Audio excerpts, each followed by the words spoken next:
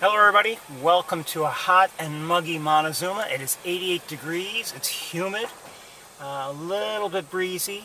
I'd say it's mostly sunny, and I have a feeling we're not going to see all that much here today, but I don't know. You never know. I have seen Canada geese and red-winged blackbirds, American goldfinch, a great blue heron, and that is just about it. It's been it's pretty quiet overall, and I haven't been here all that long, but I haven't seen much in terms of birds flying around, and we'll see what happens. Anyway, let's see if we can see some good birds. Again, it's going to be hot and humid here today. It is hot and humid right now, and I have a feeling our overall visit to Montezuma will be a relatively short one, but you never know. The reason why we're here is because there's always a chance we'll have a good sighting of one sort or another that'll really make the whole trip worthwhile.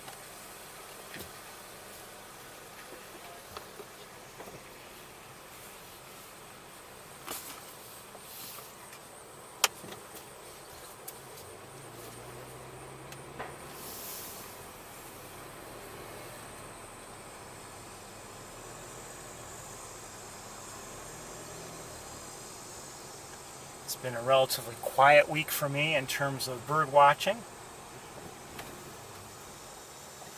I've been not only have I not seen all that much, but I've been just busy with stuff.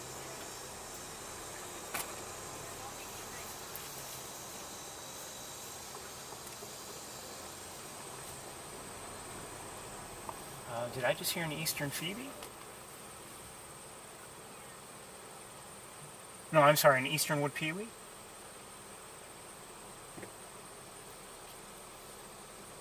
I thought I might have faintly.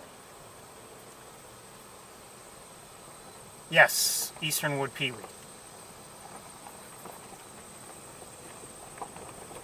Sounds like it's to our left and closer to the main pool, and on the other side of most of the trees to our left.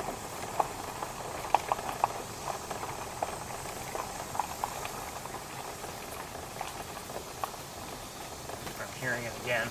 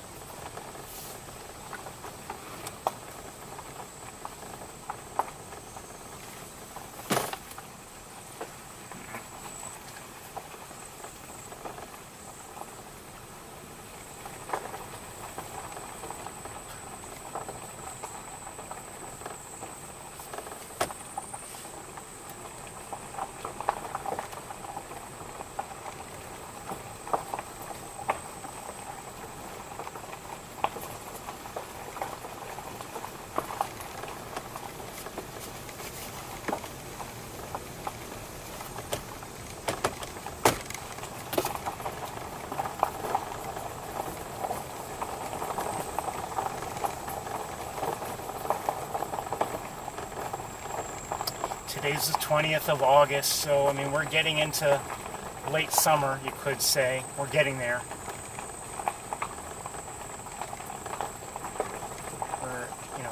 For some birds, they're, I'm sure, migrating already.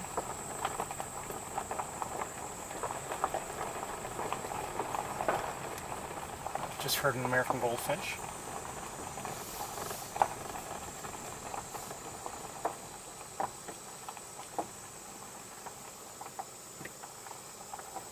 I can't speak for Montezuma. I know my own area has received some rain over the last couple days.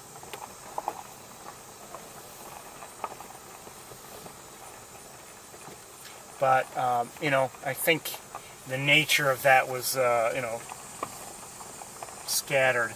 So it's not like there was widespread rain and everything received a good soaking.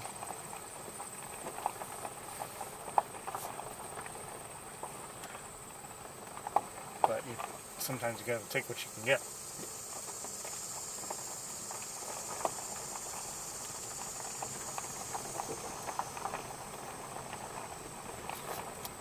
don't know if you noticed, but not many cars here at we're in the visitor center parking lot today.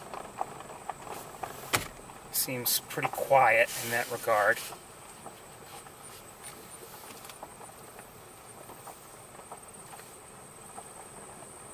I think I see one or two cars ahead of us, well ahead of us.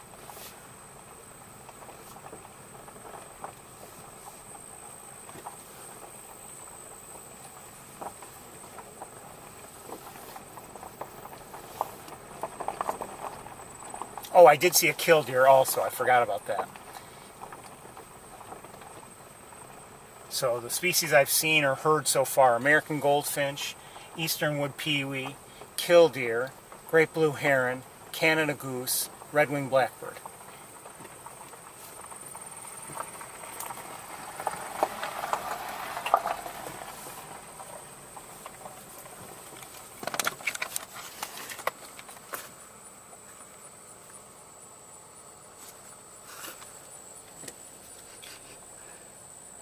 Ooh.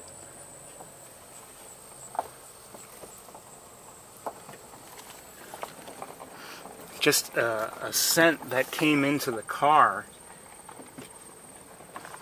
just happens to smell almost exactly like if you've ever seen fresh spearmint,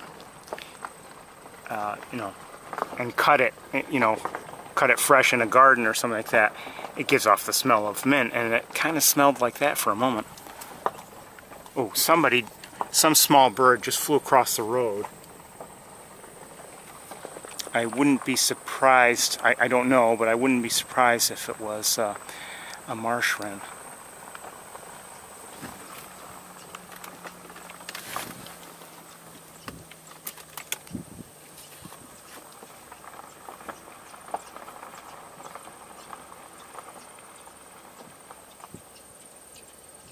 Somebody's vocalizing, I'm not sure what it is. I think I see an osprey in the air, hold on.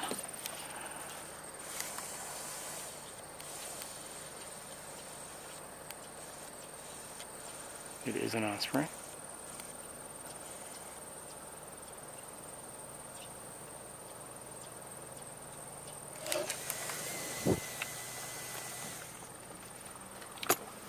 And across the way over here,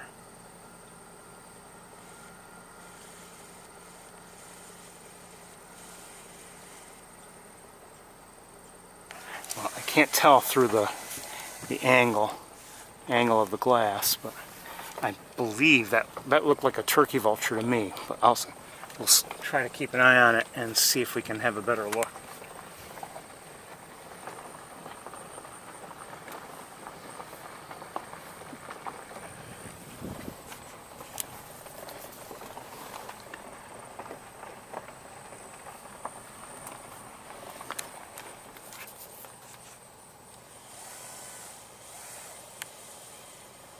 If I can remember where it was.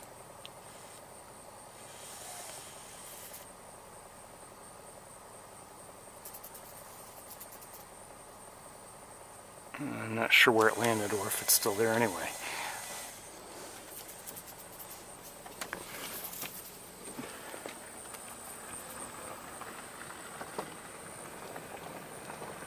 Oh, I think I do know where it landed. And I see another turkey vulture anyway.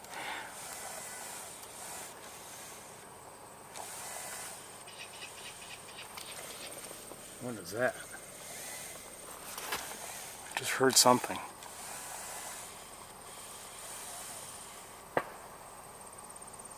That is a turkey vulture. So we've seen a couple turkey vultures, but I heard something over here. I don't know what it might have been.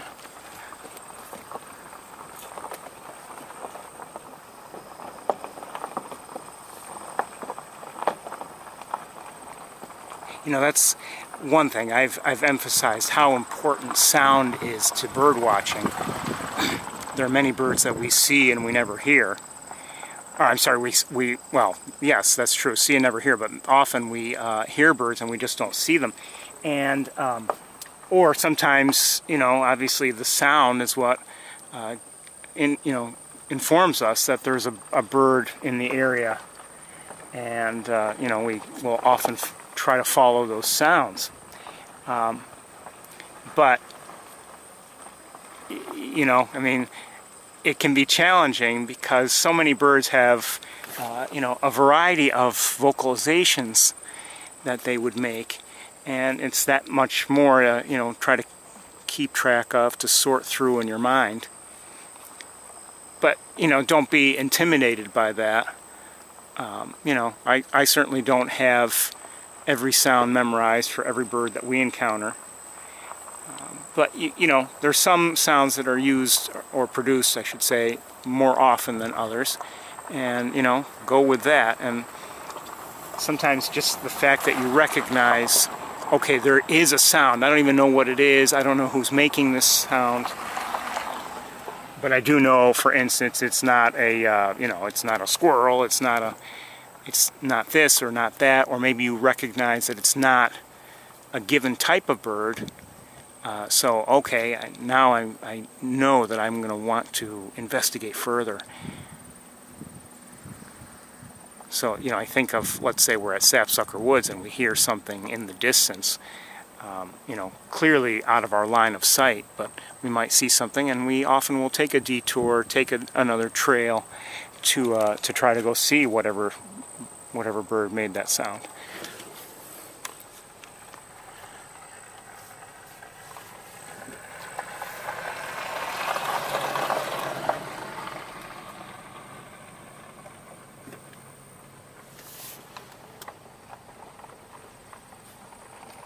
We had some cooler weather overall for the last couple days, but it's warmed back up.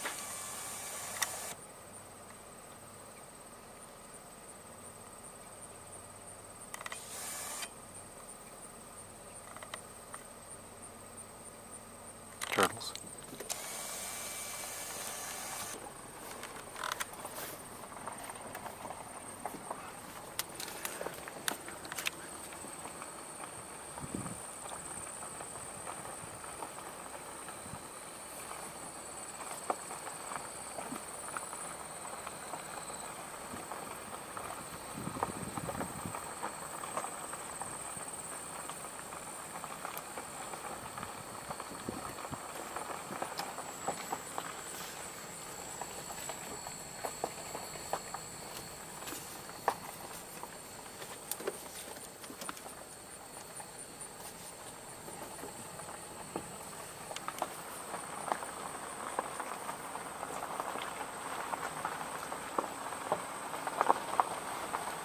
Anyway, I don't know if Montezuma received any rain this week.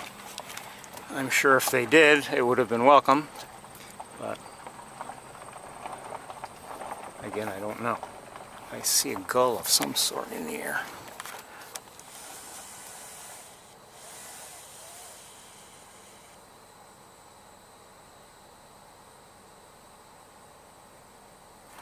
Not sure what kind. And another, oh wait a minute, is that a gull? No, I didn't think so. Just its shape was a little different. That looks like a Caspian tern, if I'm not mistaken.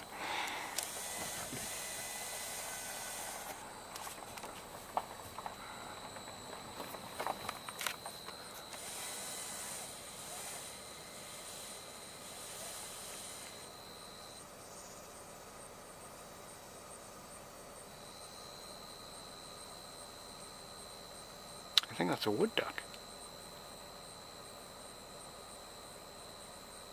Yeah, I think it's a wood duck. Hello, wood duck.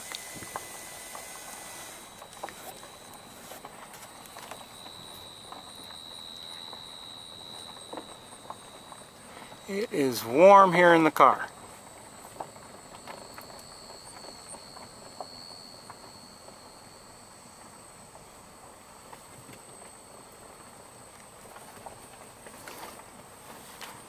I think we've seen these before, or at least one of them before. Oh, wait a minute. Yeah, that's a turkey. They're both turkey vultures, I think. I'm pretty sure that's where we saw the first one, but I don't know, and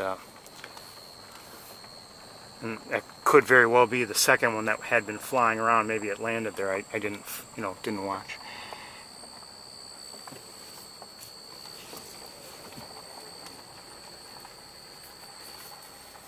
Yeah, there are a couple cars ahead of us that I can see, and there's one car passing us, and another vehicle a little ways behind us. So I mean, there's two vehicles. I mean, there's some activity here in terms of people visiting.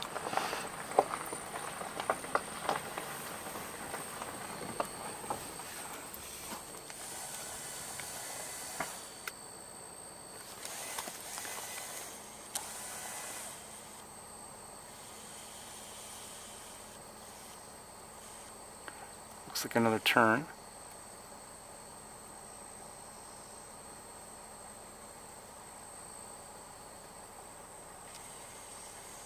Caspian tern, I believe, if I'm not mistaken. I could be mistaken.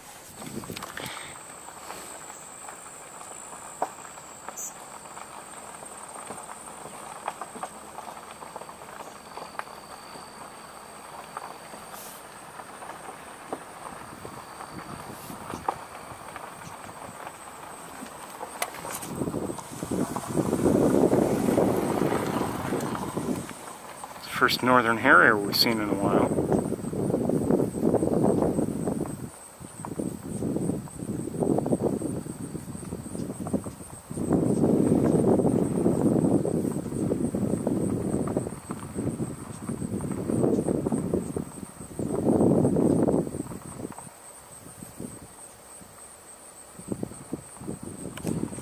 Not very close, but good to see it, certainly.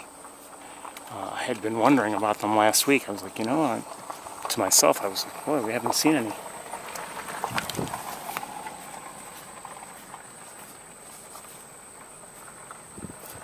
Go back that way. One way!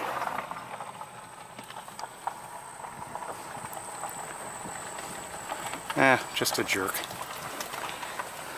It's not even that he was driving the wrong way. He's driving the wrong way at what was probably an exceeded speed limit. Now maybe he has an emergency of some sort, I don't know. I doubt it.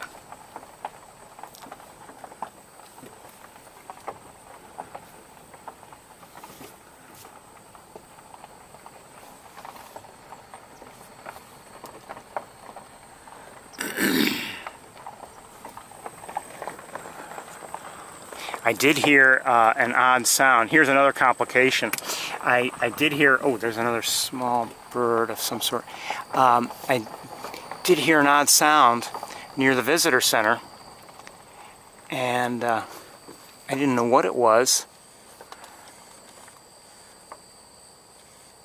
I can't see that bird. It looked like a sparrow of some sort. Anyway, so I went and waited a while for that sound to recur, and sure enough, it was a Canada goose. And I think either it's just somehow making some odd sound deliberately that I'm not used to hearing, or maybe more likely, okay, I believe we're hearing now a song sparrow's chip note. I'm guessing that maybe it has an issue with its voice, and maybe that's the kind of sound it makes, this particular individual. So, sometimes, and we've seen this here and there with various species over the years. Sometimes some individuals just simply do not and cannot make the sounds ordinarily associated with the species. And there are some birds, some species that are known to have a lot of variation from individual to individual. So that complicates things too.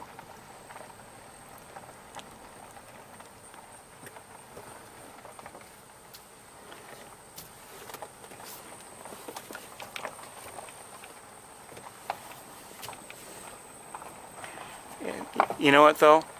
In a way, it's all kind of nice, because if this were all really easy, maybe it wouldn't be worth doing, you know?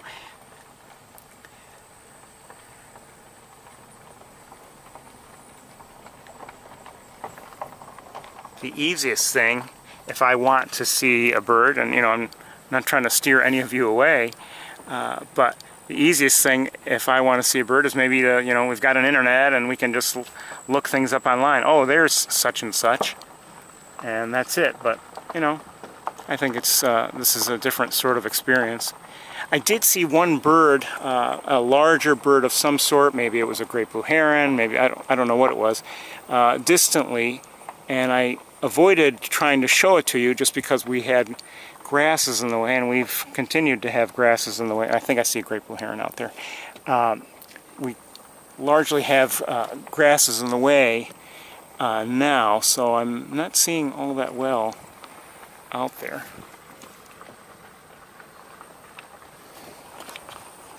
Red-winged blackbirds flying by. At least one of them was. Always a possibility it was a mixed flock.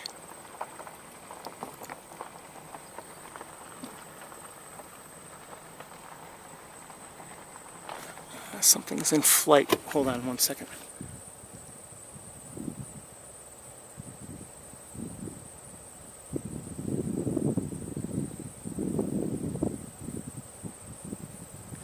I guess it was a gull in the distance, but I'm not sure.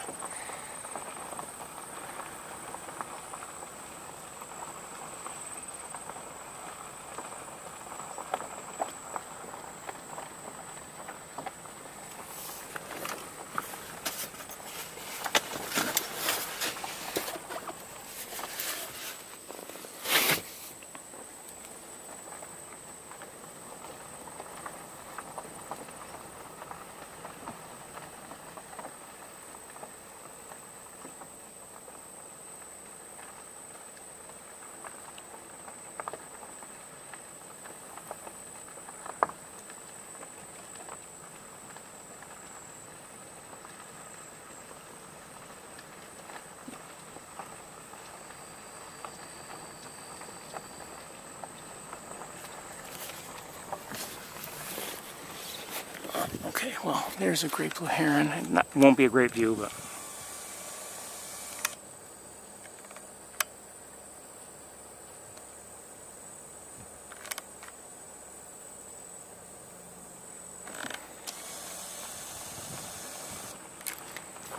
So far, not that much going on here bird-wise today.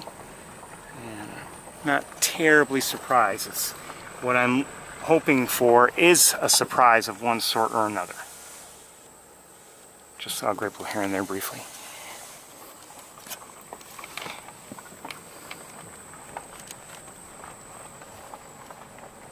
And just like I spoke last week, you know, we're in these areas that we're visiting up here.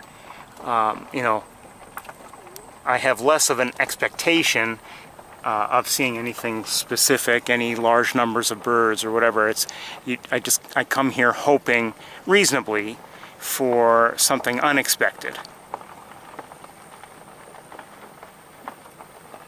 Maybe a particularly good view of something, even if it's a bird we might commonly see, just maybe a particularly good look or something. There's another great blue heron, and there's, I think this is a different one out here as well.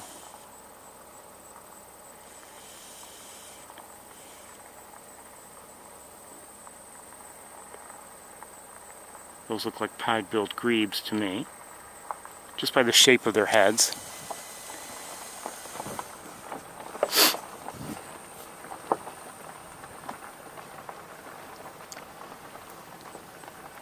Shape can be, you know, every bit as important, obviously, as color or size. You know, size can be very difficult to determine, because you know, you see a bird, especially if it's all by itself, no other species around, and you know, if you're not seeing it very well, you may have the question, okay, how large is this bird? And sometimes if it is by itself, there's no other way to compare it. There's no other bird or other object or anything to compare it to. You may have to say, okay, well, I'm going to have to stick with shape, obviously, and go from there.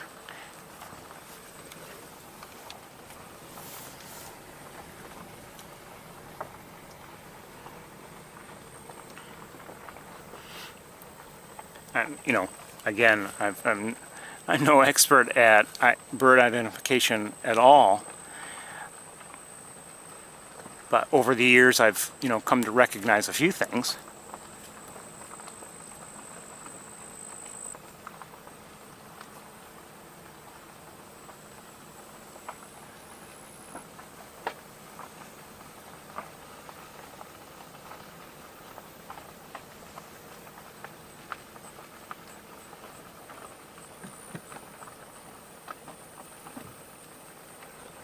I think they've done some, looks like they've done some cutting of the vegetation here and there. This, I don't recall this being this wide open in this stretch, so something was trimmed. Certainly there are areas, and I'm fine with this sort of thing, these kinds of taller bits of vegetation. They help to provide a little bit of a make it sort of a blind, a bird blind, and that's fine. It's tough though when everything is blocked off and you have long stretches where you can't see anything, and there are some still here.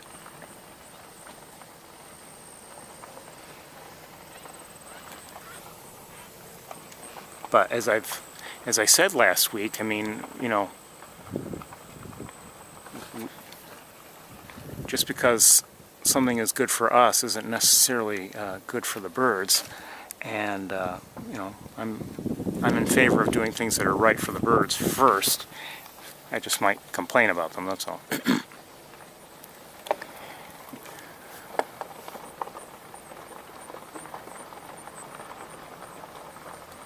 Some areas, though, I think because they've drained. Oh, I think I see. Hold on.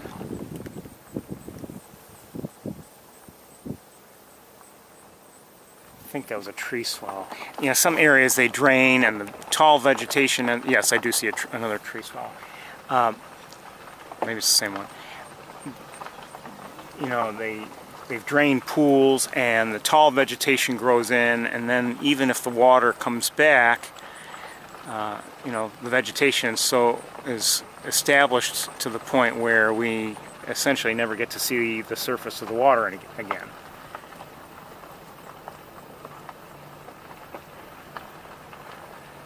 And, I don't know if that is truly better for the birds or not. Who's this?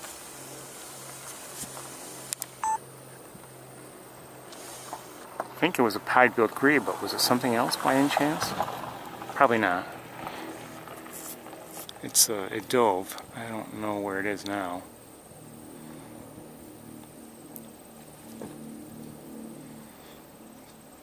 It was small, more than likely a pied-billed grebe. I didn't see any special colors or anything.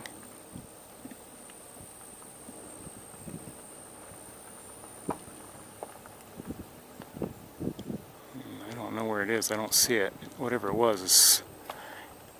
Oh, maybe I do see it. Hold on. No.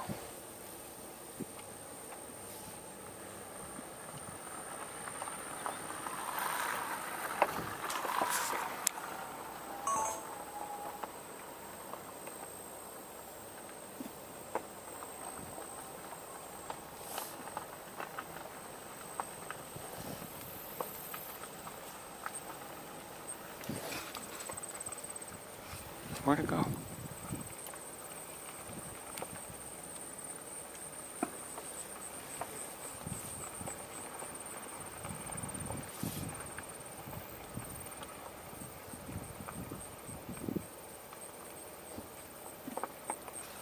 think I waited long enough for if it was a pied-billed grebe, for it to come back up.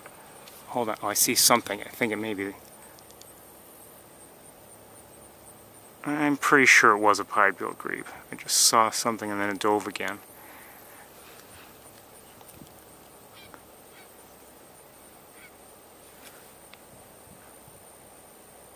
Definitely. Okay, pied-billed grebe.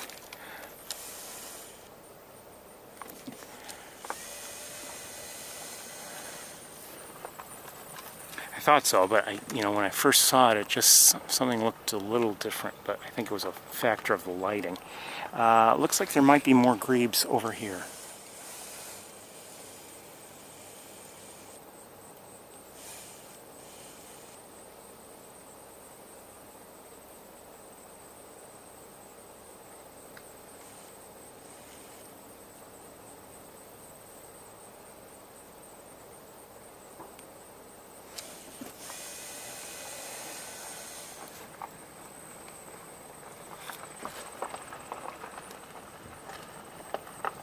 There also looks like some gulls and maybe terns, I don't know. Yes, gulls and terns. And the terns have the black caps and the orange bills.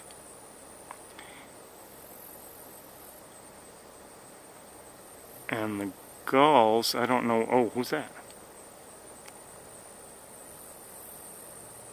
Oh, who's that? All right, let's move forward and see if we can find a good spot to park and maybe have a look. There's also a great blue heron nearby. Well, before we do that, let's look a little bit more at least some of these pied-billed grebes.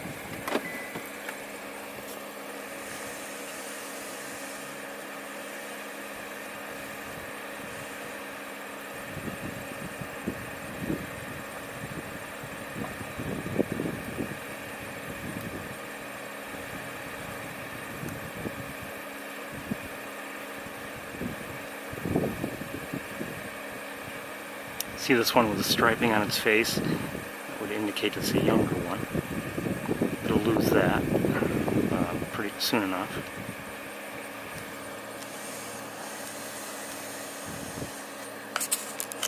Okay, let's move forward a little bit and hope that we can maybe get a look at things. I think we'll stop right here and take a look.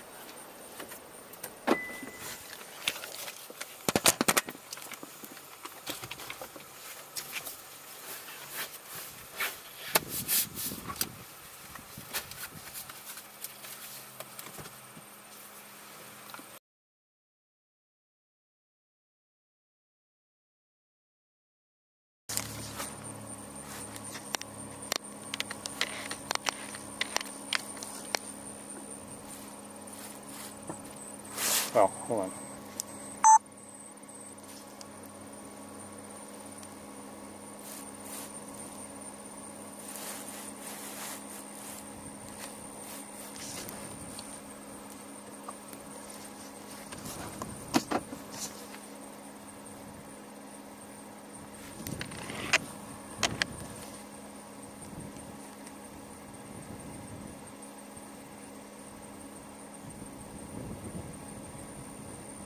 I'm not sure who that is.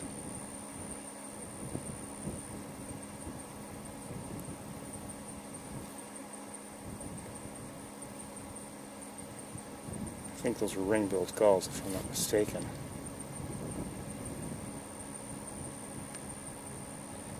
But who is this? I don't know. Is that a...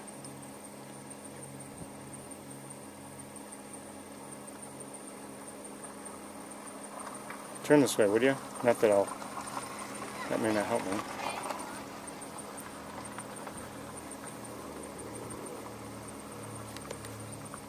Oops, sorry. Where'd it go?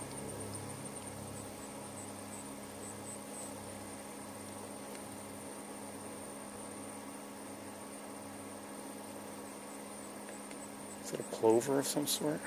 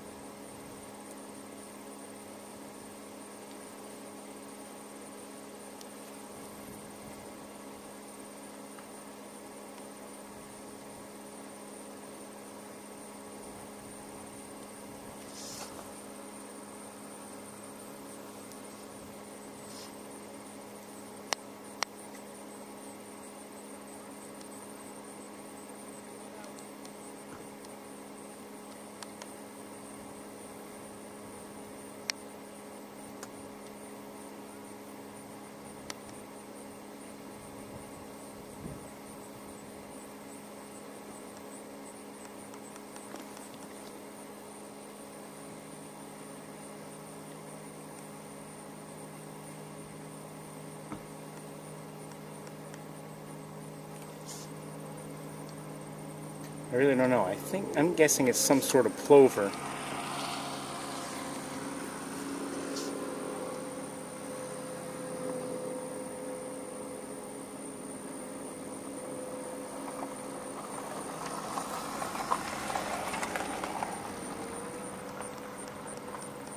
Clearly it's not, you know, a greater yellowlegs or something like that. Has a thicker neck, different nature overall. The legs are, you know, not necessarily particularly long.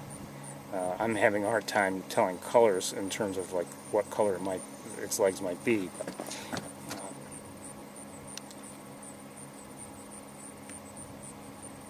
what do you think? Any ideas?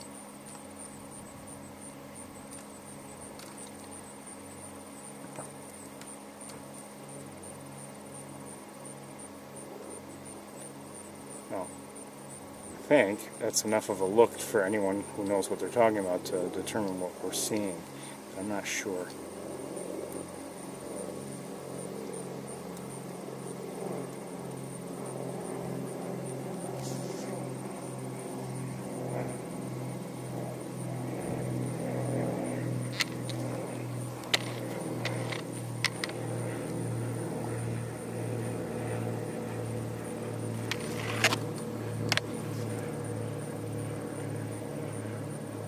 Caspian terns, and the one in the foreground looks younger, just has a lighter cap, less well defined, some gray on the body.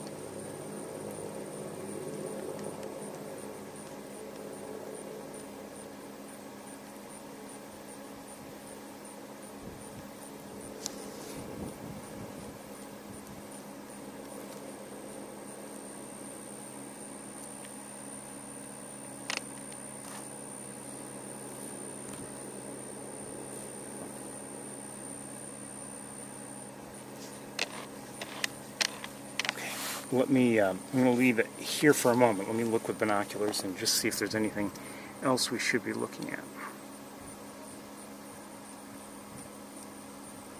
Could look at the Sandhill Cranes in the distance, and yeah, let's look at the Sandhill Cranes.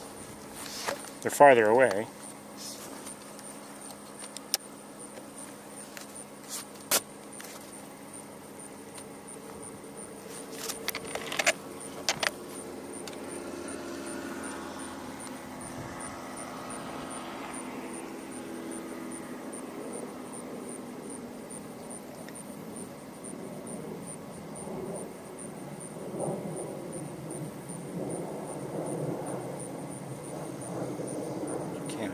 There. I thought I saw another crane, but maybe I didn't. Alright, hold on one second. Let me just take a look with binoculars again.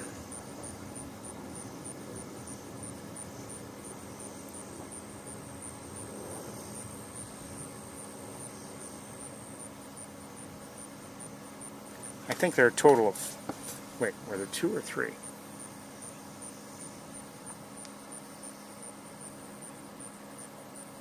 I believe there. I've seen 3.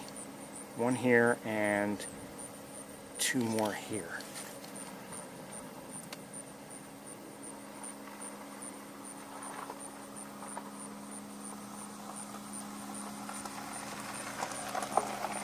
Now, if you're confused by the coloration, you might remember that it seems that the like rusty or orangish, brownish coloration that we're seeing on the one on the right may be more of a factor of it using dirt or dust to help it with its preening. We've heard that, or I heard it somewhere, that that's the case, so they can stain their feathers a bit. That's what I've heard.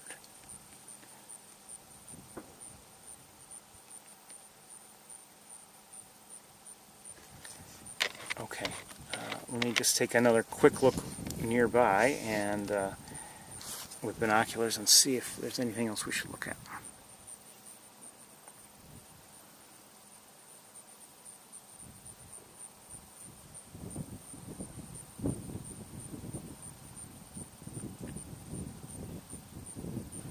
Not that I see.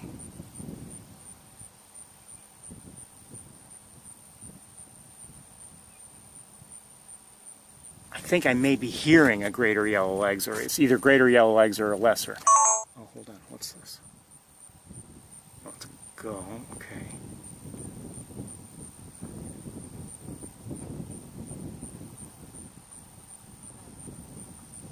Okay. Let's move along.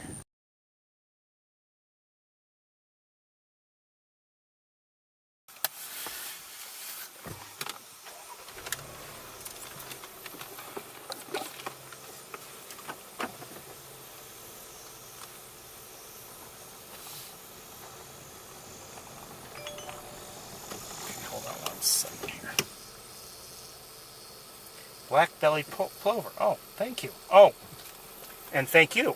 I some reason. Oh, no wonder, because my stereo doesn't like to cooperate. But black-bellied plover. I thought it was a plover.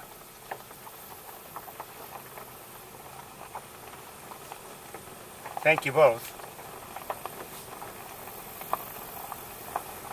Received a text, but I didn't hear it because my stereo and my phone often don't cooperate and coordinate and speak to each other. Or, actually, they do. It's just they just like to be stupid.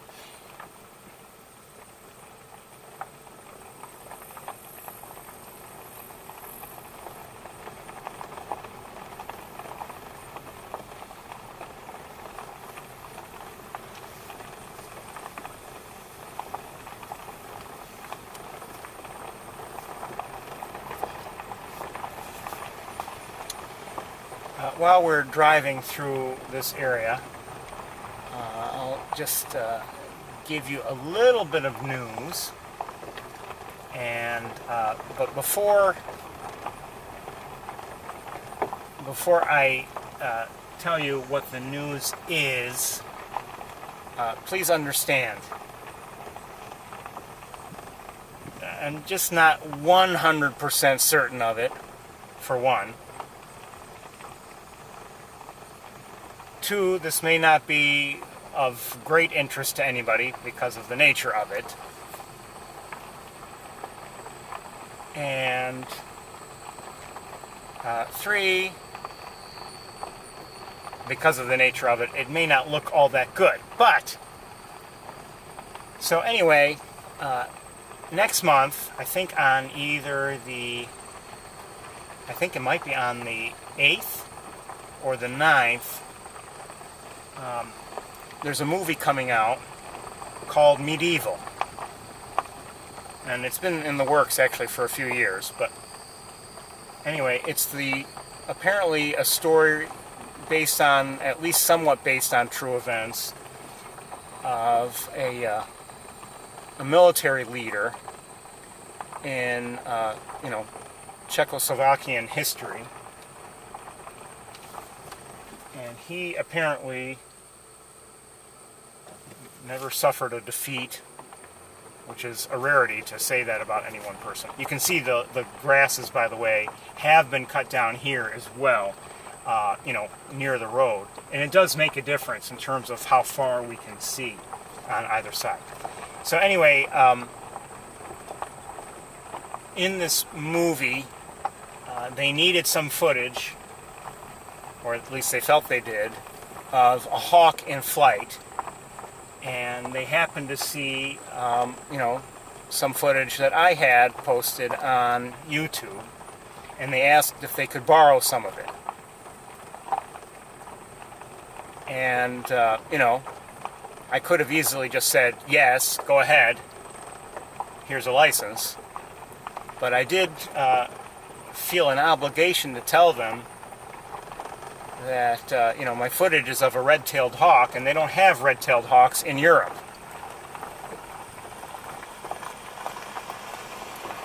So, anyway, I heard from them recently that they do intend to have some of my footage included in the final cut that should be in theaters next month. They did show me some time ago what they intended to do in terms of coloring it. so that it would look more like maybe a hawk that might appear in Europe. And, you know, was that successful or not? Their coloring attempts, I don't know. But anyway, that colorized, color-adjusted footage should appear next month in movie theaters. And again, the movie is medieval, and I believe it's about, I'm not sure of the pronunciation of his name, but I believe it's about Jan Zizka. And the exact time frame in European history I'm not sure of, to be honest with you.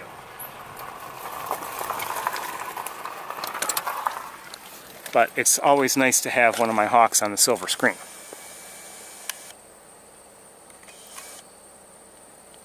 That looks like a harrier. Same one we saw earlier, a different one, who knows? But good to see nonetheless.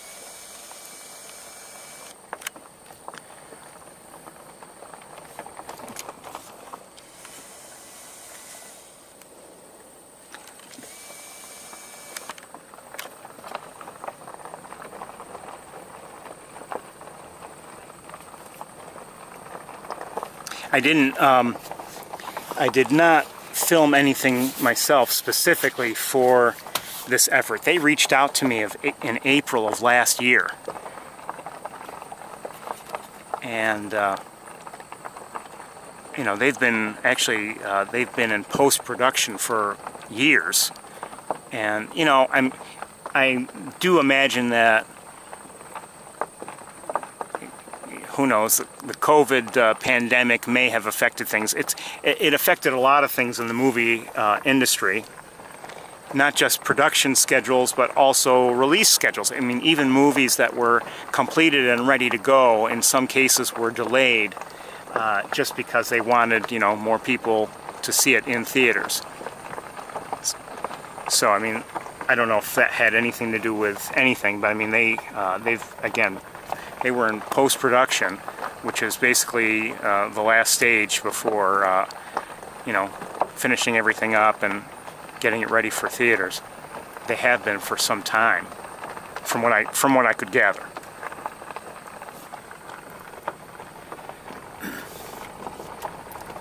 But recently,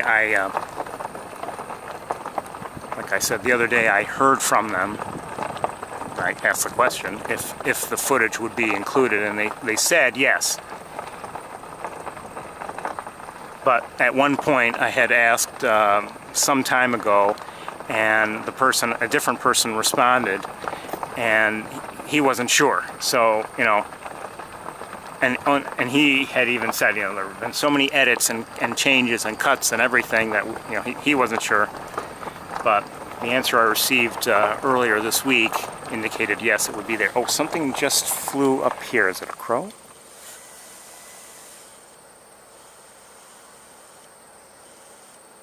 I saw a large black... I just saw it again, but it moved again. It's... well, maybe when we get closer. It looked like a crow, if I had to guess.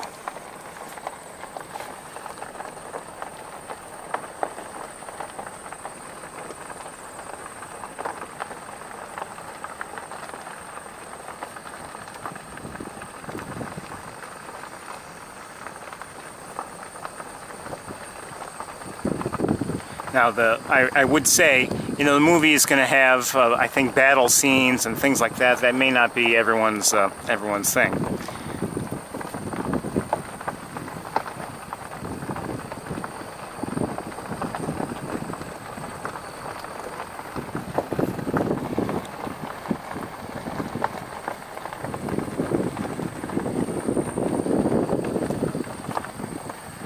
I don't go to movies all that often myself. In fact, it's very rare. Okay.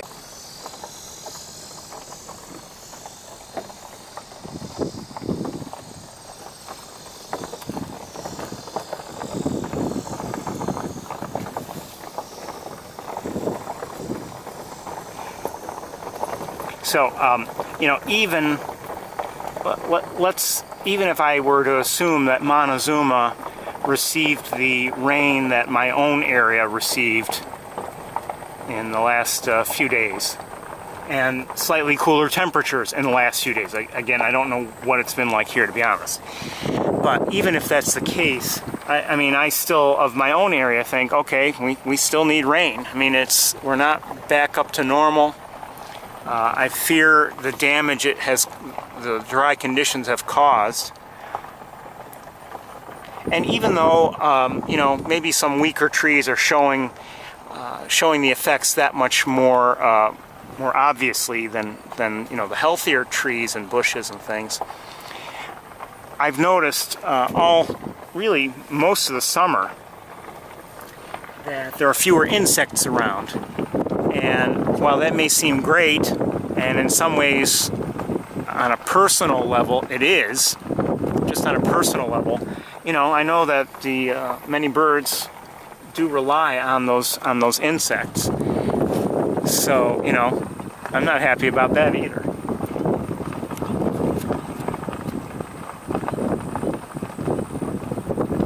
Birds, frogs, you know, you name it. A lot of creatures, great and small, rely on the insects, one way or another, either directly or indirectly.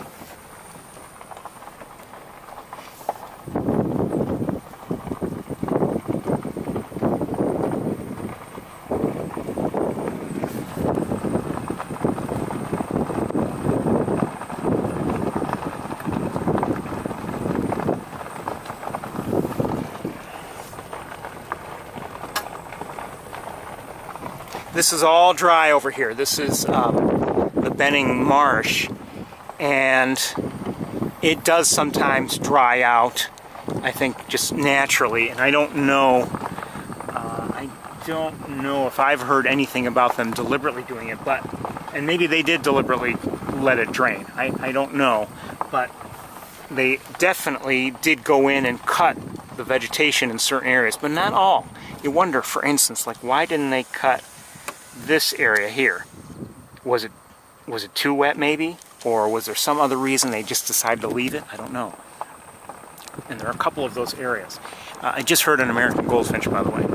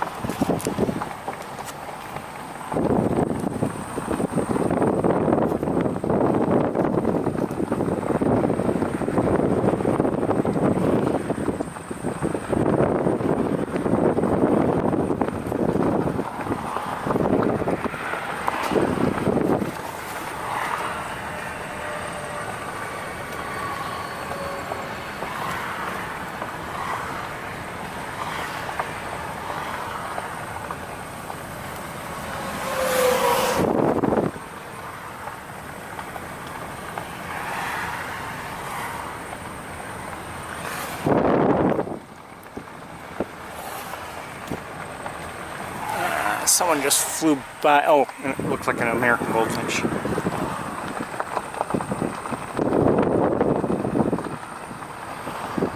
So, you know, overall, very quiet here today. And it was quiet here last week. So.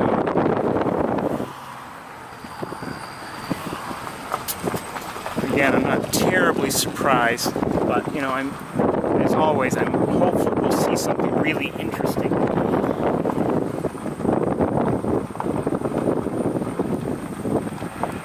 Maybe some special sighting of some sort. You never know. You know, last week at Sapsucker, I've mentioned before that in terms of bird watching, in some ways, you know, August is one, if not my least favorite, maybe, you know, one of the least favorite months of the year. Hold on, I see something.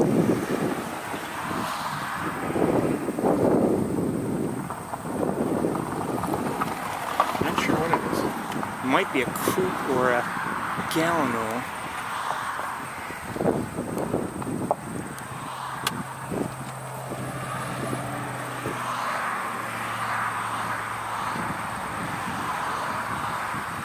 Yeah, there's a common gallinule over there, but I can't show it to you well.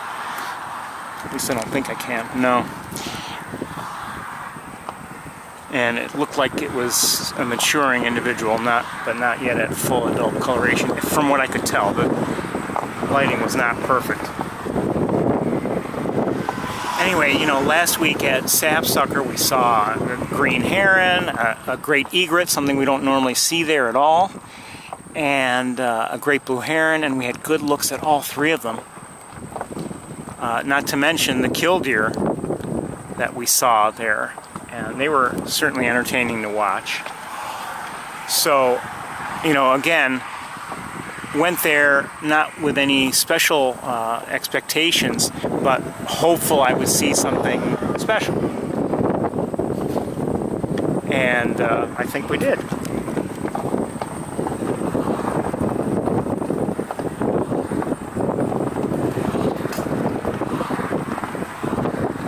Oh, I forgot to mention one other species I saw. I saw one pigeon when I first pulled in.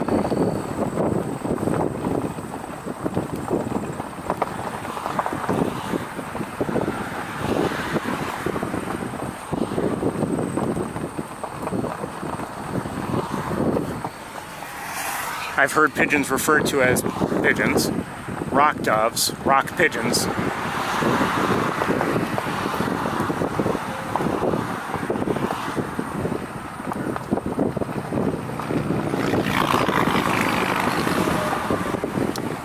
What's that?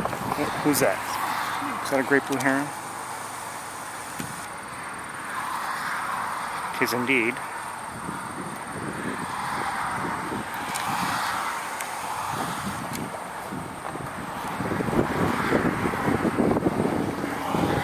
Hold on one second, I'll look across the river.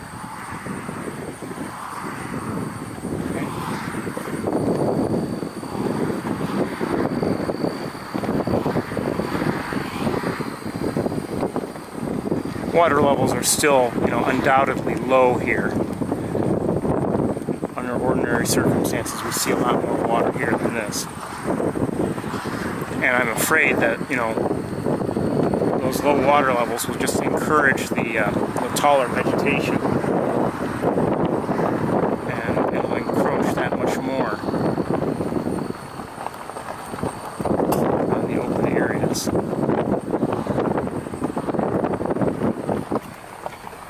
Some clouds over there, we'll take them, you know.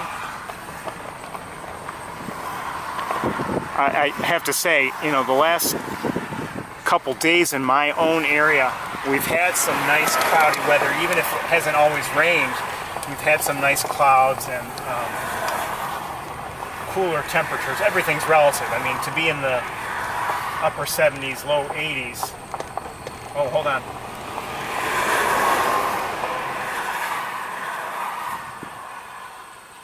Okay, it's a... Is it a crow? Yeah, it's a crow. It's a little different though. Maybe a younger?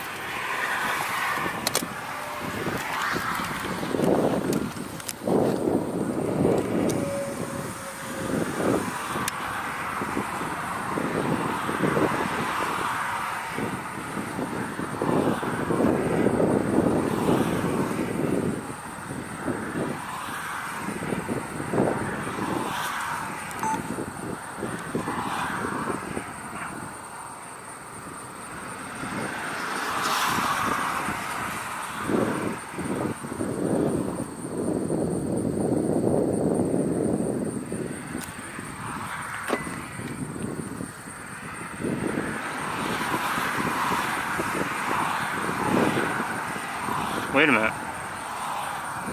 Is it a crow?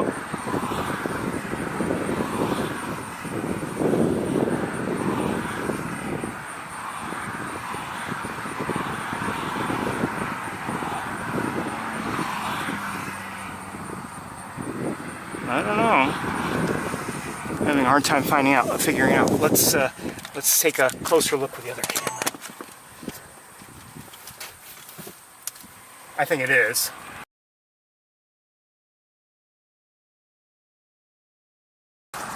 And there's a second bird, actually, now I see.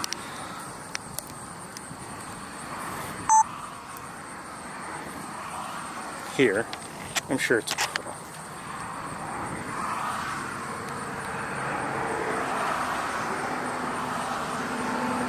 This is the closer one.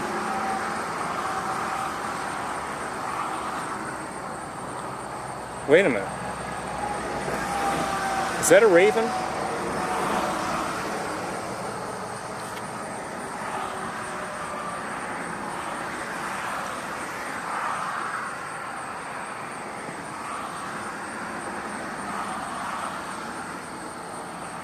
The bill looks a little heavy if I'm not mistaken, but maybe I just haven't seen a crow up close lately. And the more distant bird is here.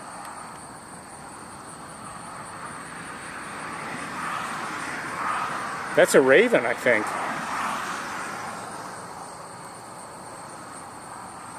Maybe not. Turn this way, would you?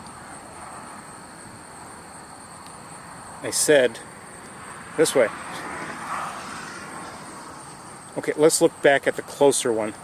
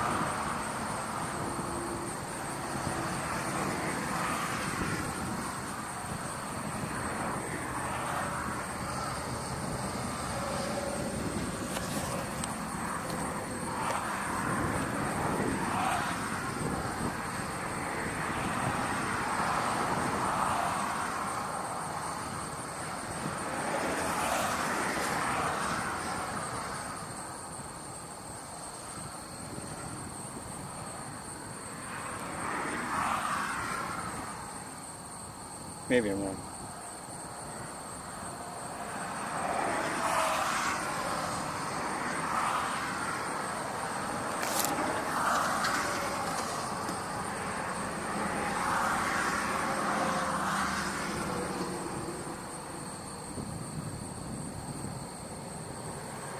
Oops, sorry.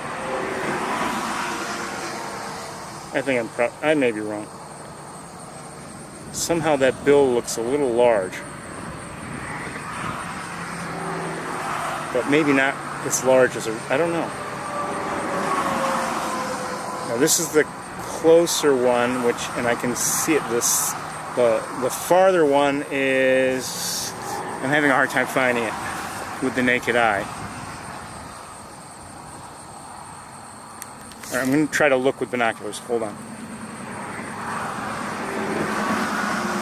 I do see the farther one, and we'll stay with the closer one. Oops.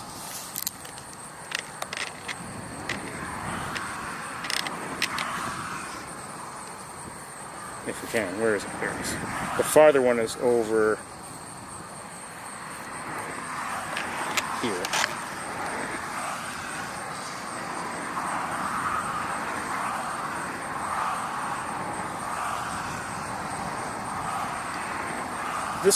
This one here, I mean, its bill is, I think, even more obviously, to me,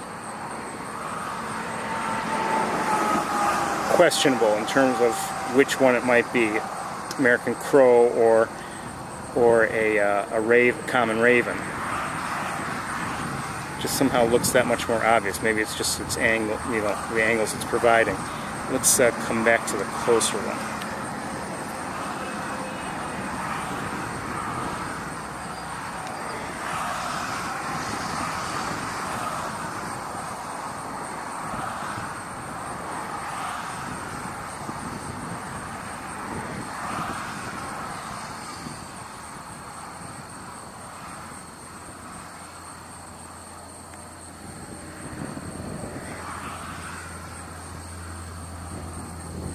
I'm thinking it might be a raven.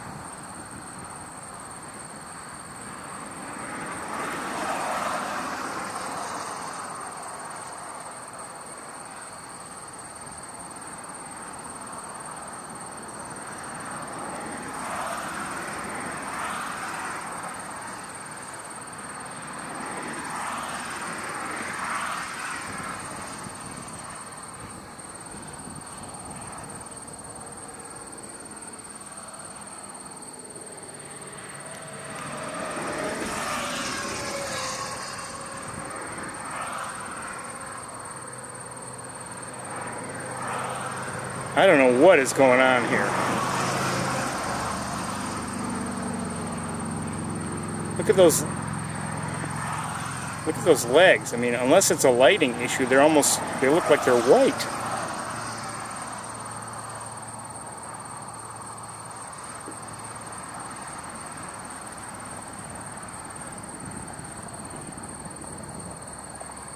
I mean, unless they're black, but they're shiny enough to cause this effect, but it looks like at almost every angle, however the skin looks, it's lighter in color. It's at least on this one. I don't know about the other one, which I can still see. I mean, if you look right now at its tail, it doesn't look black because of the shine. You know, the shine of the light, the reflection of the light off of it. But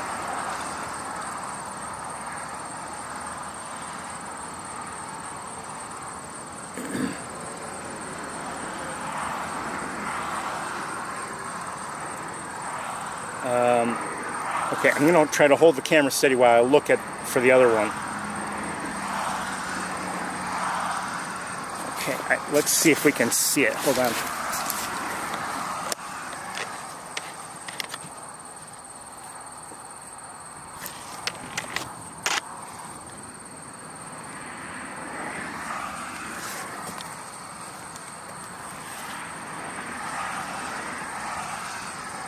Maybe the same thing with the legs.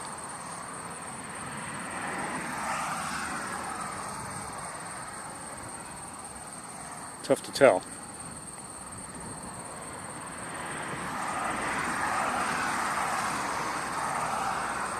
Whatever they are, it's interesting to watch them. Hold on.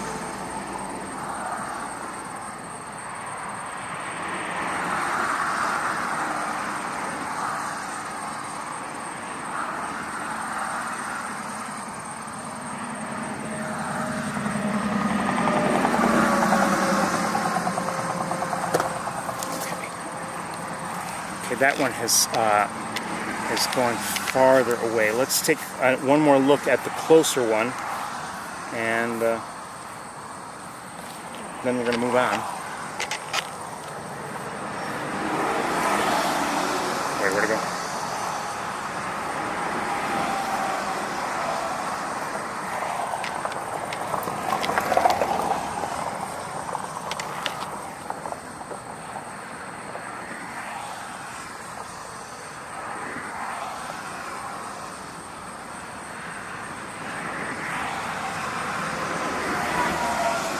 I saw in the chat room reference to the feathers around the beak, and I have not noticed any long feathers. Yeah, see, this beak doesn't look like right now it doesn't look like a raven's beak.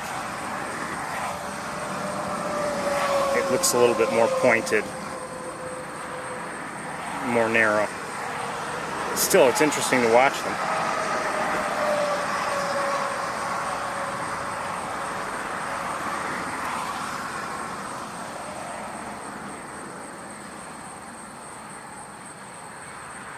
Oh, I don't know. You're probably seeing better than I am.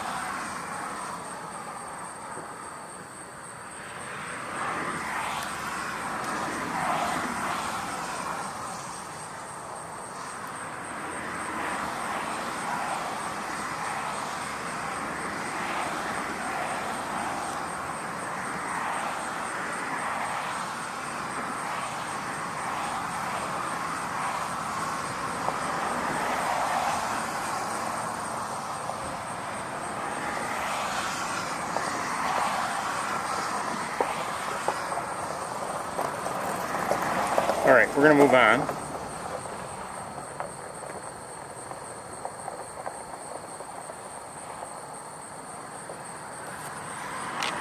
Interesting to see, whatever they are.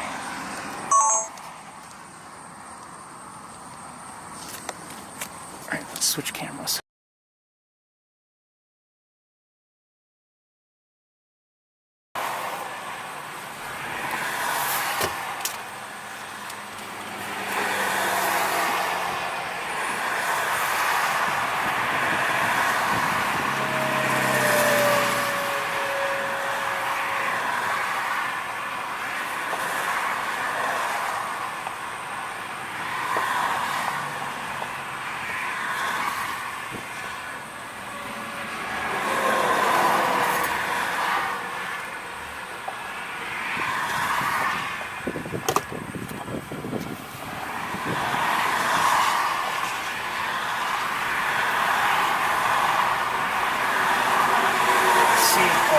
Let's stop right here in case we have a hard time with vegetation. I see also a great egret, first one of the day.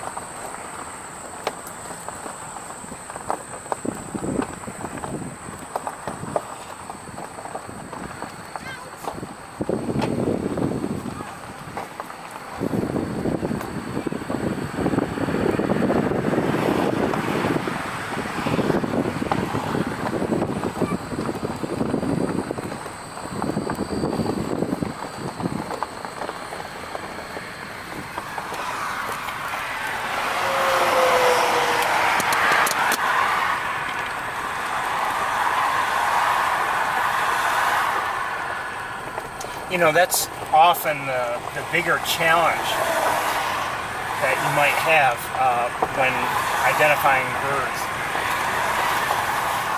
Not always, but I mean, if you don't know any birds at all, okay, yeah, sure, you see a bird and you're not going to have any idea what it is. But how often do we see a bird and we wonder if it's this species or that species? And there are some species that are very similar to each other. American crows and common ravens, for instance. Downey Woodpecker and hairy woodpecker. Another one that I can think of right off the bat is Cooper's hawk and sharp-shinned hawk. Or, yeah, I guess you could say red-tailed hawk, depending on the situation, or red-shouldered hawk. They can look a lot alike, for instance, until you see some of the details. If you notice the tail, or you see, you know, sometimes the red on the shoulder of a red-shouldered hawk is not that obvious.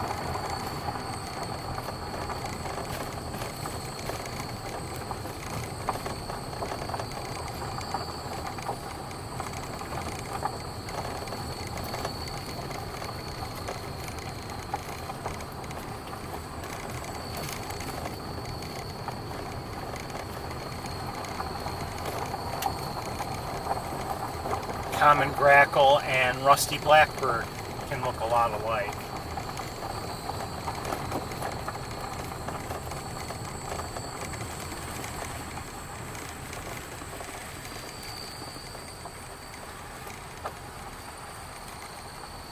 The young of American coots look a lot like the young of common gallinules.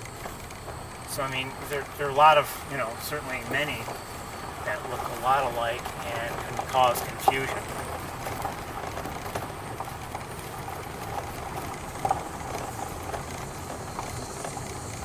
Maybe the best advice I can give is do your best, just enjoy the bird watching,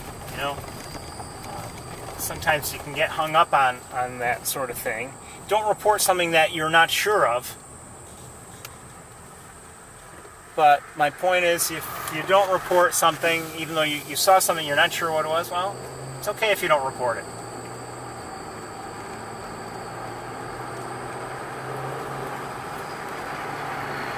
Okay, well anyway, that's it for Wildlife Drive.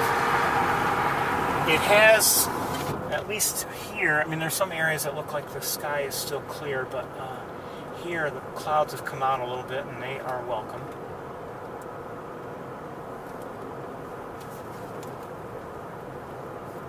I don't know if there's, I didn't check for Montezuma, but I don't know if, we're definitely getting any much rain in the next few days. I know in my own area there were some possibilities, but not, not high probabilities of it occurring. Just keeping my fingers crossed.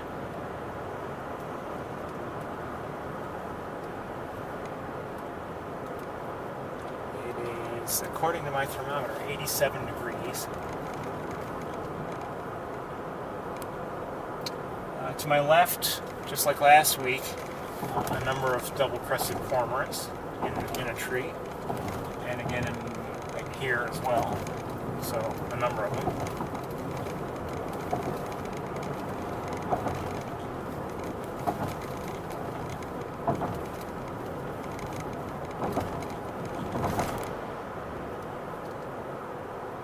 And in this nest that we're about to pass, there is an osprey.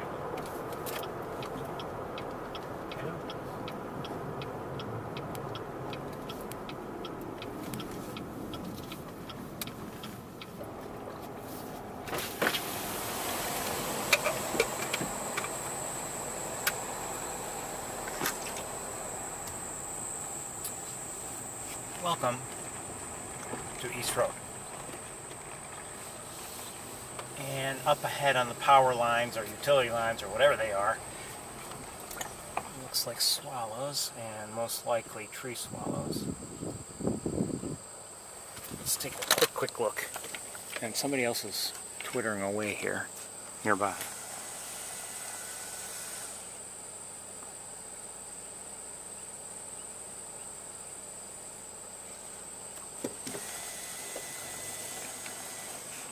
It sounds like somebody's over here somewhere.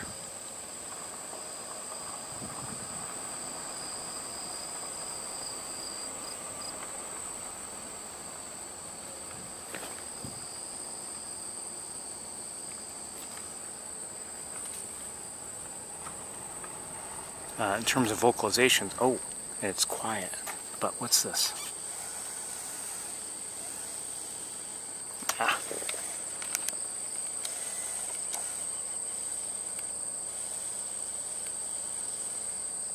I guess that's an eastern phoebe.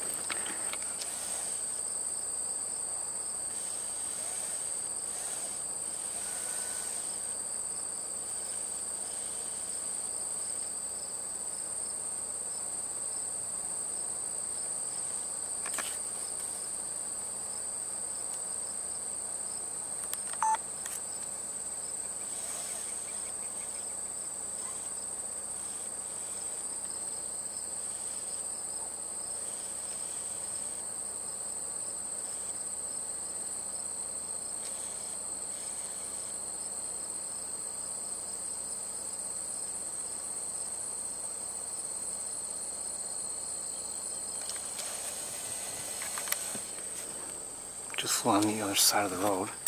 Good to see. And I believe I'm hearing the ospreys. And unfortunately, the tree swallows are largely flying away from the power lines as we drive underneath. It happens, unfortunately.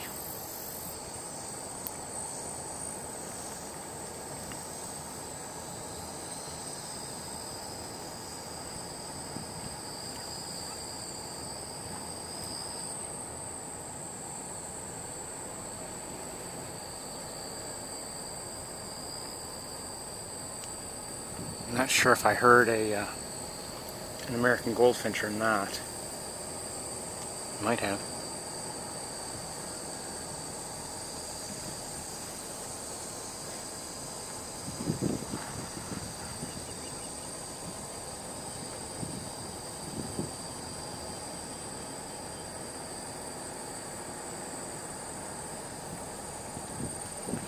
All right, this will be through the windshield. Let's just take a quick look here.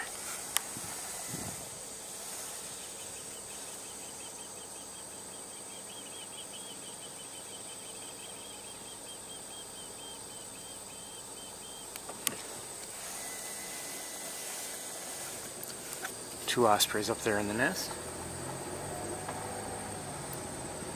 And somebody just landed. Oh shoot. Somebody just flew to the road and then flew away. Oh! Eastern bluebird. Yeah, eastern bluebirds. I'm not going to point into this yard, but saw at least one. Saw a number of birds, but I identified one as an eastern bluebird. Maybe some small sparrows of some sort also.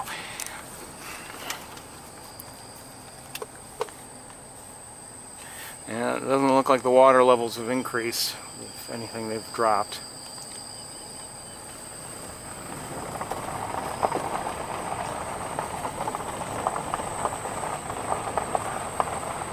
And up ahead I see not a huge bird, but I see something that looks like it has some size to it. And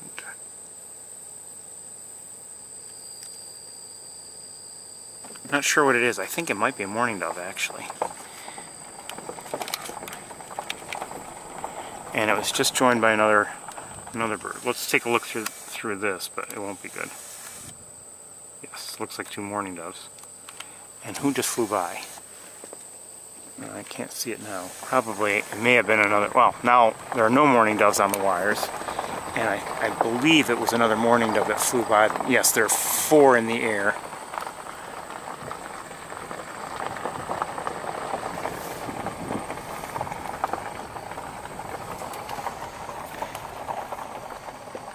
We've reached a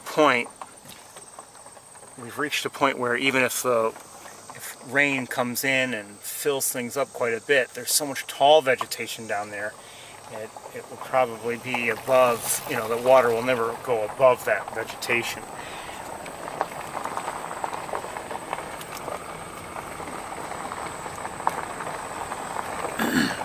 So you may recall, not last year, but the year before, we actually were lucky enough to walk down there legally. We had permission. We walked down there and looked at primarily at shorebirds with Dave Nutter as well. He was acting as essentially as a guide, and he had asked that we do such a thing because the powers that be here in Montezuma, they didn't want people, spending, getting in large groups or crowds or anything like that, and and walking down there for fear of COVID, and even though they were outside. So it was Dave happened to bump into me. Actually, I think we were at Van Dyne Spoor, or either Van Dyne Spoor, I think maybe it may have been Carn Cross Road where we saw him. And anyway, you know, he verified that who I am and everything, and he gave me his phone number to call when we weren't streaming live. And you know, the next week I think it was the next week, we walked down there, you know, to look at shorebirds. Now, what's making me tell you all this is that, you know, this year, and that year, it was 2020, eventually, you know, reached a point where, okay, it's not worth coming here anymore. Things have dried up in terms of water, and there were, you know, very few shorebirds there, and said, okay, it's no longer worth, you know, walking down there. And we went down there, you know, a few times. And my point is, I think might be there already in terms of not being worth it. Sandhill Cranes. Hi, Cranes.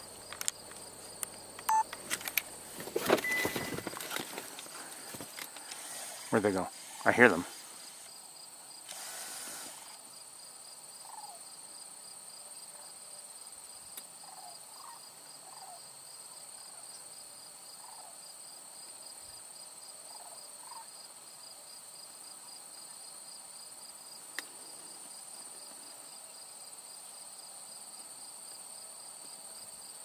I did hear a shorebird, I think.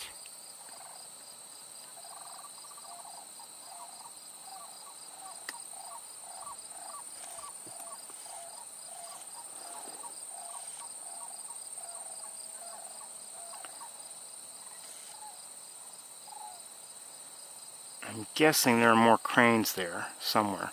We should just watch these, and maybe they'll join the others if there are any others.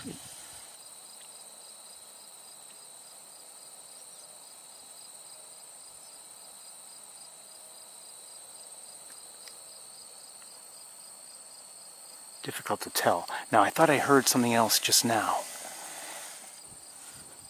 Maybe a flycatcher of some sort. It may have been a willow flycatcher, but I'm not sure.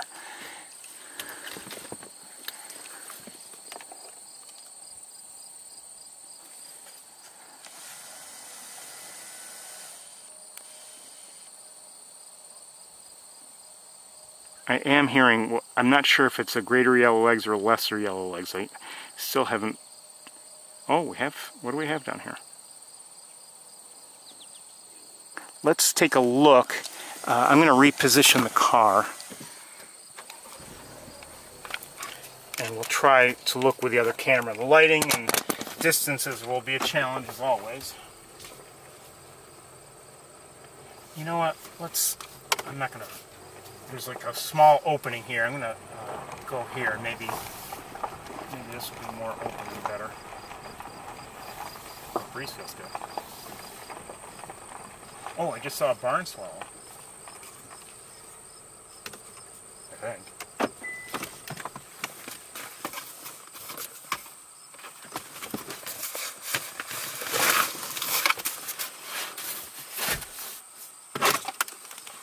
Oh, come on, wire, come on.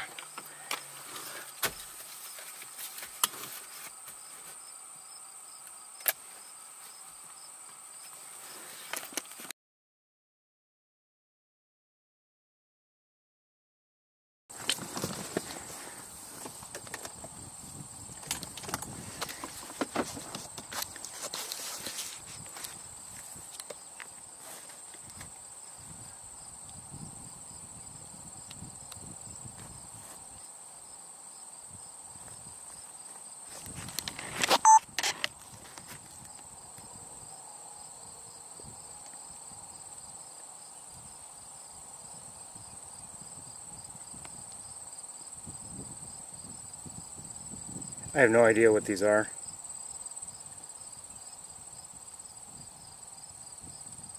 They do look like shorebirds of some sort, and I see some longer legs. It's hard to tell.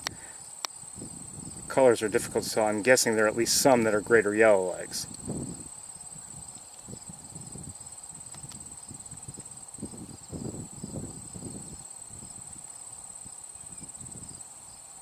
And I think I'm hearing greater yellowlegs.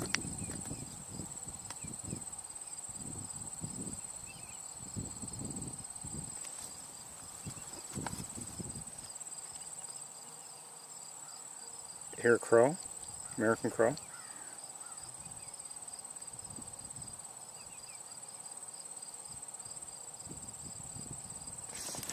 Hold on, what's that down there?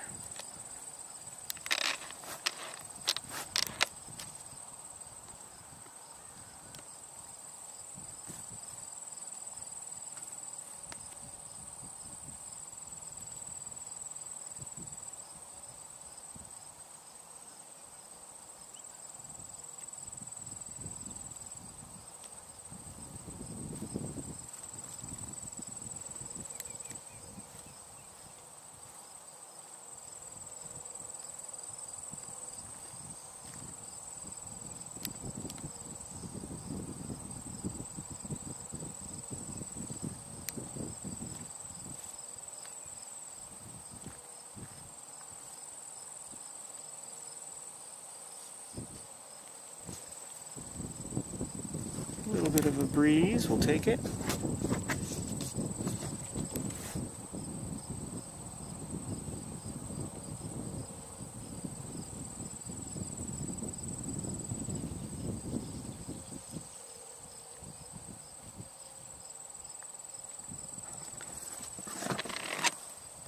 Heron.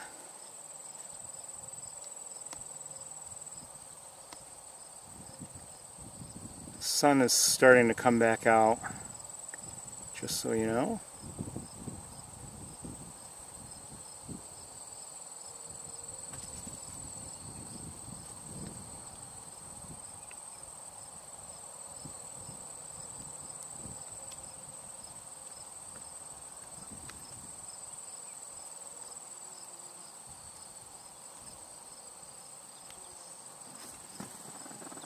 I'm hearing an American goldfinch.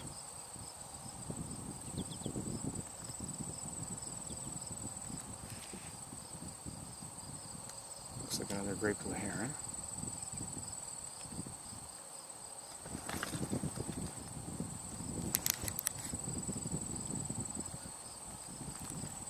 Hold on, I've got to reposition the whole setup. 1 second. Well, before I do that.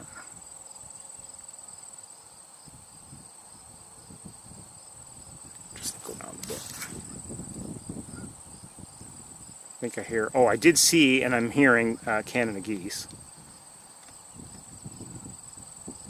Alright, let me reposition the camera.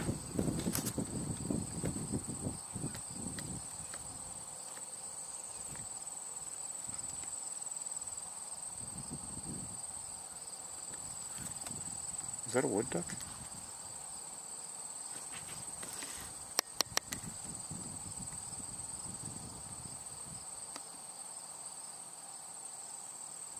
My guess. Now who's there in the back?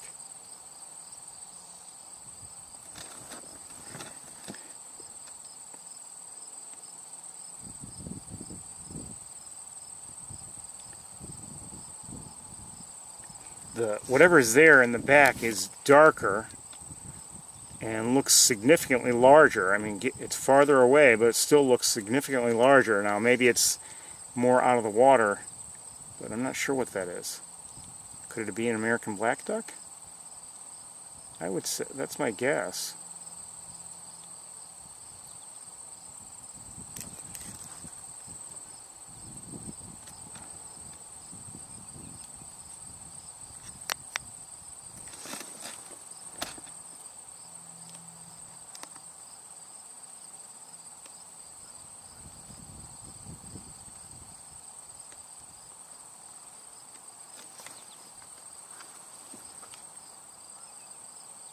Looks like another great blue heron. Hold on. There he is.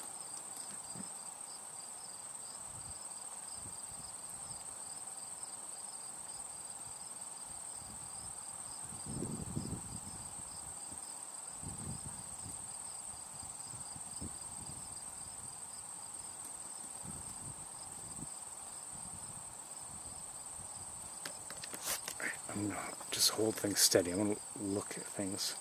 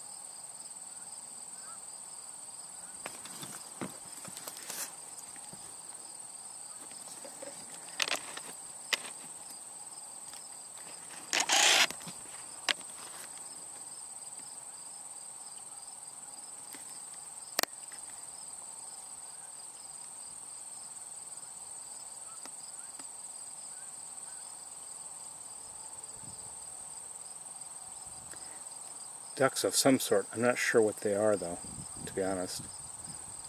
Again, this is another situation where you may be seeing them better than I am.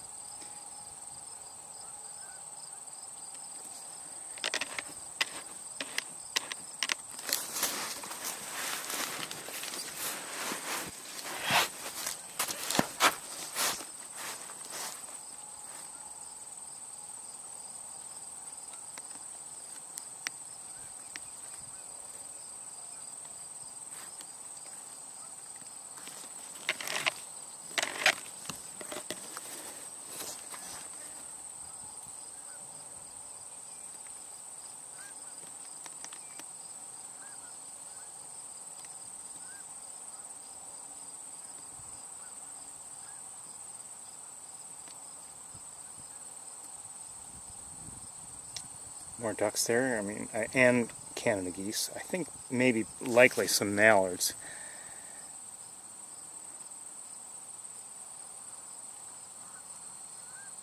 We're not going to be here too much longer. We'll move on, I think, very shortly.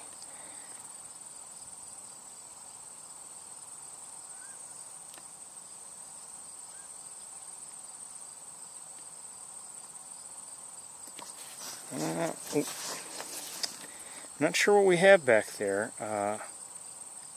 Canada geese, certainly. Great blue herons, certainly. Some smaller birds. They look maybe like, I don't know if they're coots. Could be ducks, but I wonder if they're coots or gallinules. I'm not sure.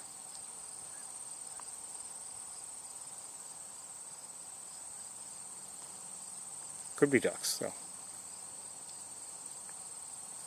Just too far away from me.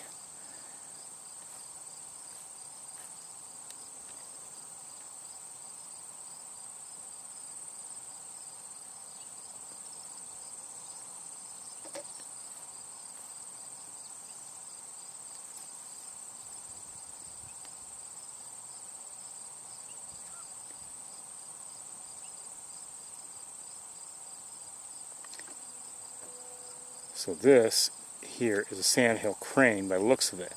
That's great blue heron. Now where the Sandhill, the two that we saw in flight, where they landed, I'm not sure. I am seeing tree swallows and barn swallows flying around, relatively, not close, but closer.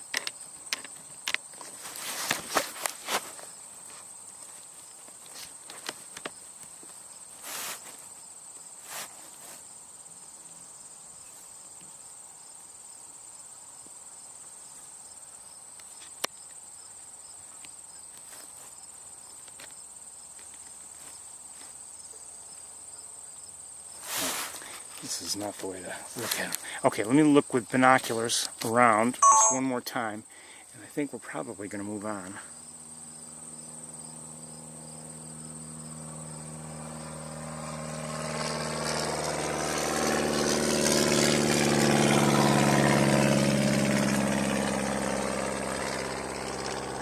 I haven't shown you everything, but I'm not seeing anything out of the ordinary.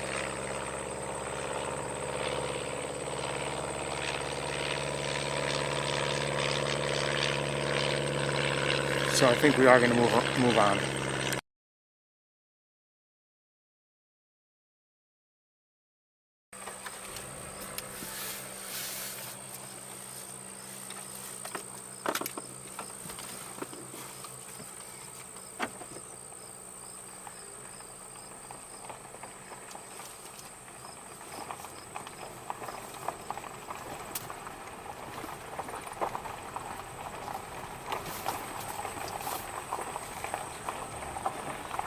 Oh, come on, give me a break. Music just comes on, as I've complained about this before. The music was off, you know, it's paused, and it starts playing it. I mean, that is just stupid. You hear that, GM? Stupid.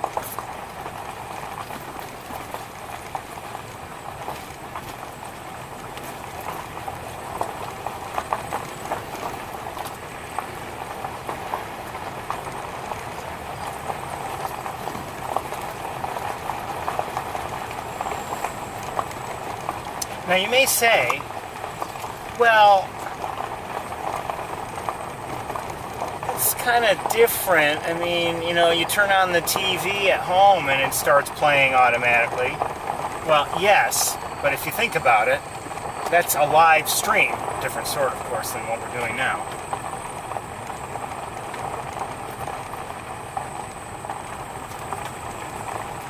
This is my own media. It should not be playing.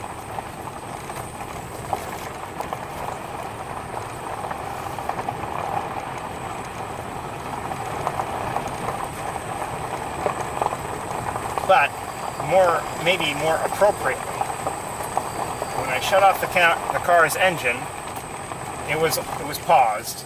It shouldn't just start playing upon starting the car.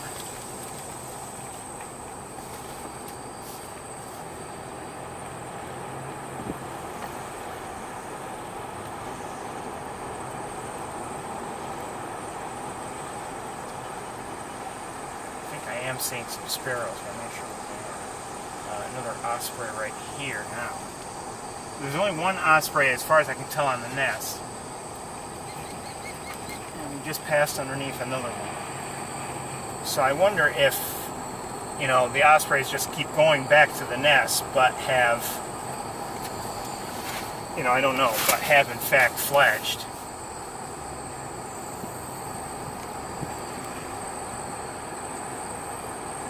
I will say this, I've noticed over the last couple years, just in terms of, you know, driving by the various osprey nests that I drive by, it has me thinking that they certainly are in the nest a lot later than, you know, red-tailed hawks are. We know that red-tailed hawks, at least in this area, you know, they vacate the nest by, you know, in June, early to mid-June. Ospreys, you see, at least, again, maybe they're just returning there, not necessarily stuck there, but maybe they just keep returning there and they spend more time in the nest than, let's say, red-tailed hawks would.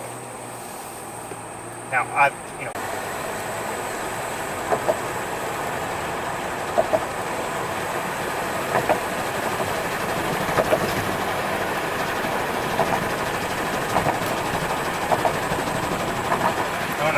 another look at something, and I have to turn around here. Got a car behind me.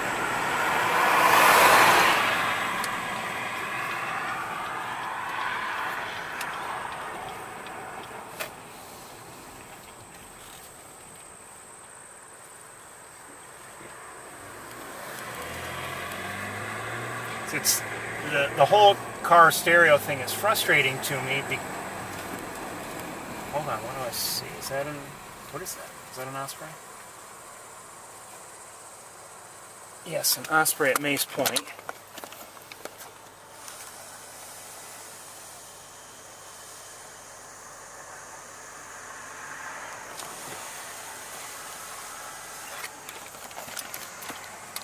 And flying overhead is, from Mace Point, is a double-crested cormorant, probably joining its the others of the species in the trees that are to our left. I saw something else I'd like another look at. The frustrating thing with the car stereo is, you know, I've told you before, there are two, hold on. There are two, you know, you can either have it off altogether or mute. Push once and it goes into mute. Push and hold and it goes into off. But when it's off, you get no sound whatsoever. So right now my phone is connected, and if it's off, then I don't hear any alerts. Okay, just a quick look here. Looks like we have some egrets, I think.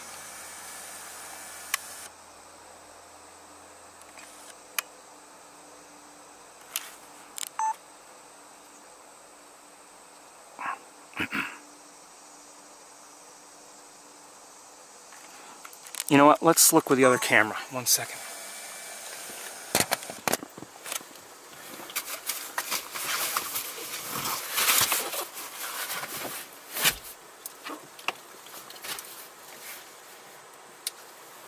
If we can.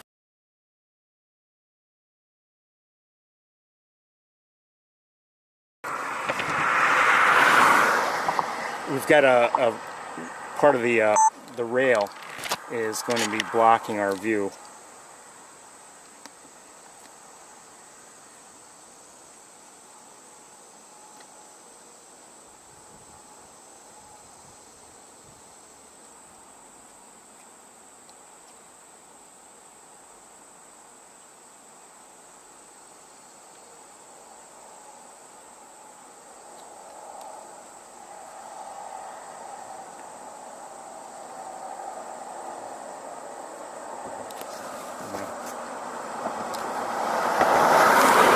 And I said there were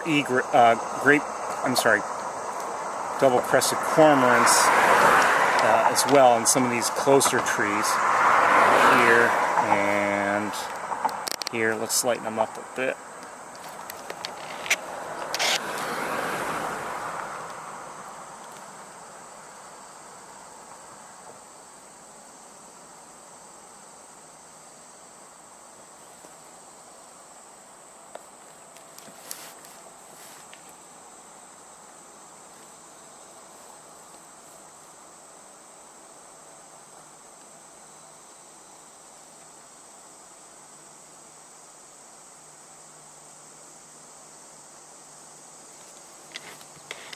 Some of the egrets have taken flight.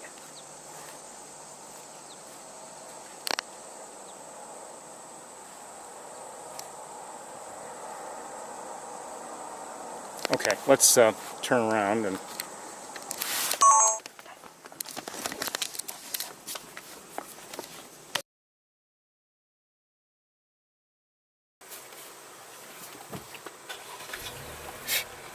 some people, I'll tell you.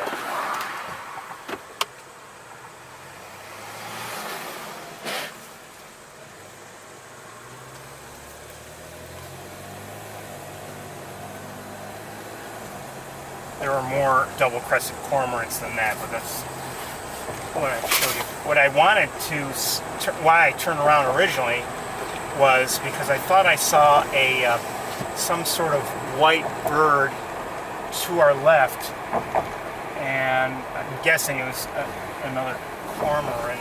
I'm sorry, another great egret, and that's what it looks like, but I can't be sure. It's partially blocked. So, okay.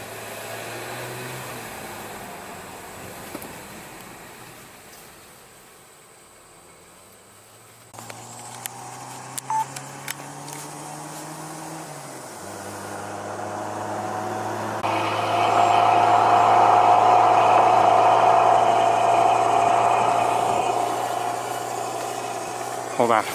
That was a turkey vulture. Let's see if we can get a better look.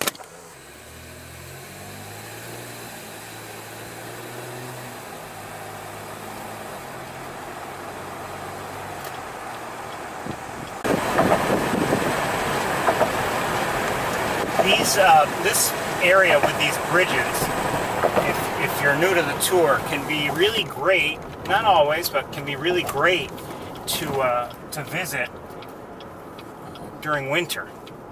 You know, there have been a couple times when we've been out on foot on those bridges, just because there's been good and interesting bird activity nearby. You know, if the water's open, as it often is there, then it's, you know, draws the birds. Okay, we've got people here to our left, and I see a scope, and I wonder what's going on. On the other side of the road. So let's get out together, and let's go look and see, if anything is exciting. And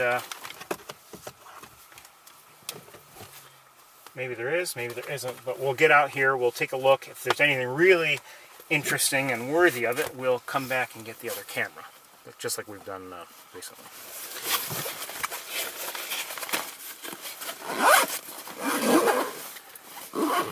Everyone have a drink of water before we leave the car.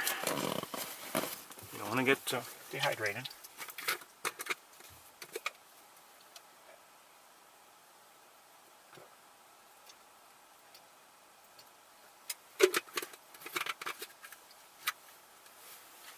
Now we did see that osprey, and from that side of the road we might see it again, maybe. Okay, I think I have everything I really need.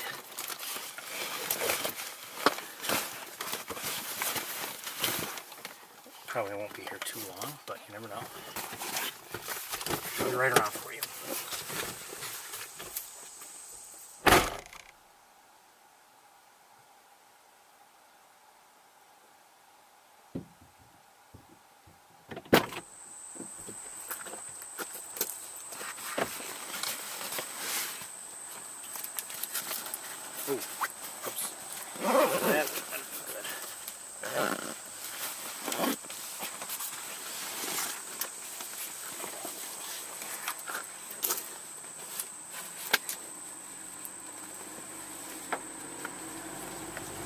Put on this backpack and I see it almost looks like it might be fading a little bit. It just makes me realize, I think I have quite a few miles on it.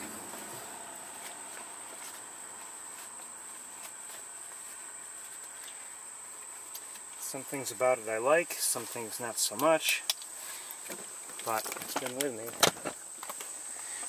all along.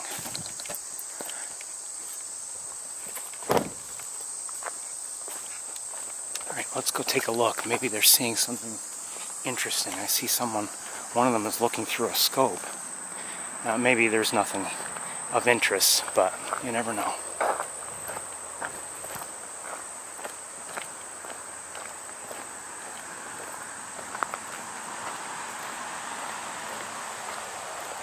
Hello. Hi. Hello. Three green herons flying around here. Green herons? Yeah. Mm-hmm. Cool. Yeah. And you see the osprey up there. Right, osprey, and there's been 2 great blues.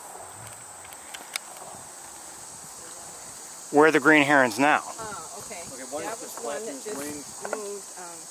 to the right of that. There's a hunk of wood in there. fallen tree. Okay. Oh, I think I see something moving. Oh, it caught something. Cool. Just ate a fish or something. Yeah, and then there were 2 more flying around. It was just...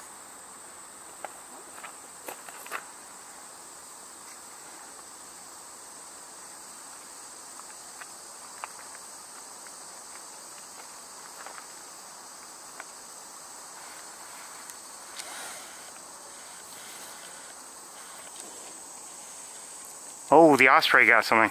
Oh, wow. I looked for it. I didn't see it, but I heard the splash.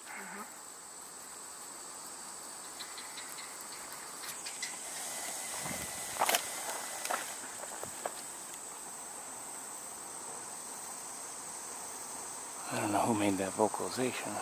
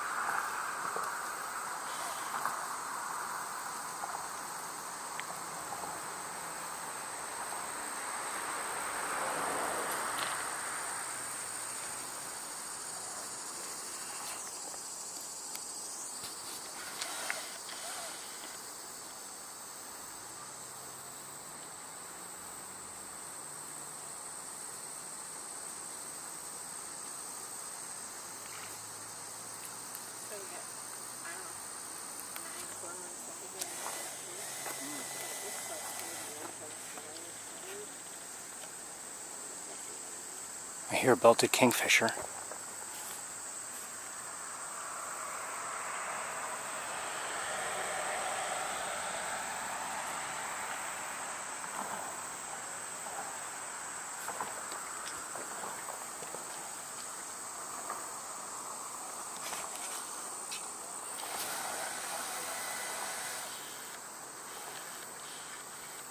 Looks like a double-crested cormorant.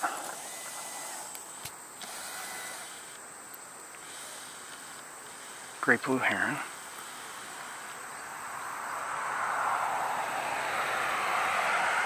One of the great blue herons just flew up to a tree.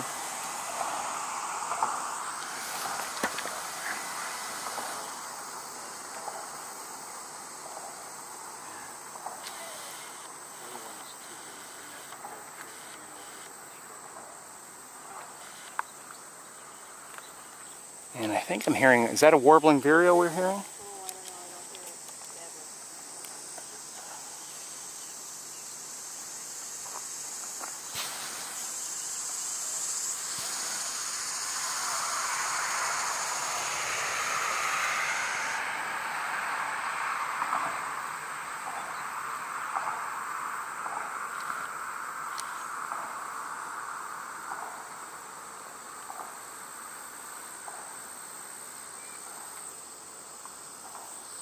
Oh, sorry.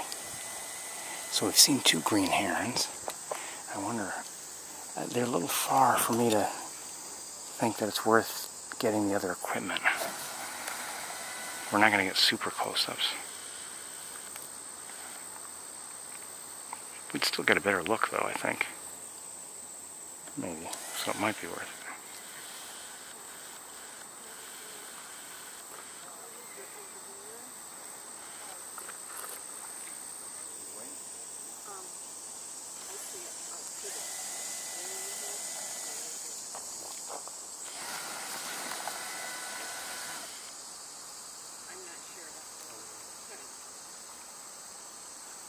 What are you looking at? Yeah, there's the second one. And there are actually, I saw a few minutes ago, there were several around. So no surprise if they're there. No, but there were some grouped in that general area. That may be another one coming around. But I mean, there were at least 5 or 6 of them.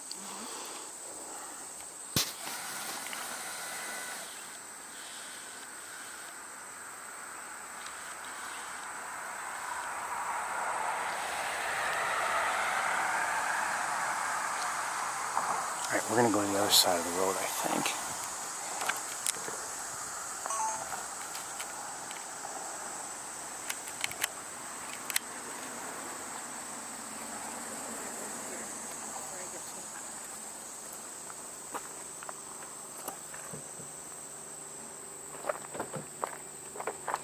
Wouldn't mind seeing the third green heron if there is a third.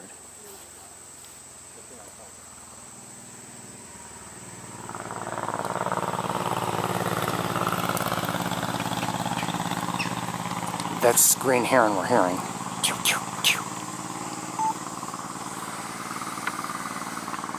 Oh, it took off. Must have. We have one there, but that one that was there is no longer there.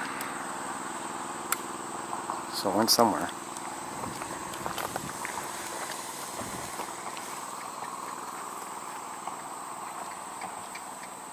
I hear it, I think, but I don't see it.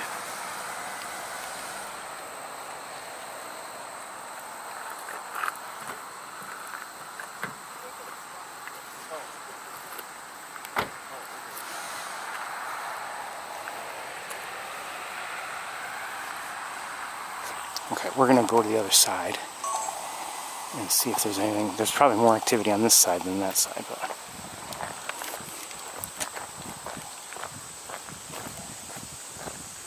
they're going on that other side too.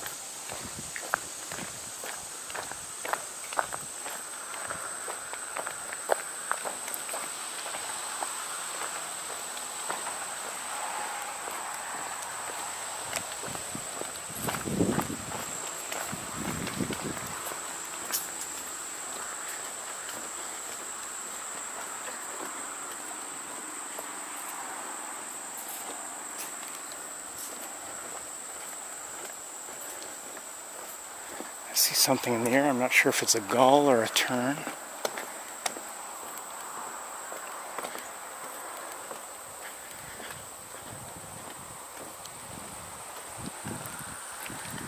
Double-crested cormorant just took off. And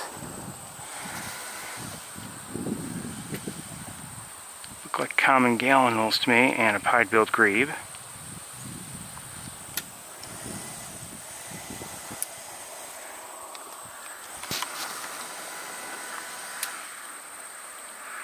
It's a gull of some sort.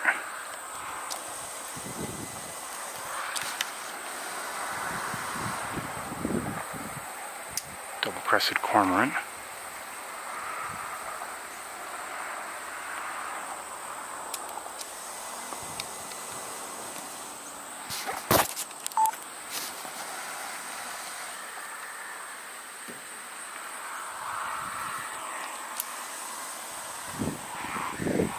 Grateful heron. Cormorant again.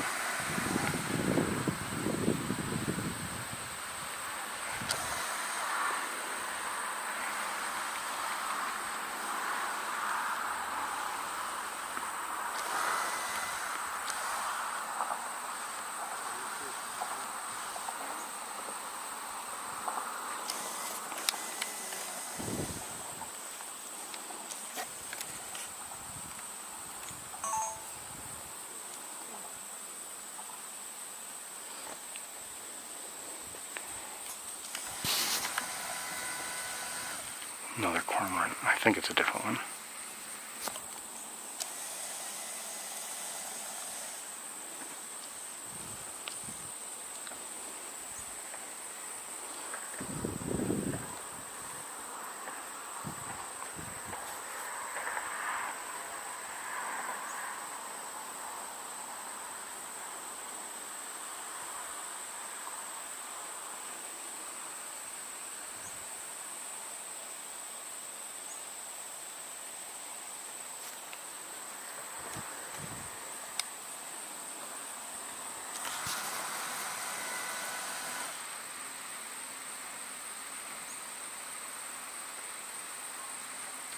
I think that's a gallinule.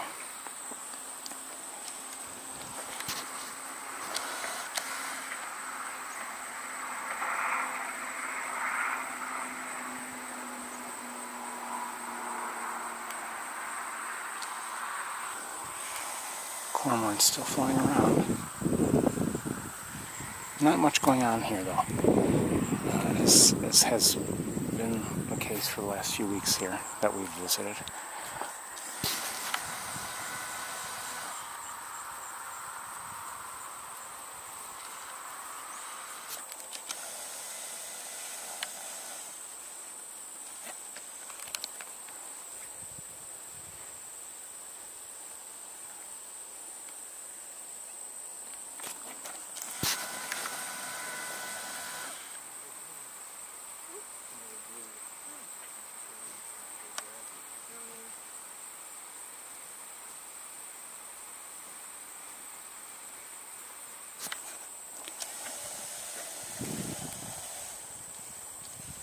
I think we're going to get going. There's activity, but it's hard to see it, and I'm sure there's more than we're able to see. But it's quiet here too. Good luck. Thank you. I think I hear a white-breasted nuthatch.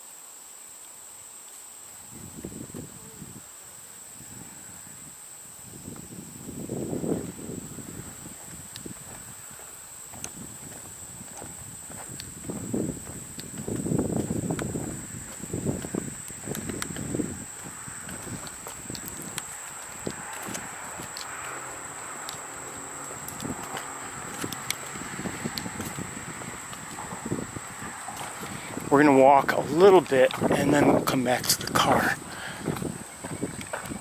I think I just heard I'm hearing the nuthatch again, white-breasted nuthatch, but I heard a northern flicker.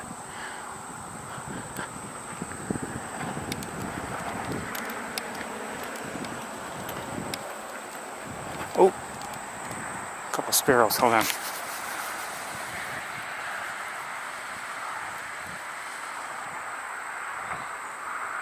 Looks like a song sparrow to me.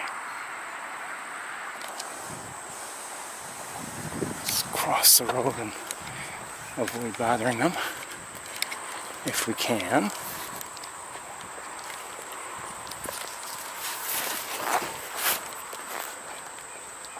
Yes, white-breasted nuthatch. Sounds like it's to our left here somewhere.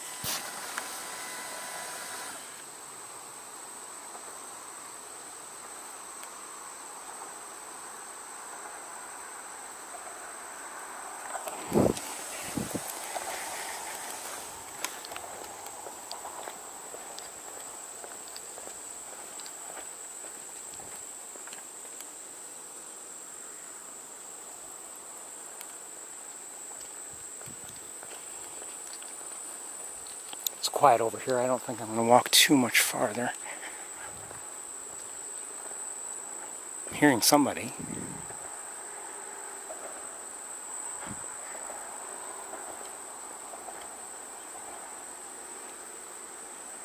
It's hard to hear over the road noise.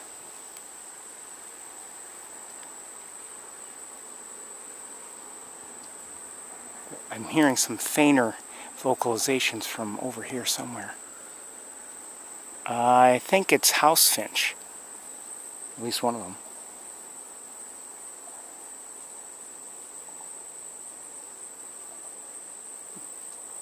I may be wrong. I'm hearing something else too. I'm not sure about house finch. I thought I heard a vocalization I recognized, but I only heard it once. All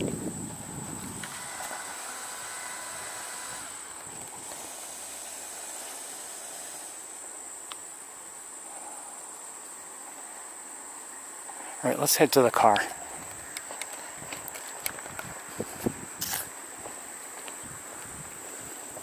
And I think we'll go to Shocky Pool, and that will be most likely our last stop up here. And then we'll take a break as I drive to Ithaca. But let's stop at Shocky Pool first, see if there's anything going on there. Hasn't been that much lately, but sometimes there's something.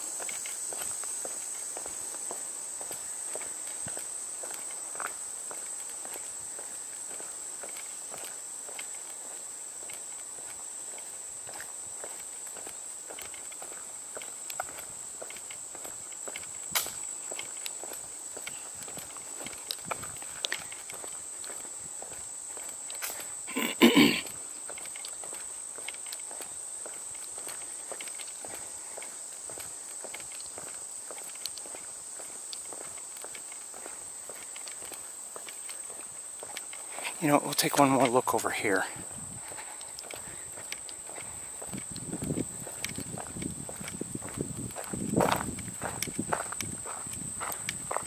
Just in case.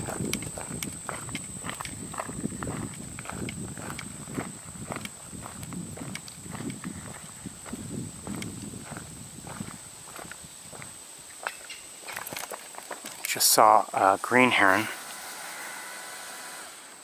Just flew there as it vocalized.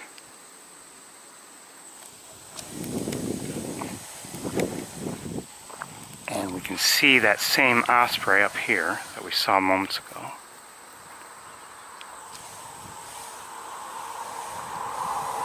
Okay, but nothing else that we haven't already seen. Oh!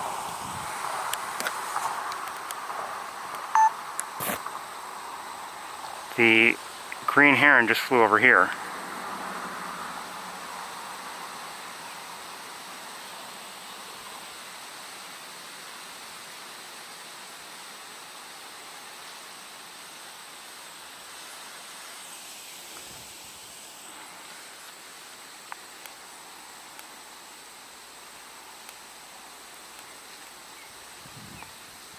Still seeing just one. I think I'm hearing a different osprey to my left somewhere, and we still have the one that's up in the tree here. As for the great blue heron, still there. So let's head back to the car. I was thinking if we could see some flights of green herons, that wouldn't have bothered me. But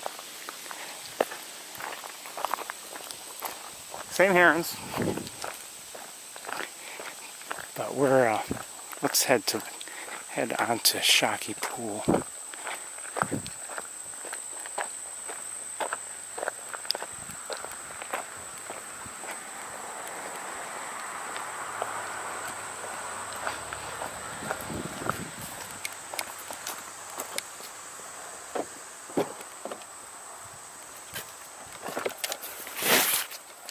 You know what, before we do this, I want to check something.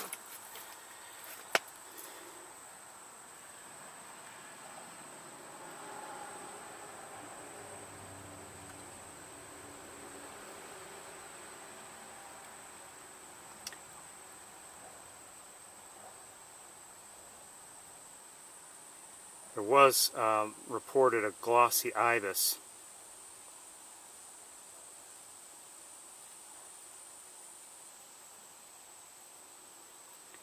at Wildlife Drive, but I didn't see anything. Maybe I didn't look very closely, but I didn't see anything. I forgot about it, to be honest with you. It's been reported over the last couple of days.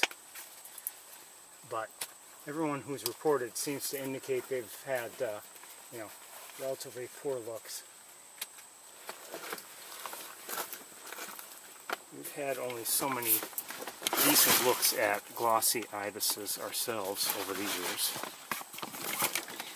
Just their own coloration makes it difficult, and their nature makes it difficult. I'll be right with you.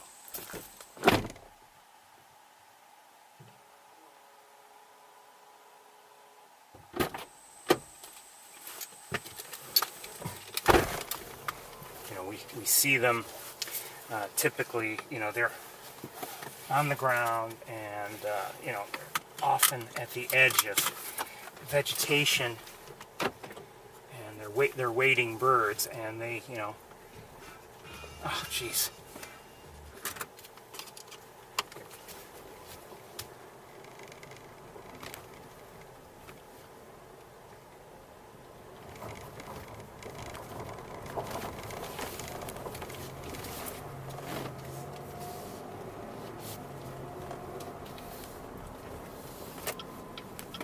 Start the car and the music starts. Does that make sense? No.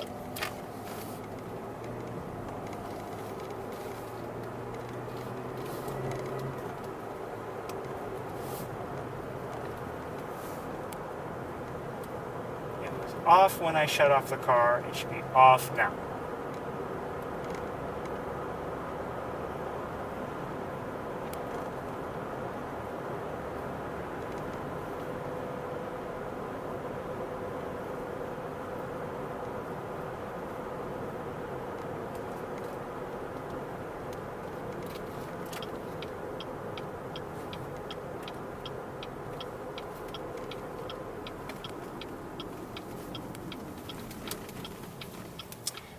To my left, I see in a tree an American crow.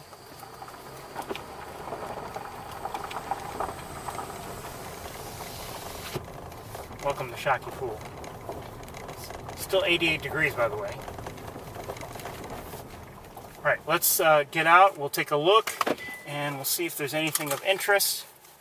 If not, we'll pack up, and I'll drive to... Be right over. After I have some water.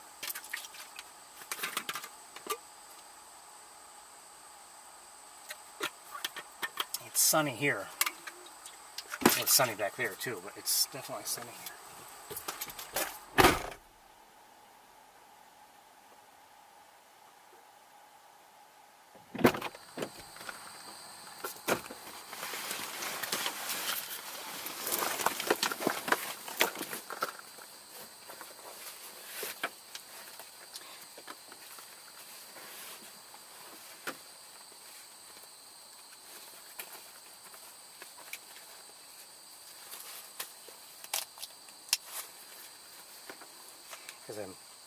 putting the gear back on, there's a breeze flowing into me, and that feels good. I think I hear a greater yellowlegs.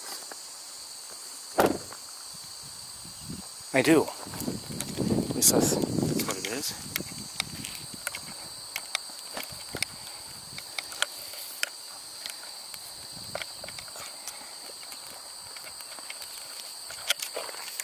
And we're going to walk over here, but I don't believe there's anything. No, we're not going to be able to see over this vegetation.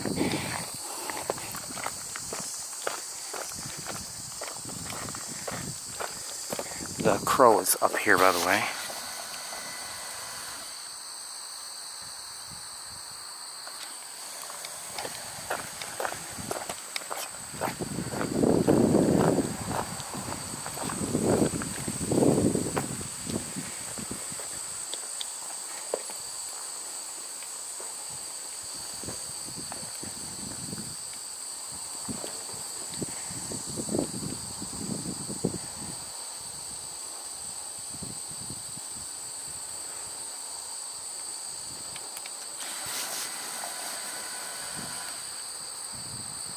Looks like a great egret out there.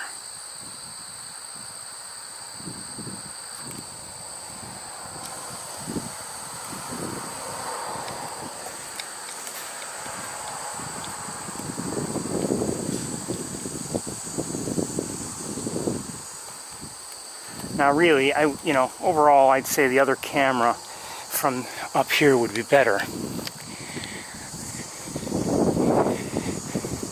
But this is a lot faster to bring up here. And I don't mind bringing the other setup up here. It's a matter of, is it worthwhile?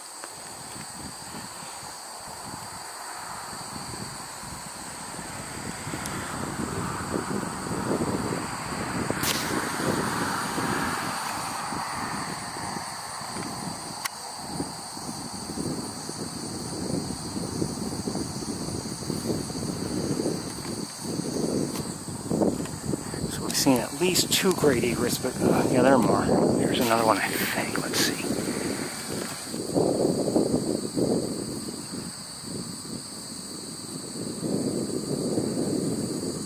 Is that an eagle? It looks like an eagle to me, bald eagle. Great blue heron. I'm not sure. Gull, probably.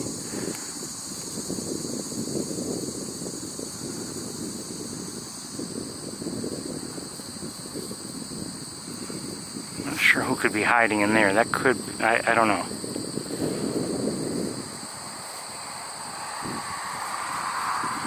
Great blue. Great blue. Great blue. Great egret.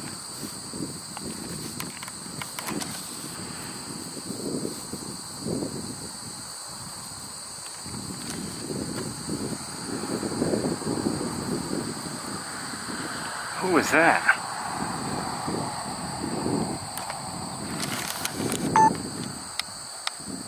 Where'd it go?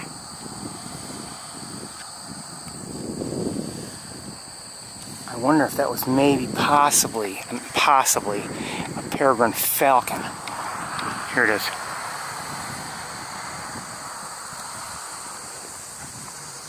I think.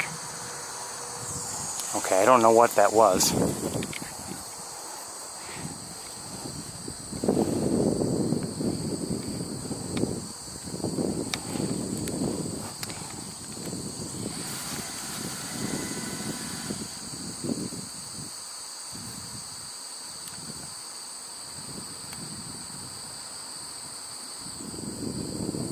So I'm hearing, I keep hearing what sound like one of the yellowlegs, either greater or lesser. I really should look up that sound. So I'm hearing that anyway. I'm hearing voices too. I don't know where anyone else might be, but I'm hearing somebody talk. I wonder if someone's where they aren't authorized to be.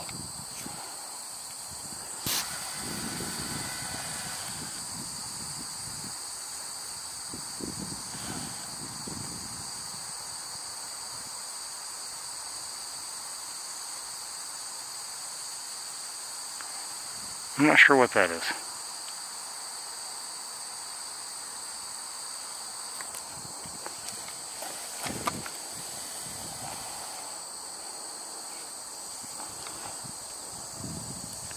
Look with binoculars, see if that helps. I doubt it will, but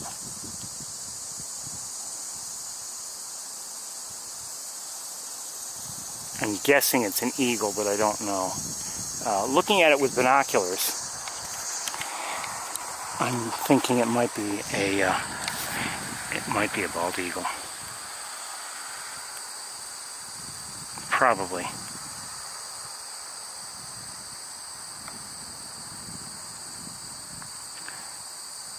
Looks like more egrets back there.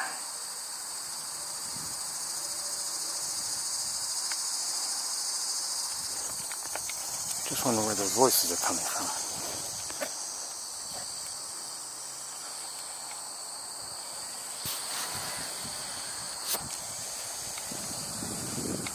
Could be someone walking along the road, I don't know.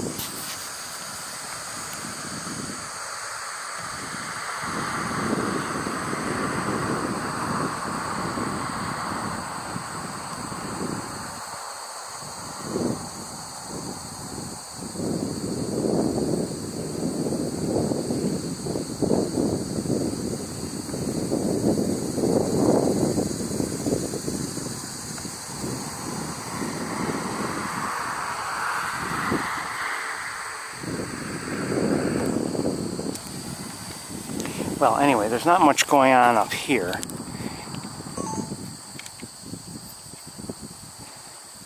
Let me just look around a little bit with binoculars and see if I'm missing anything obvious.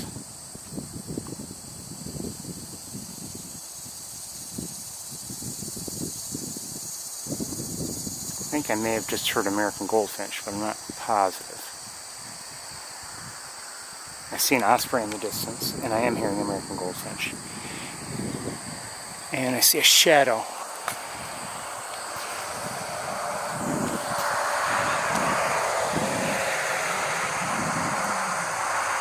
I think that may have been a turkey vulture, but I'm not sure.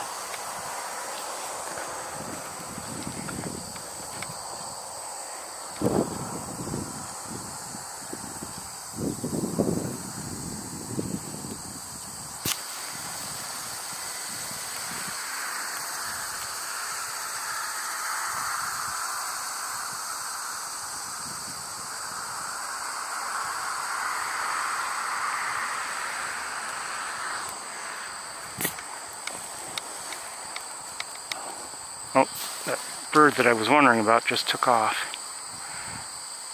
And yes, I would say eagle. And now it's no longer in view. Okay, I think there's not that much going on here. I think maybe it's time for us to pack up and head back to Ithaca. Let's say 5 or 5:15 we should be back there. 5:15 maybe? Maybe a little sooner, maybe a little later. 5 to 5:15, okay?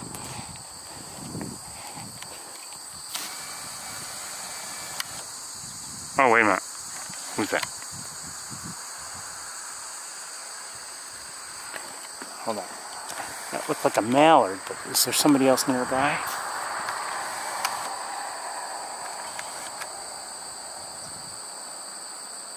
Looks like a mallard on the mound, and that might be an American black duck there.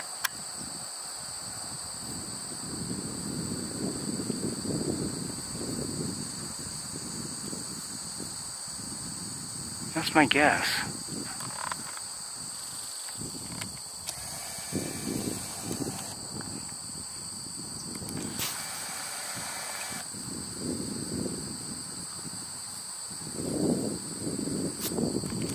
What did I just hear?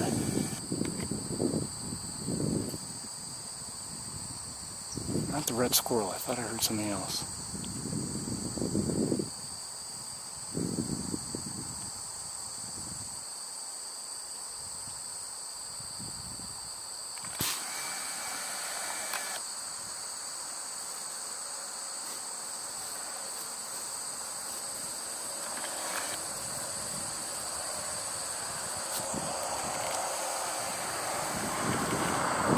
Okay, anyway, let's... Wait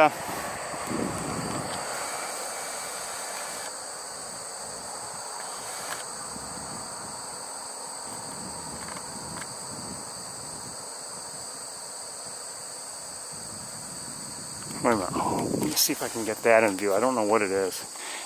It's going to be tough. I've got too much vegetation and no more room to move.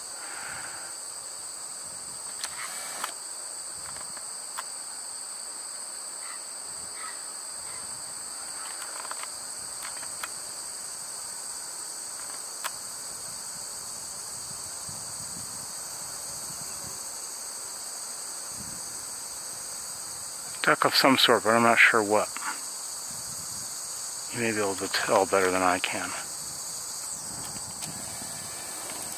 Alright, we're going to pack up, like I said, and I'm going to head back to Ithaca. And just see if you've gotten the message.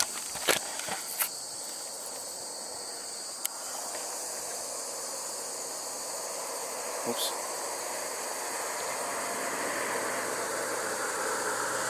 Okay. Alright, I will see you then. Bye, everybody.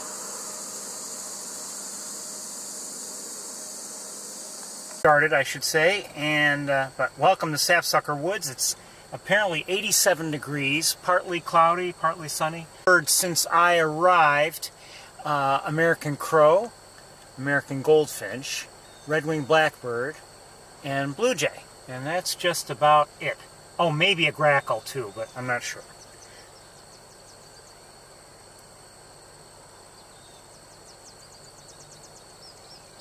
Sucker Woods, it's apparently 87.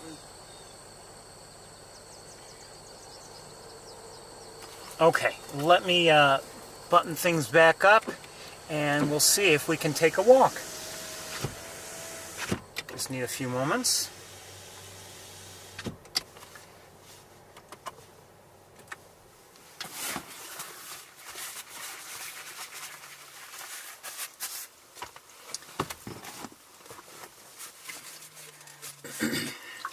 Like I said, 87 degrees, so it's still warm and humid.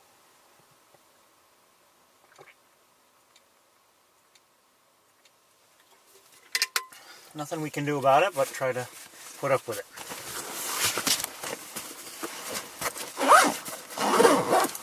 On my way here, there was one small, fairly short stretch where it apparently had rained. I don't know if it rained much, but I looked at my thermometer shortly after that and noticed the temperature had dropped, at least there, but it's now back up again, at least according to what it's showing me. Okay, I'll be right around.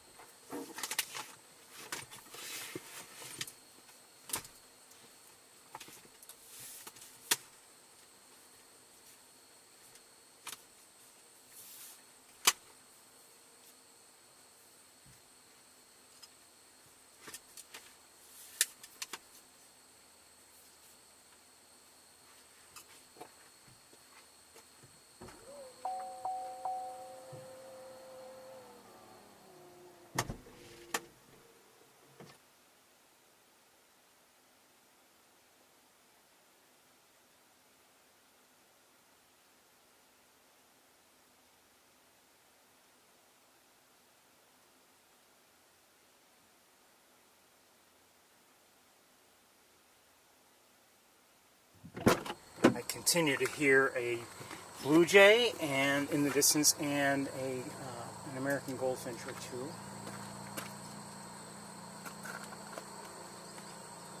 But so far it does seem kind of quiet here as well. But we'll see. Maybe we'll have a good walk. You never know.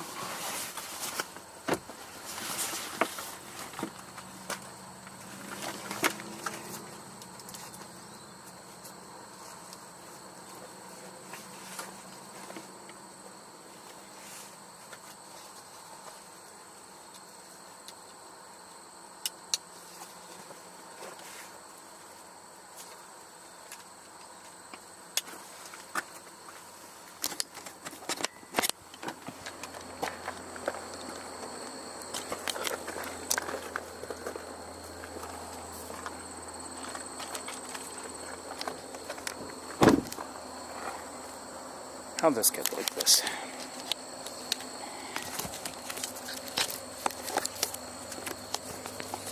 I'm going to have to disconnect you, I think, for just a moment. 1 second.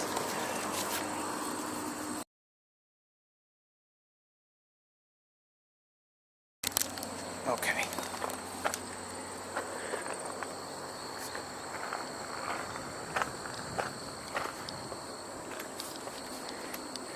So, in terms of a construction update, I still don't know what they're doing here. I haven't talked with anyone. But, I mean, they have some heavy equipment still around. They've paved this with blacktop, which is nice.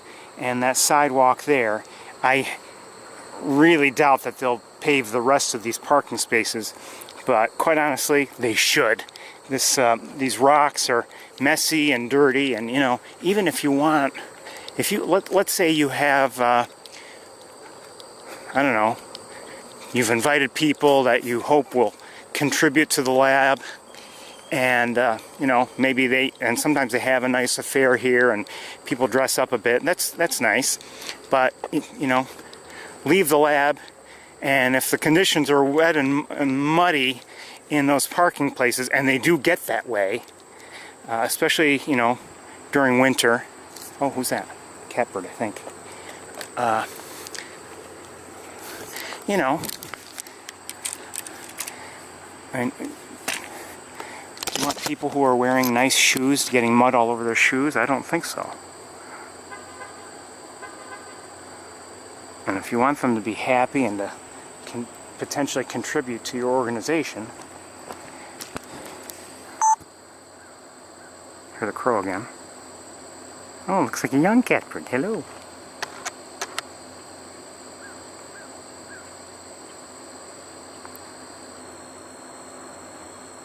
And there may be something else was disturbing the vegetation above it, it seems. So maybe somebody else is there too, although I don't see it with the naked eye. I'm hearing that crow in the distance. And something else is nearby. I'm not sure what. I just heard it.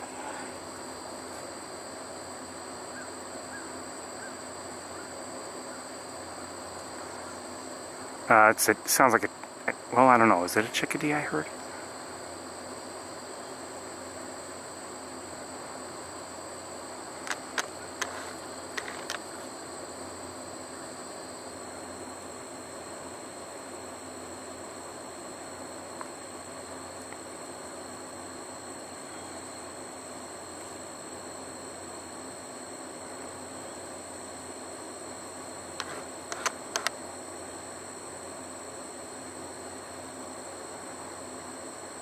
So again, this is a gray catbird, and either it's, I don't know if it's young or if it had, yeah, I think it's young.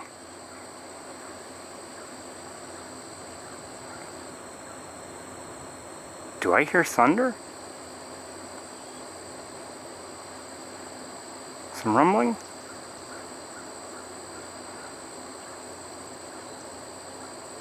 I think I hear red-winged blackbirds.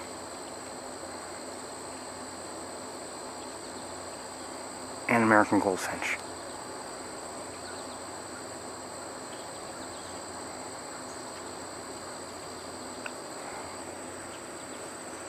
Let me look around. Okay. Oops. I thought somebody, I think, is that a song sparrow?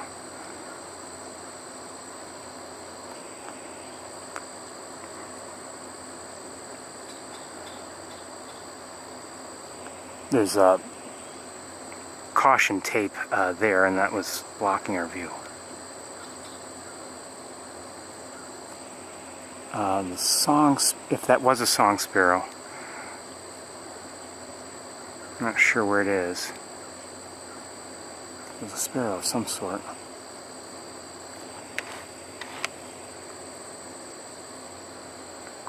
No, I don't know where it is. Let's get a little closer. Oh, there it is. Hold on. No, I don't know. That's not a song sparrow. Is it?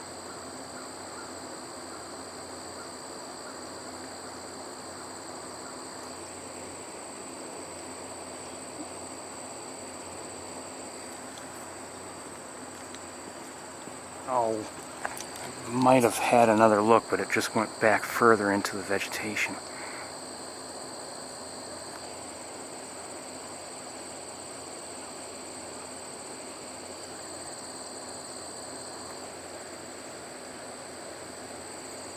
We'll wait here a moment.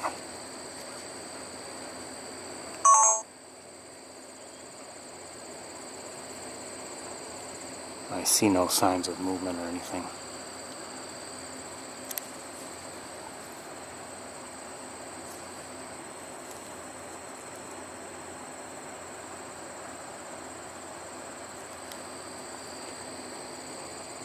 Okay, I think we'll move on.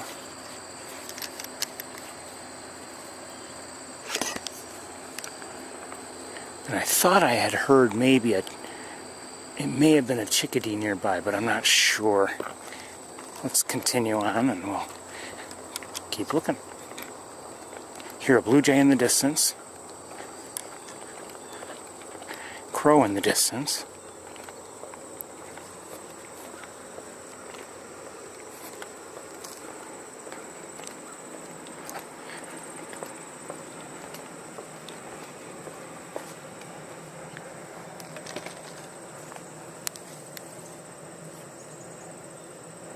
I do see common grackles.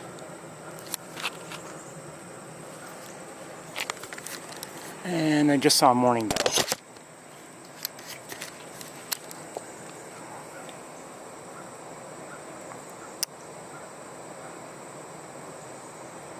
There's a common grackle. And I believe I just heard a chickadee. Yes, I did hear a chickadee, and I'm pretty sure I'm hearing a little bit of thunder. I'm okay with that. Just don't know if it'll amount to anything, but I'm okay with it. And the geese have been here. You can probably figure out how I know that.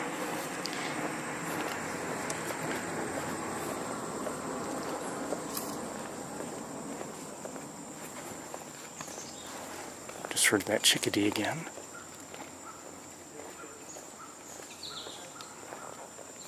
American goldfinch. Hello. How's it going? Okay, how are you? Good. I may have just seen a blue jay fly into here, I'm not sure. Oh, hold on. A couple of robins.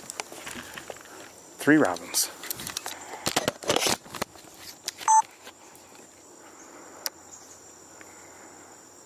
Where'd you go?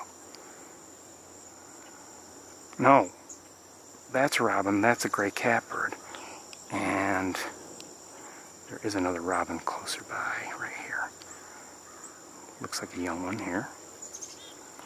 Hear that chickadee.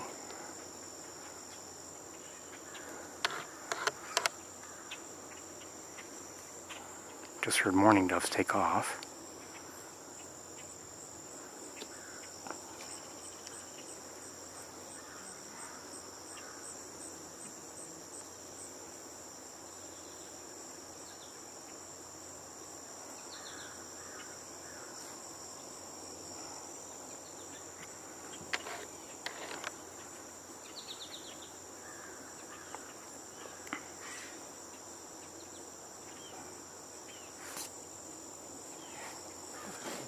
People are no longer there, so let's go back to the feeding garden viewing.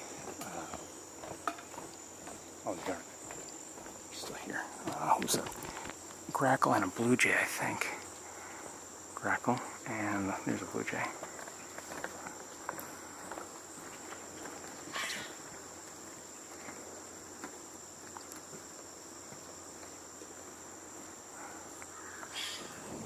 And we're hearing a grackle, and that just heard the fluttering of a mourning dove.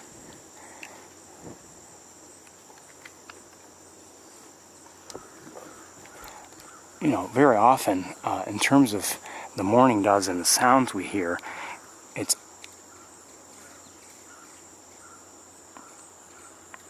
just as often that I hear them singing or whatever, I might hear actually their wings, because they're, oh, hummingbird. shoot.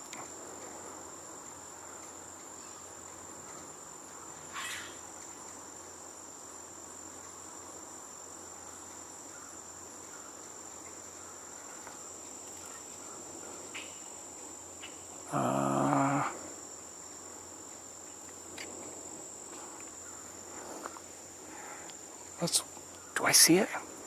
No.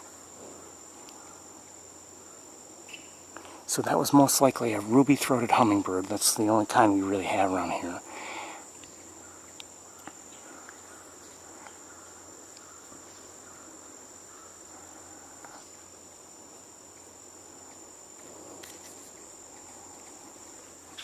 I'm glad we came back here. So what else is going on in here? Mostly the grackles. And is that a red-winged blackbird? Yes. Two of them.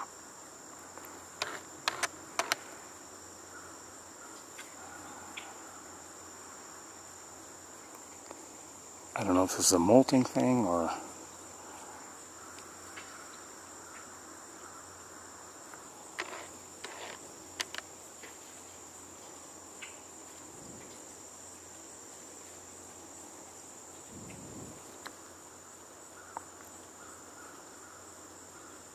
Hello, Blue Jay.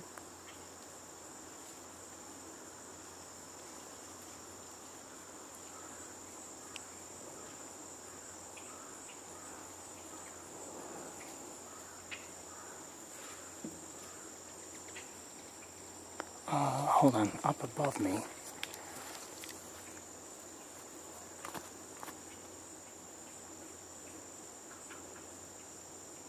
Oh, what is that? Oh, shoot. What is that?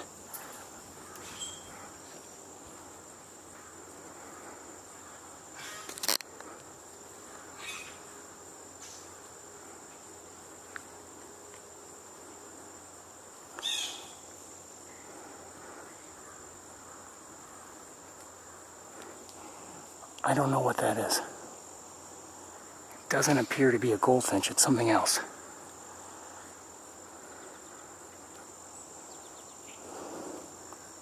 Where'd it go? I think it's still nearby. Oh,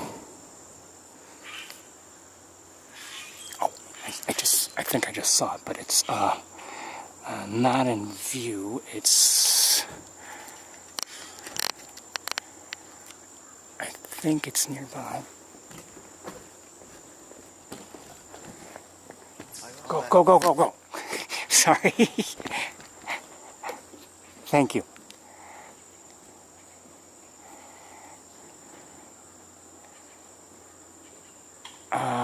I don't see it now. I don't know where it is, but I thought it... Oh, I think I just did see it.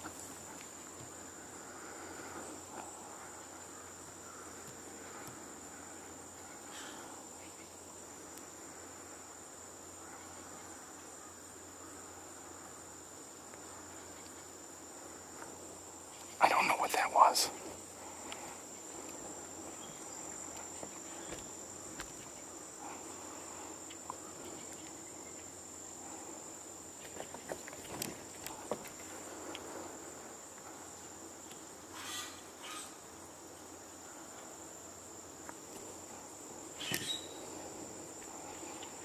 I don't know what that was. Oh, did I see it again? Oh, I see some movement. I do see some movement.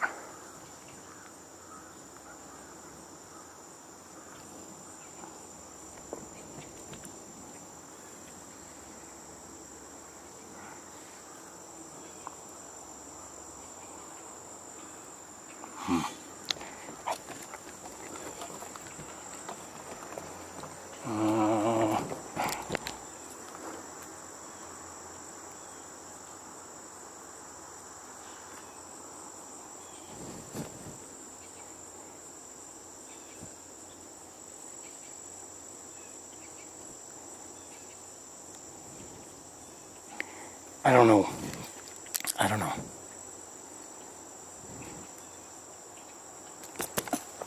Chickadee, I think. Hold on.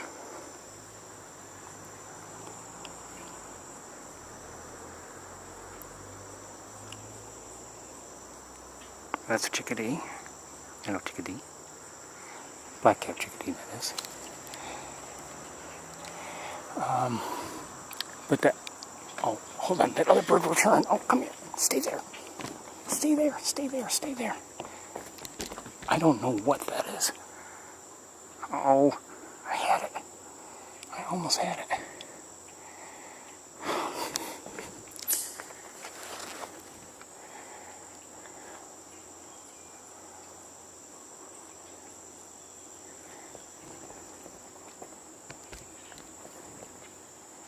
I think it's still nearby.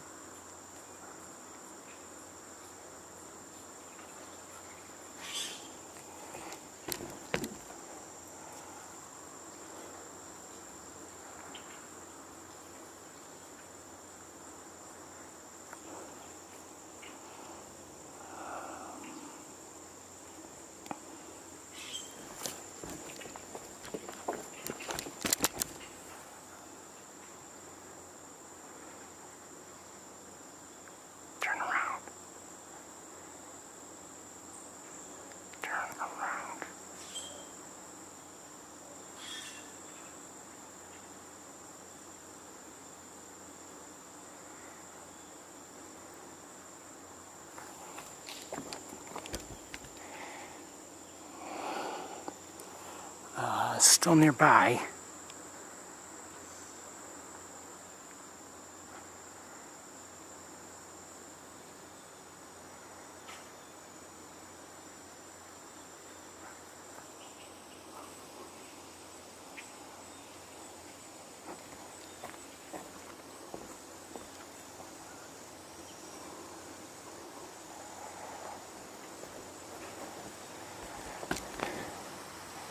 I don't know where it is. You know, love to get a good look at it. Maybe the you know, people with better ID skills have had enough to see and determine what it is we've been looking at. I don't know.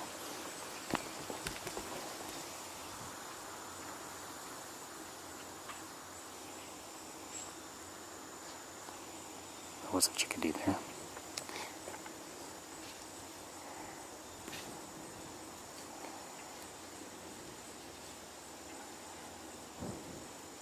I don't see it now. What made that noise? Human being.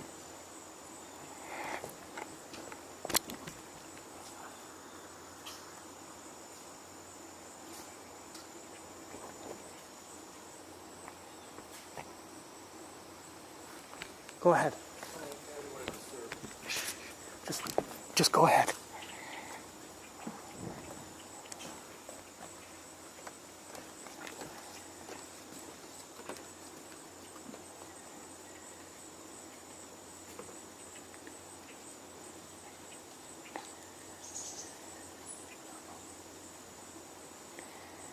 Okay, we're gonna. I think we're gonna get going. This has been a nice little sequence here. But again, I don't know what we were seeing.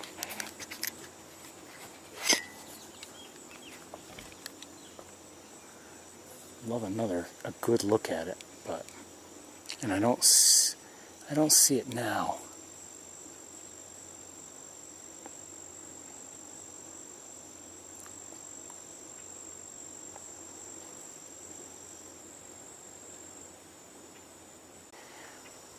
Seeing? Are they seeing anything out of the ordinary? I don't know. I'm gonna leave you here for a moment, and let me just look with binoculars.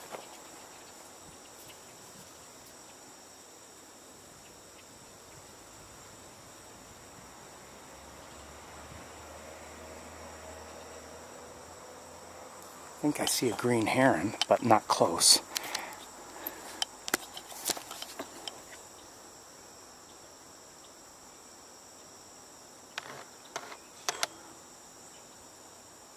Yes, that's a green heron. I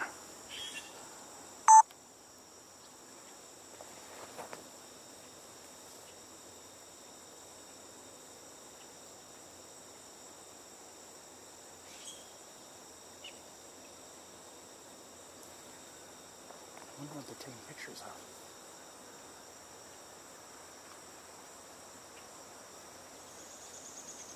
Just heard a Downey Woodpecker.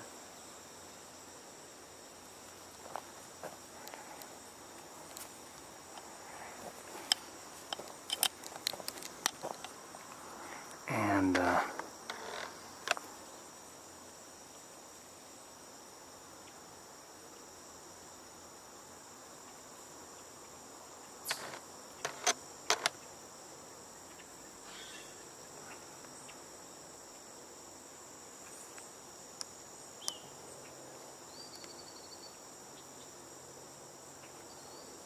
I hear a killdeer.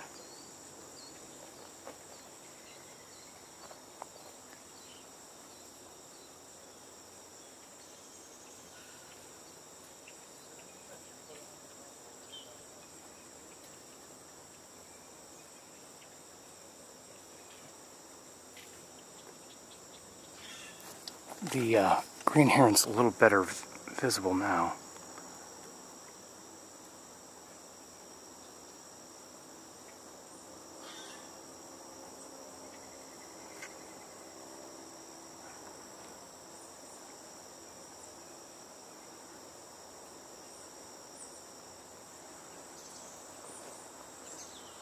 I hear chickadee again. Did I hear? Oh, that's a gray catbird I'm hearing. Oh, and a great blue heron. So here's a green heron that you're looking at now, roughly the size of a crow. How'd this stupid thing get this way? All tangled up. And there's a great blue heron, not too far away, over here.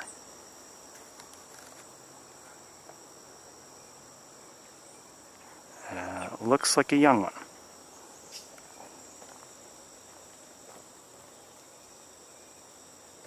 The water levels are still quite low. Oh, and I see a belted kingfisher.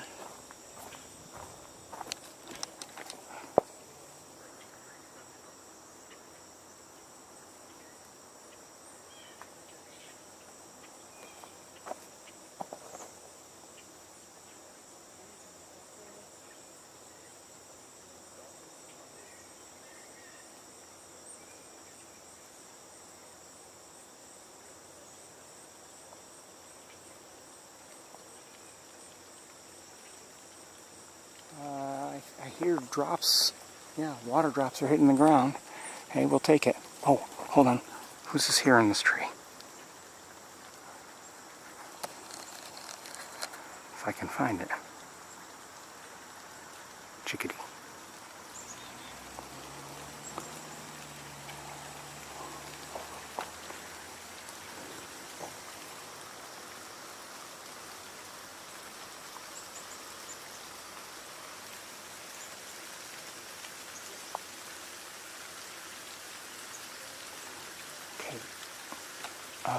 Hold on, let's get closer. Hopefully I won't lose you.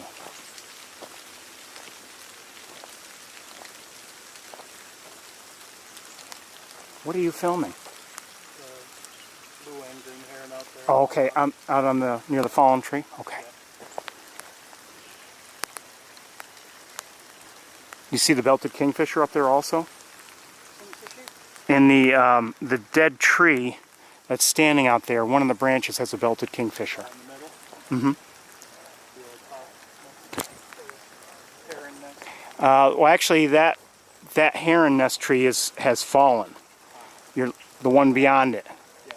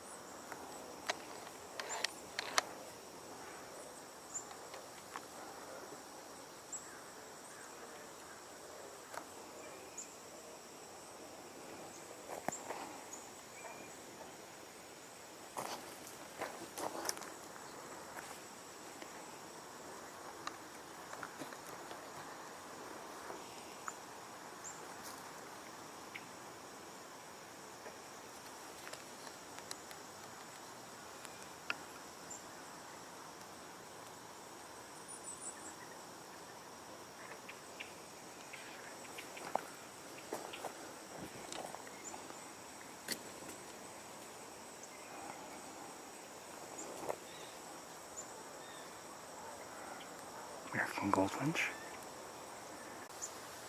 Well, I can't confirm it.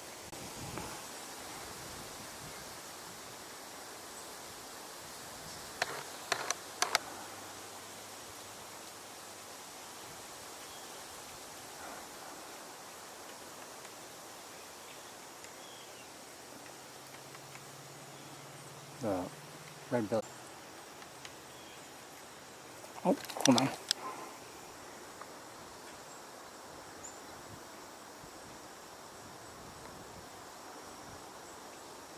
Song sparrow.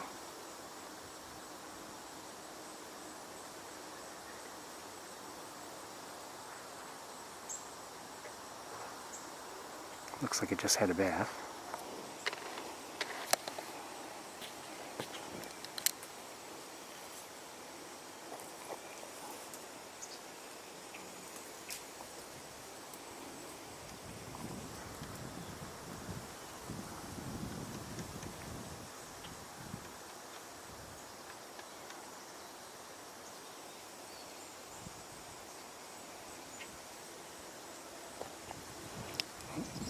Not sure where the red-bellied woodpecker is. Let me take a look, see if I can find it.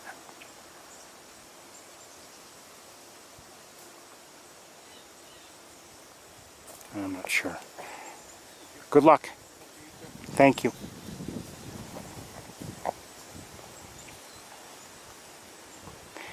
I think some birds may be a little agitated.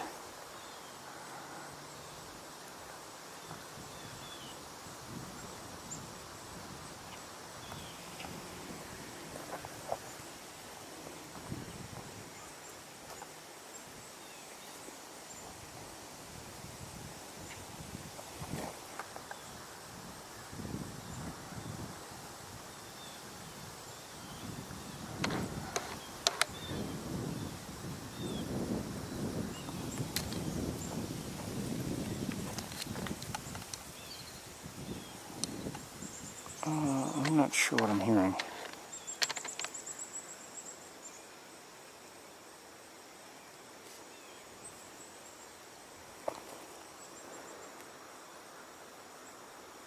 This warning dove up there, just flew up there.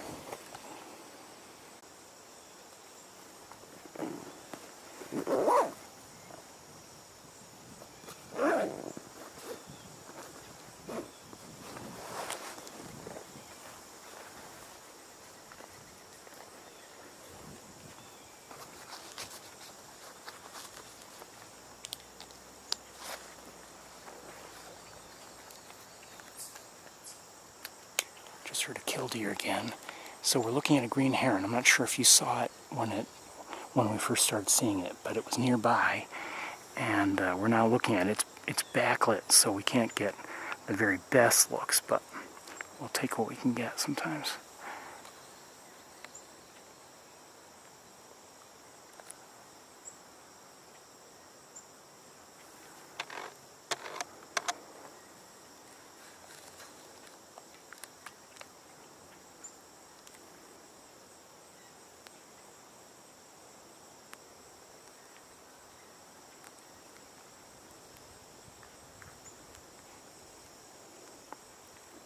This is one of two green herons that we're seeing here today, so far. The other one is on the more distant fallen heron nest tree. Although I don't see it at the moment, I do see behind it the great blue heron, who has either caught something or has something in its mouth anyway. I don't know. Where'd it go? There. Oh, well, it had something that was long and dangling, looked like vegetation or something, maybe along with whatever it had caught, but that's gone now. Hearing killdeer. And so we have, again, we have this green heron right here, and I just heard a tufted titmouse, and we had another green heron out there somewhere, but I don't see it now. You know, those crows continue to call. I wonder if something's going on out there.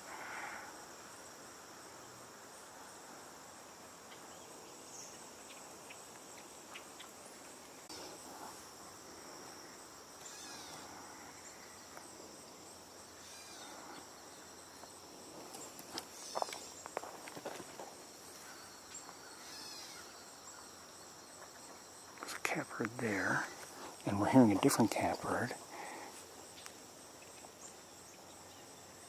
Someone's tapping again. Oh.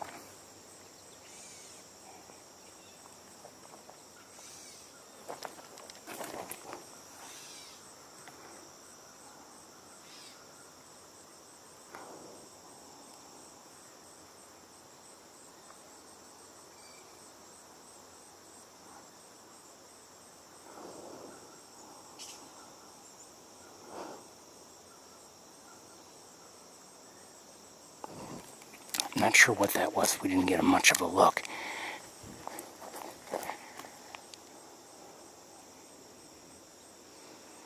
Okay, let's look back out there. The green heron is still where it was. Where are you? There you are.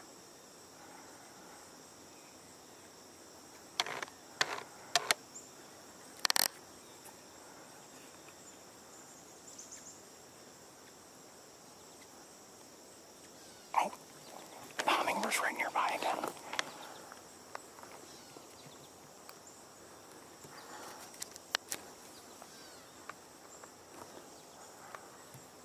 Shoot, it's right nearby. Oh, now out of view. I heard it too, or at least I think I did. Something I've never heard a hummingbird before.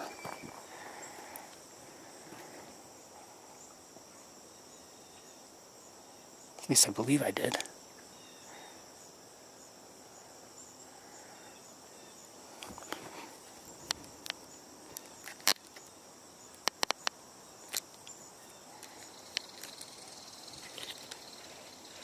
Okay, that's Kingfisher again that we're hearing. Alright, I'll try to keep my eyes open for the hummingbird, see if it comes back. Can't say I'd mind.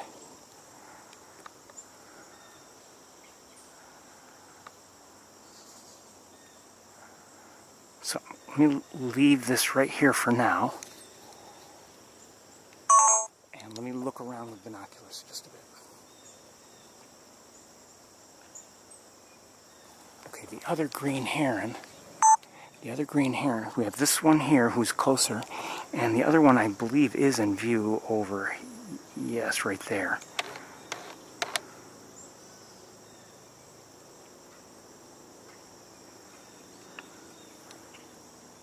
This one appears to be an adult, if I'm not mistaken.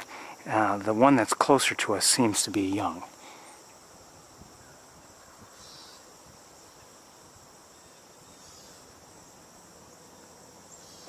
It has the striping of a juvenile. This one does not.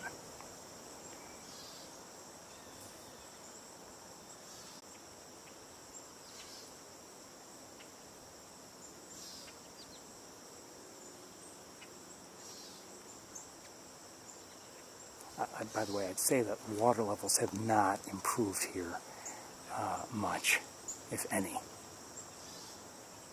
might be worse, actually.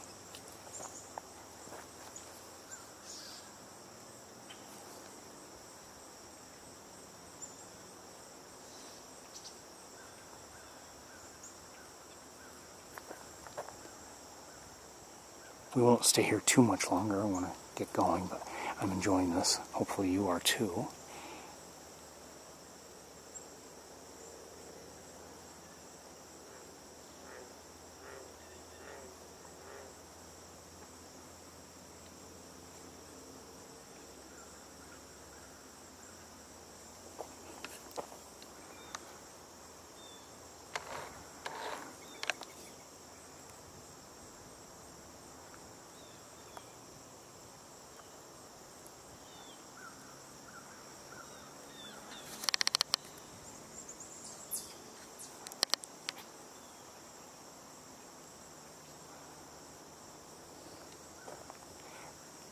I'd say we had a better look last week, but I'm still glad to see a green heron.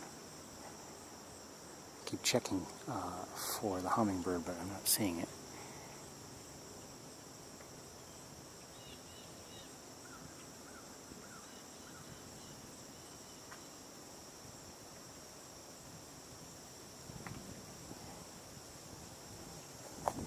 All right, let's. I have a feeling. I don't know if this the green heron that's nearby. I'm guessing it won't be too long before it does. I hear a pileated woodpecker.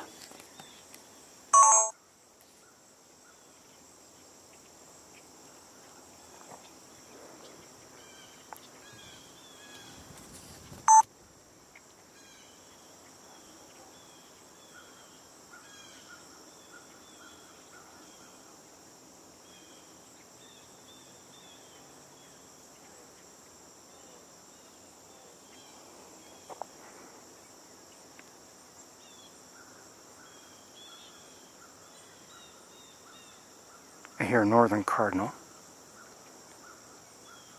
There's the other green heron, the first one we saw.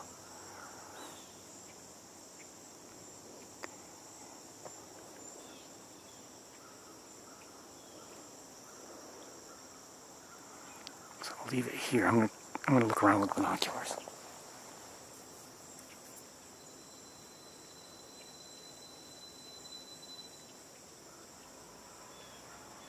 Oh, I see a duck of some sort.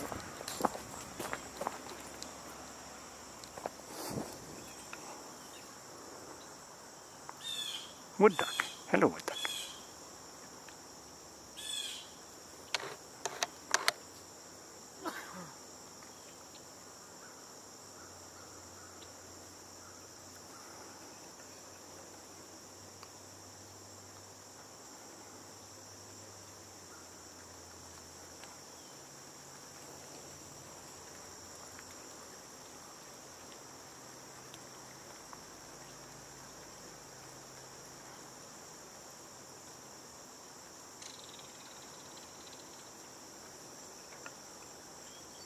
While you're looking there, I want to look around. Yeah, we just heard a belted kingfisher, and I'm looking where we had seen one, and it's not there any longer. So I don't know if we've seen and heard more than one or not. Oh, the duck is swimming over this way.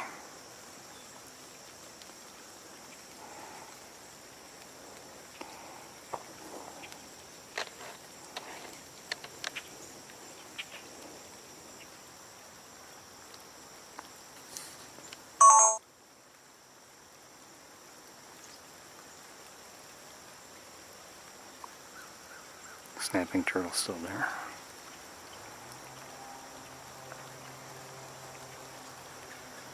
I'm hearing a red-bellied woodpecker. Oh.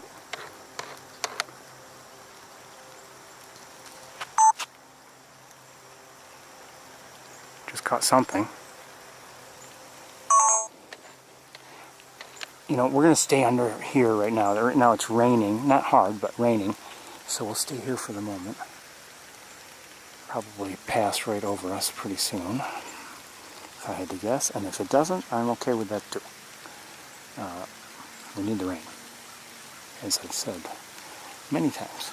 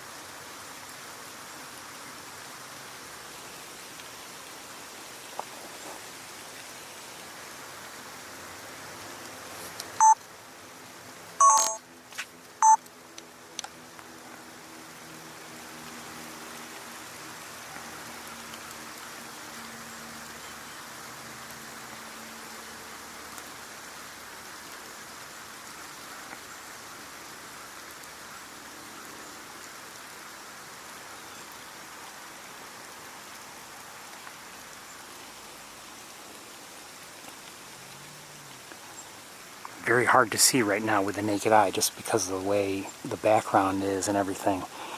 But here on the camera it's not bad. It's essentially a silhouette, but I mean at least you can see it. But with the naked eye, very hard to see. And if I hadn't seen it walk where it is now, I probably would. I can imagine looking back up and saying, "Oh, where did it go?"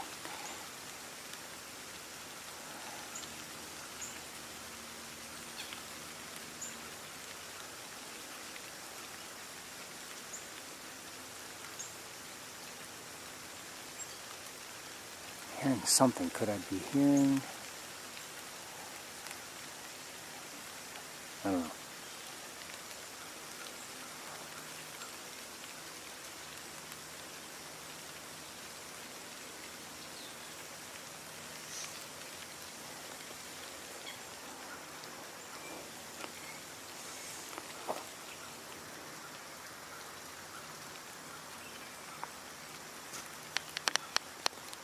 So that's the other green heron is right there, and the great blue heron is out here a little ways.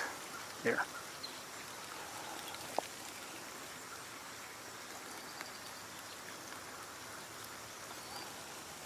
Hearing killdeer again. Having a hard time finding the nearby green heron. I know it's there. There it is.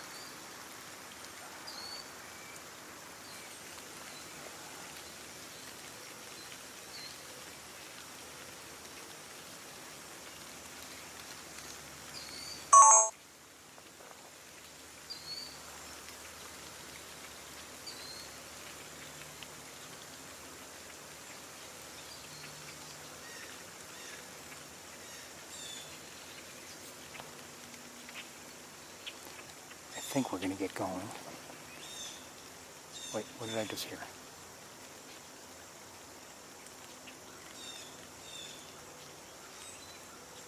Hummingbird again. Oh, shoot.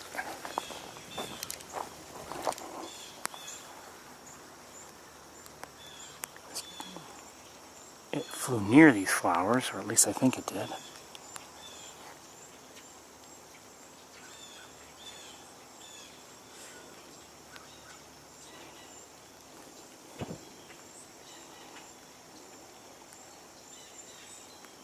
Okay, let's, I think we're going to get going. This has been good, though.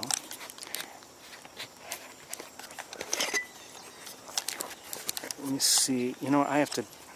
Oh, no, that's okay. I was going to say I had to disconnect you, but I don't think I do.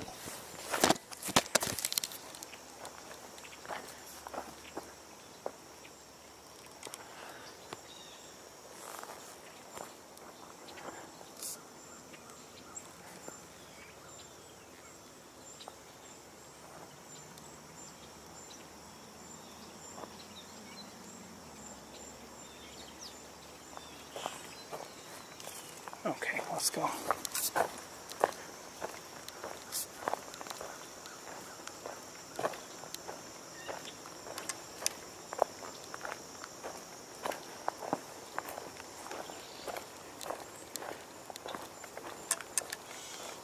Gray catbird.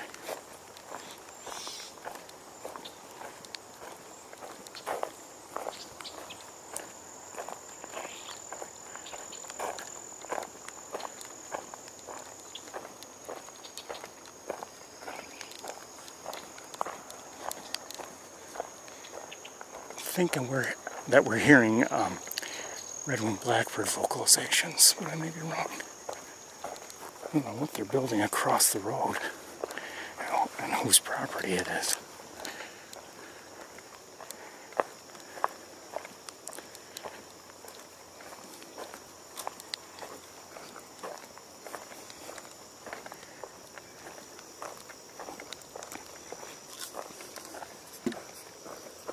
Hold on.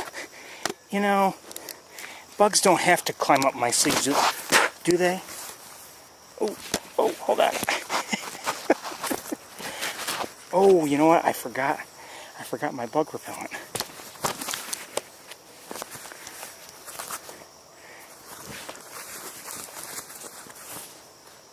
Something was crawling up my sleeve. I don't know what. I don't want to know what. Just don't want it there anymore.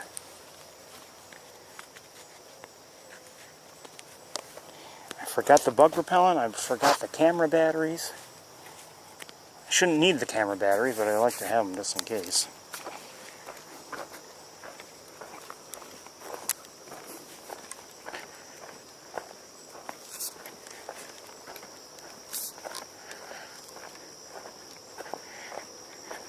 It's too easy for something to go wrong.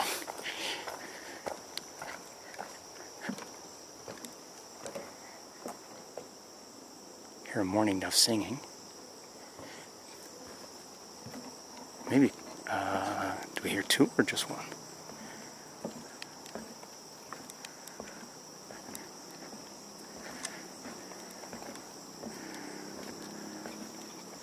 These boardwalks, you know, if you're ever visiting, I mean, they're always in need of repair. I mean, and I don't fault anyone for that. This sort of thing just, you know, doesn't last forever.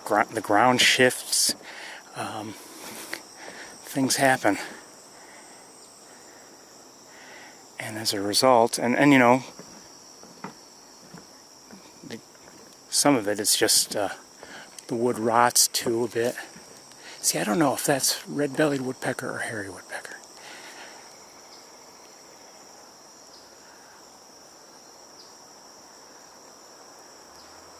I used to assume it was hairy I'm sorry, red-bellied or hairy. Yeah, I used to assume it was hairy, but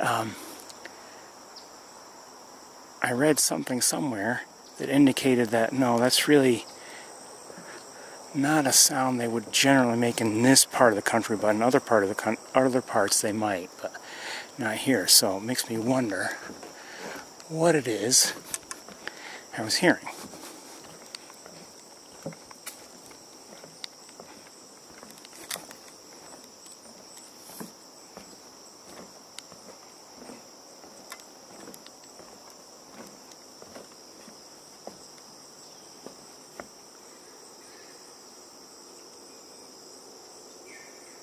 Here, that's a green heron we're hearing.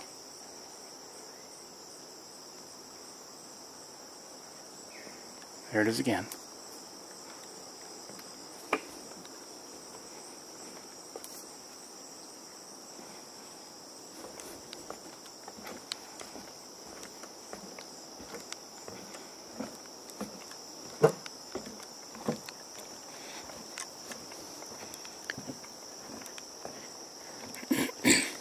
I don't remember the date, but I believe the lab still has scheduled Migration Celebration Day in September.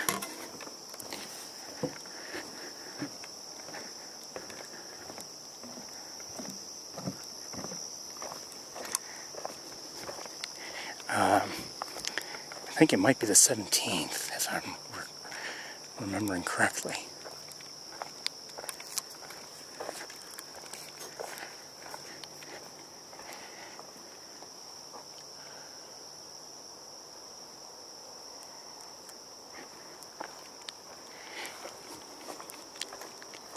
It's, you know, it draws a lot of people typically. This will be the first time in a few years they've had it. You know, they've had, like, you know, online things recently, but I think this is the first time they'll have, you know, something actually at the lab and with the public welcome.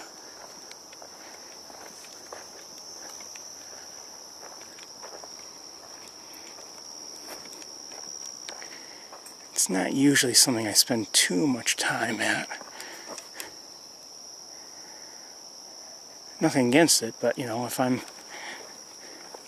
spending time with you, I'd rather, you know, go out and see birds. If possible.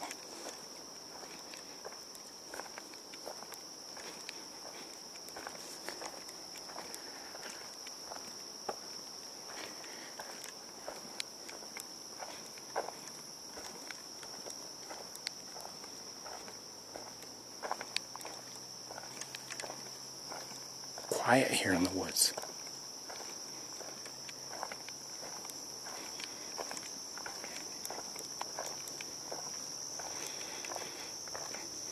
Wish I had brought the bug spray. But I haven't, you know, so far so good. I haven't had any problems yet, but if we do, we'll have to pick up the pace. Hear a blue jay in the distance.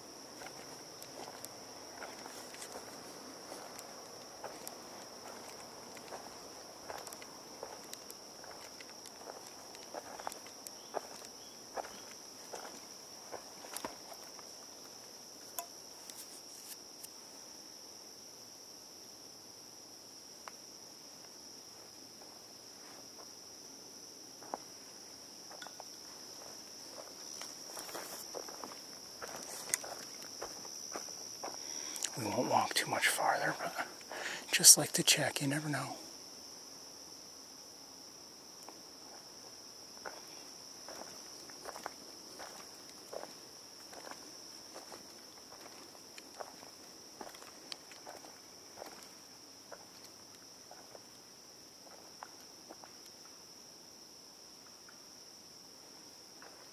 Sounds like someone's tapping.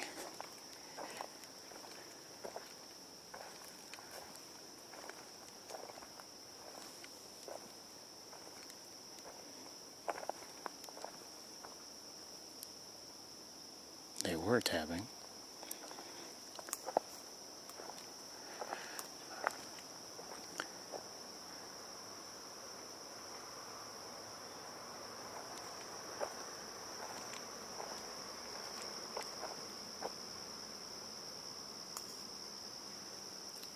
Okay, let's turn around.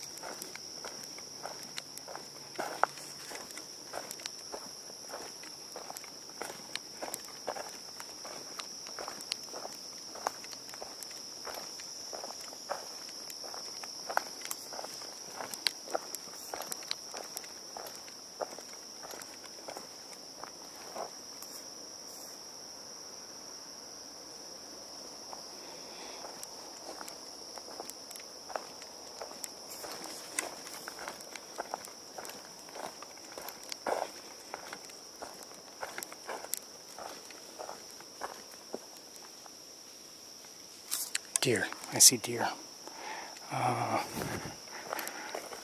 Saw at least 2.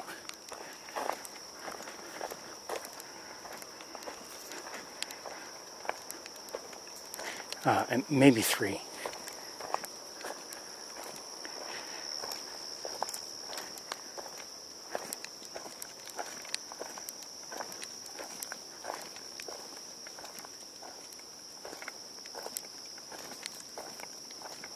I don't see them now. I heard them, and that's just heard them, you know, the noise they were making on the ground, and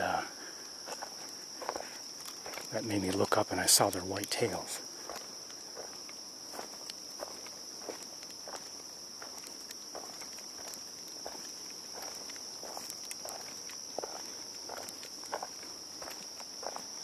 Haven't seen many deer, you know, here in the woods. You know, that may be partly a result of the fencing that's up in certain areas. It's not all fenced off, but certain areas are, and they have been for years.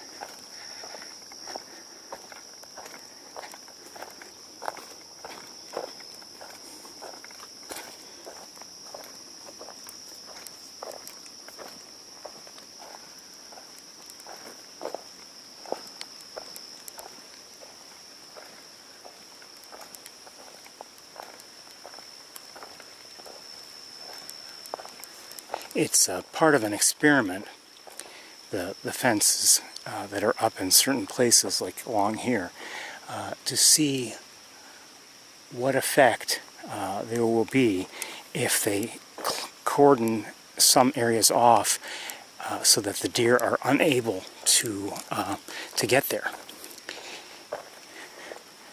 And because the deer do affect various things, and including, like, from what I understand, some of the vegetation, and they do other damage that actually affects some birds. Sounds like it's raining lightly. To this point, I'm feeling nothing. Well, I just heard a drop hit me, but I'm not really feeling anything. It's going to be interesting to see how, well, of course it's interesting every year, how leaf colors are going to play out as you know, as autumn approaches and passes. You know, are we going to have, what effect will the dry conditions have on everything? Who knows?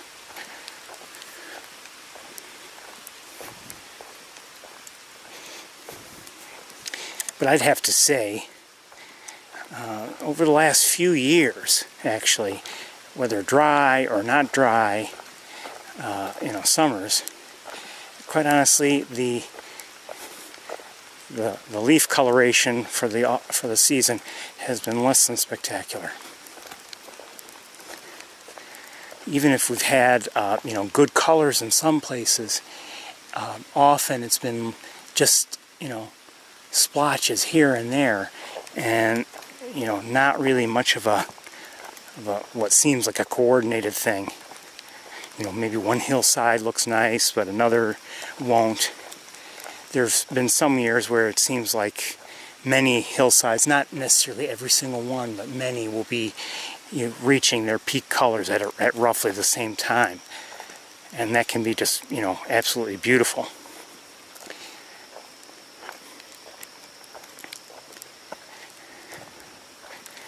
And as I've said before, here in Sapsucker Woods, depending on how things go and how the weather is too, it's not just how it was in the summer, but even just how it ends up being in autumn. You know, if things are essentially, you know, colored up and then eventually falling, and if things are coordinated, and if, a lot of ifs, and if, you know, the weather remains dry, for instance, during autumn, then, you know, there's a chance of lots of, you know, beautiful colors here at ground level, including even after the peak. And one of my favorite photos that I've ever taken, and I've talked about this before, is one I took on, I believe it was like the 30th, 29th or 30th of October one year. And we had just essentially passed the peak. And everything was, you know, one of those amber colors. And the leaves on the ground, there were still plenty of leaves in the trees, but they were all past their peak. And there was a thick coating of nice dry, you know, not yet mushed down leaves on the ground. And it was back at the intersection there that I took one of my favorite photos of just that look. And again, the trail, you couldn't see the mulch on the trail. It was all covered with leaves, and it was just beautiful. Those are frogs you're hearing.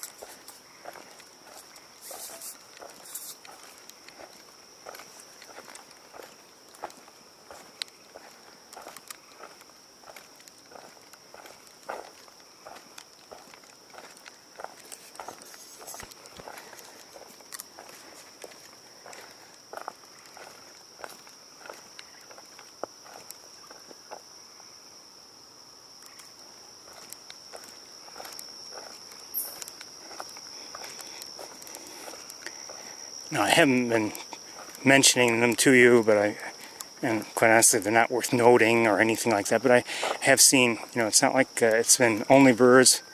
I have seen a frog or two, or heard a frog or two. I've seen a gray squirrel, a red squirrel, chipmunk. But here in the woods today, I'm not seeing a lot of activity by any of those rodents. And you know, there are times when we walk through the woods and we hear chipmunks constantly, or we might see gray squirrels. I'm not really seeing much. There's somebody rustling things over here somewhere. Just heard the motion. But anyway, like I said, there are times when we walk through the woods and we hear constant alert calls from the chipmunks. Not today.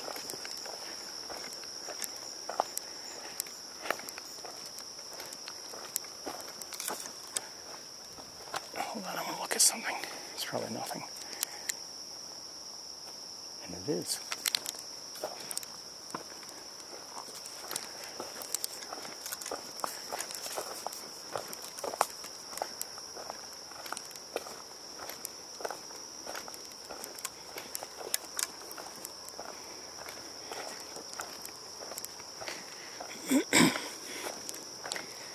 Really enjoyed our walk here last week, and I'm enjoying this one quite a bit too.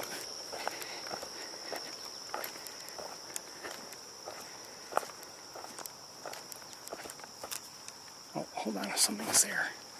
Just saw something here.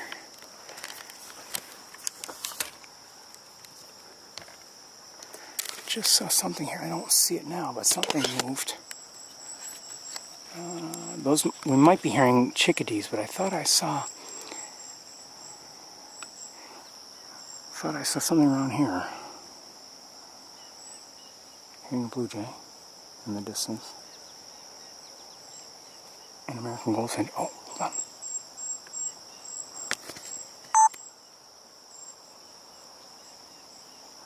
Is that a chipmunk? Yeah, it's a chipmunk. But I saw something was up here now. It could have been a chipmunk just jumping up. That's very possible. Leave me alone, bug.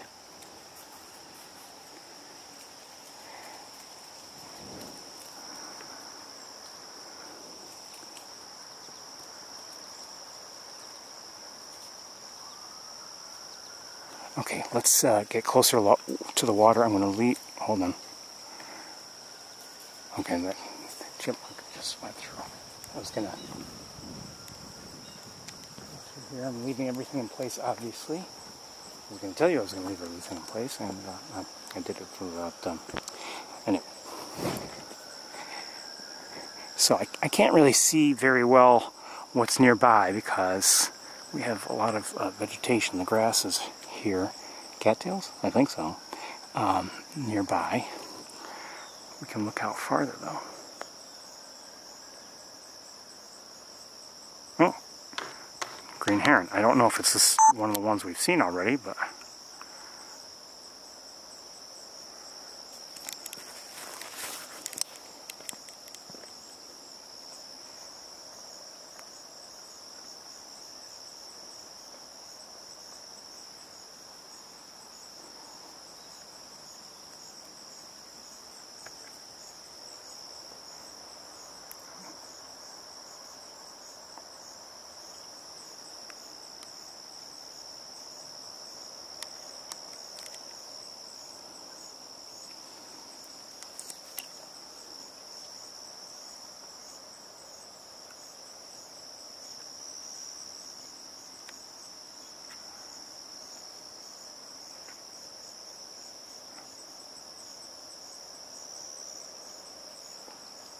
so while you're looking there at the green heron, I'm going to look around a bit.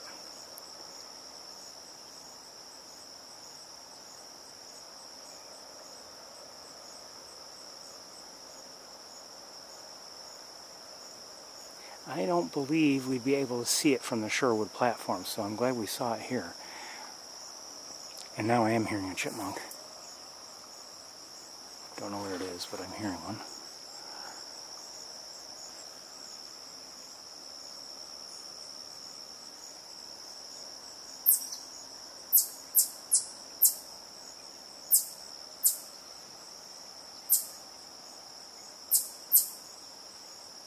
Right behind me somewhere. Could be the one that we saw already.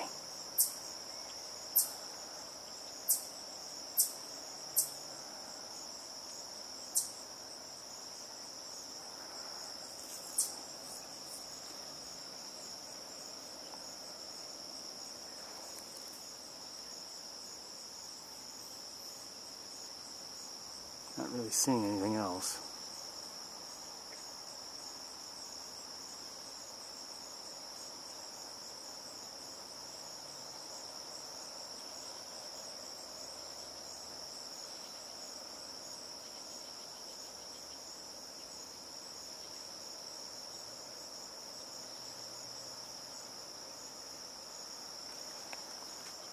So we won't be staying here too long. Again, if you're just joining us, this is the green heron, and has some fair amount of striping, so I'd say it's maybe a little bit young, or at least hasn't received its adult colors yet.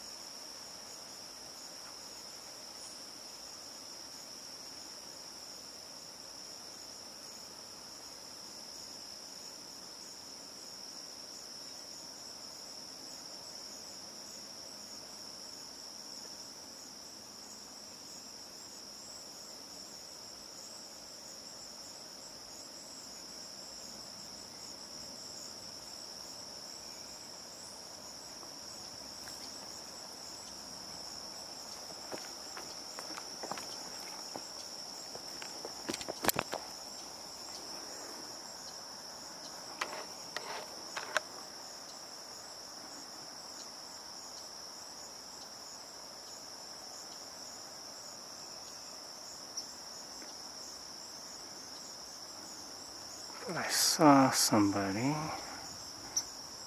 but I think that somebody's no longer there. And somebody's nearby. What am I hearing?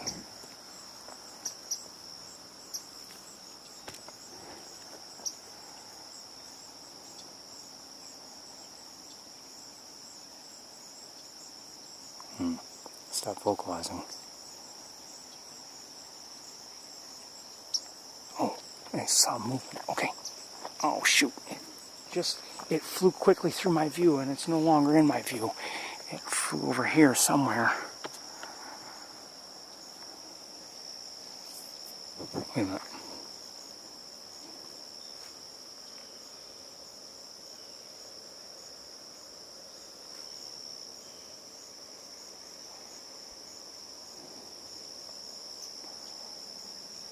Back to the green heron, if it's still there. It is.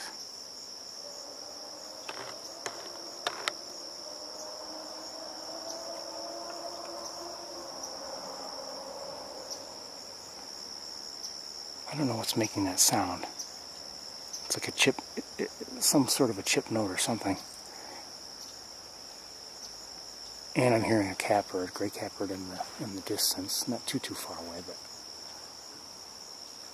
not right here certainly.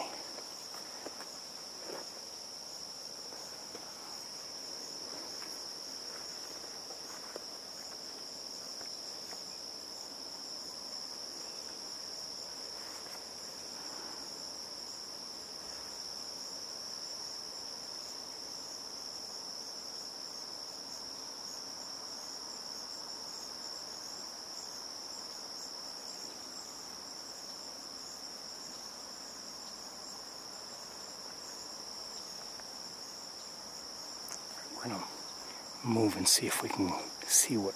There are two birds that are vocalizing, or at least two that were, only one right now.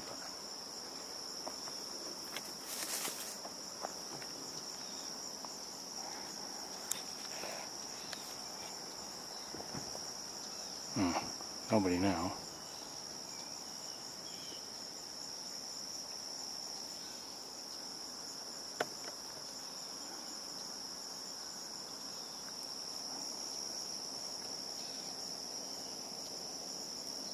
I'm not sure if they're catbirds that are vocalizing or something else.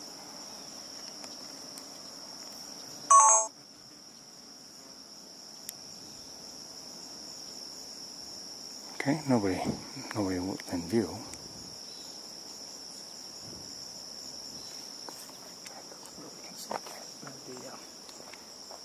The green heron, or at least where we could before. Still there.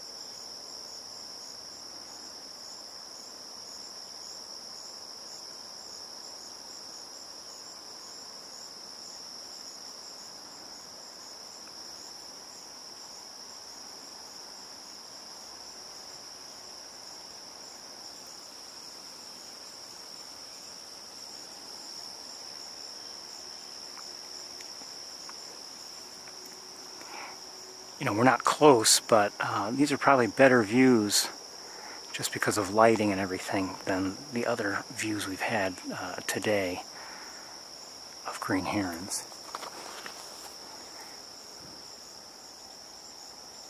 We'll get moving soon enough. It's just nice to watch a green heron. They're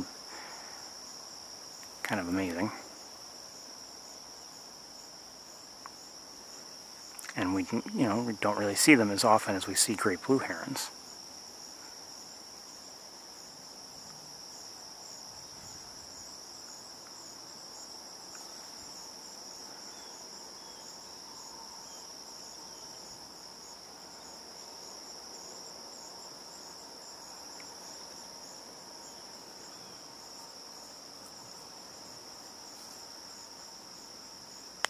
There's a great catbird near me on the ground. Oh, now back into the brush. All right, let's get moving and continue on. We'll head towards the shoreward platform, I think, and see if we can see things from there. I don't want to disturb the catbird. I don't see it. Oh, what am I hearing?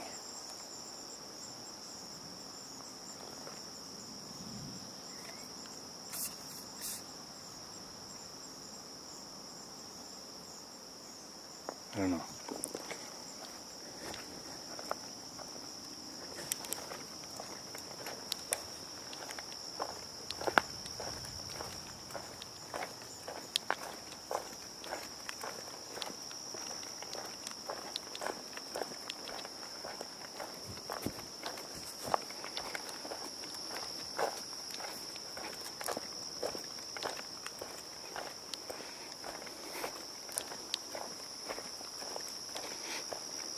For years walking in this little stretch here, not necessarily in the same exact location each time, but I often smell some kind of a fragrant herb. I don't know if it's thyme or what it is, but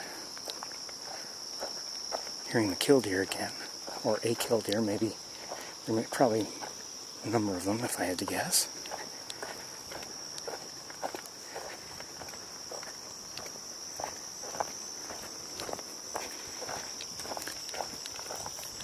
Sounds like we're hearing a belted kingfisher as well.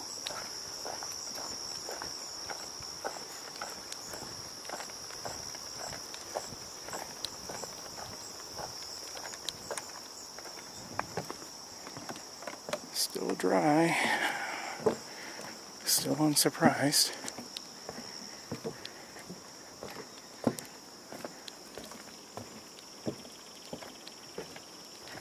Hear that rattle? That's the belted kingfisher. Oh, I see the deer. Or at least two deer.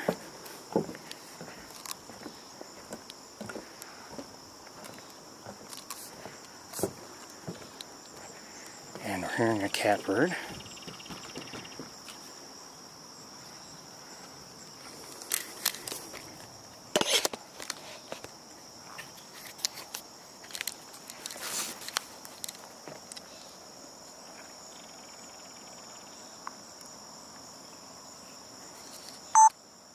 Three deer. Still see some spots, but they look like they're starting to fade. Hey, chew with your mouth closed.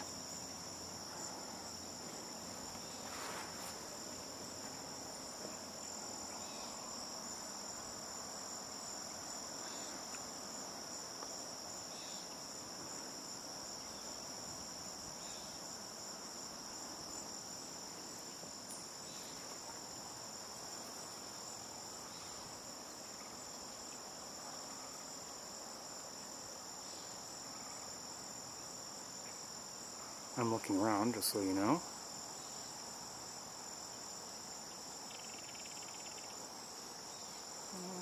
I don't know where. Don't know where that kingfisher might be.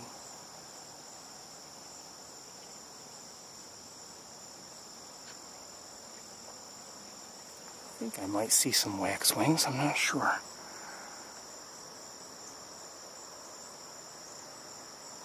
There they are. cedar waxwings. And there were more of them, but I'm just going to look at those two, and then we'll go back to the deer.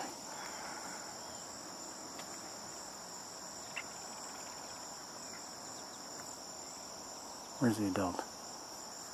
Where'd she go?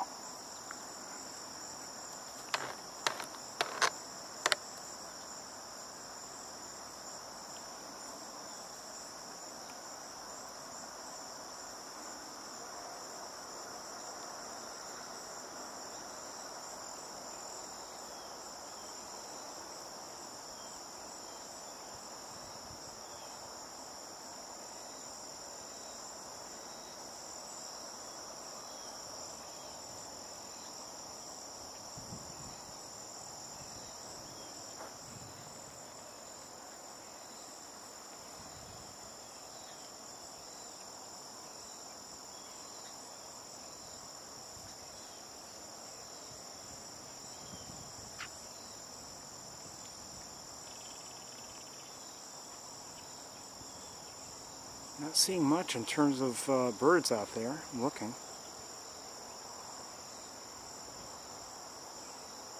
Oh, I do see a green heron. This might be good.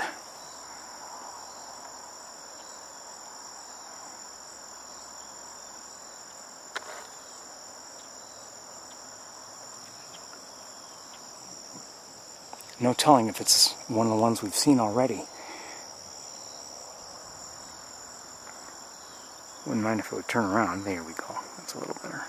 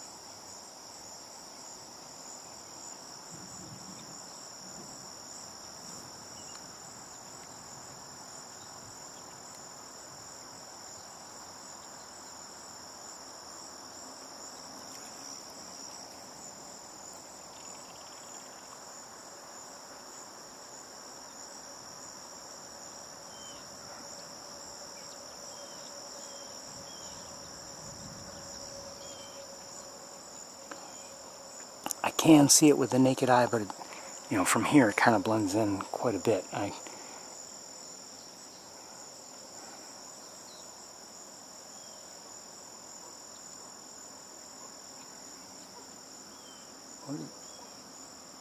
What is that?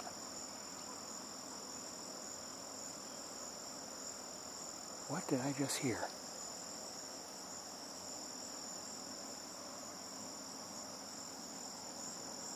Okay, it's no longer in sunshine.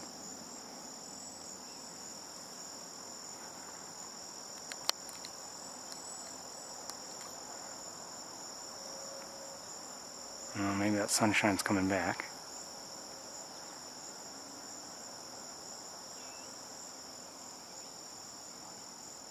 By the way, the deer no longer appear to be in view. No surprise.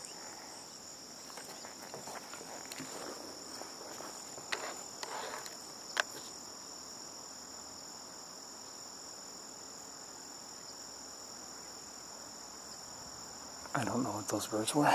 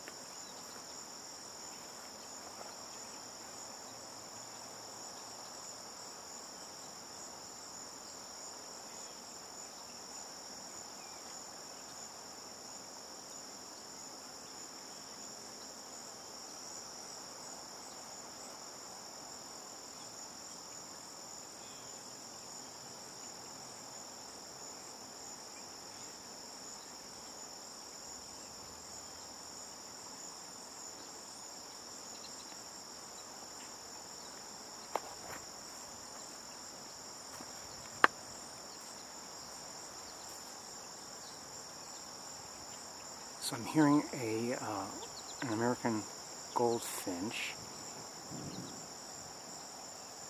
Did I just see some other movement elsewhere? I'm looking around with binoculars now, just so you know.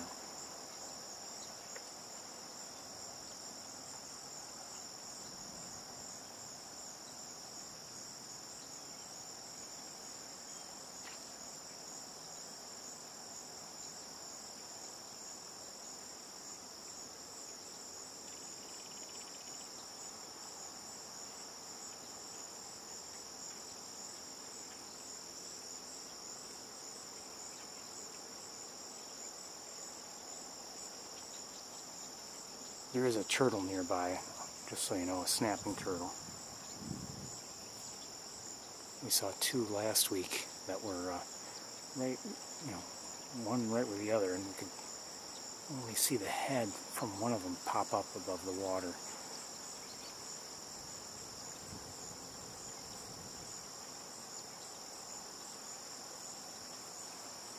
Get the turtle quickly.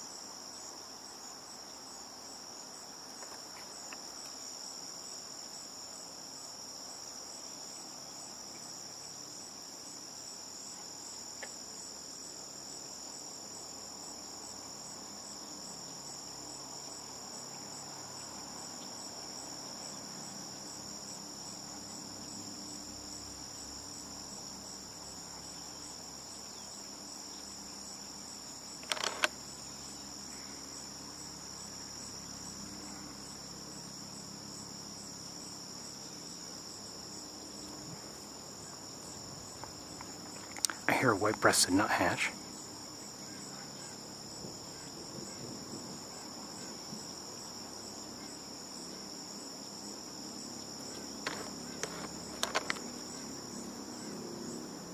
And a northern cardinal.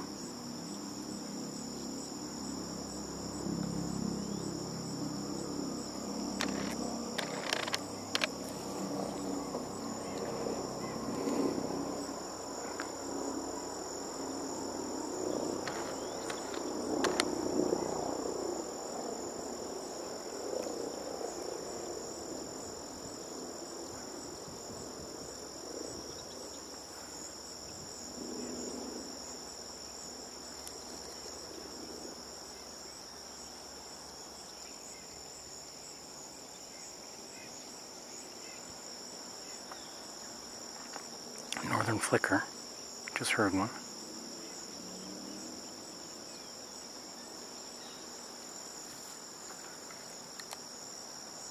Just caught some small fish, this green heron.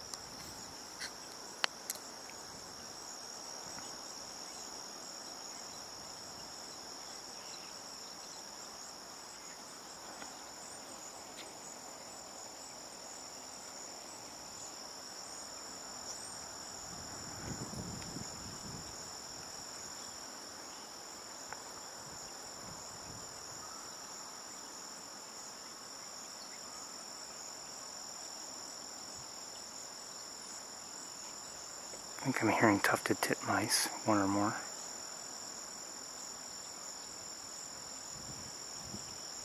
Definitely alert call.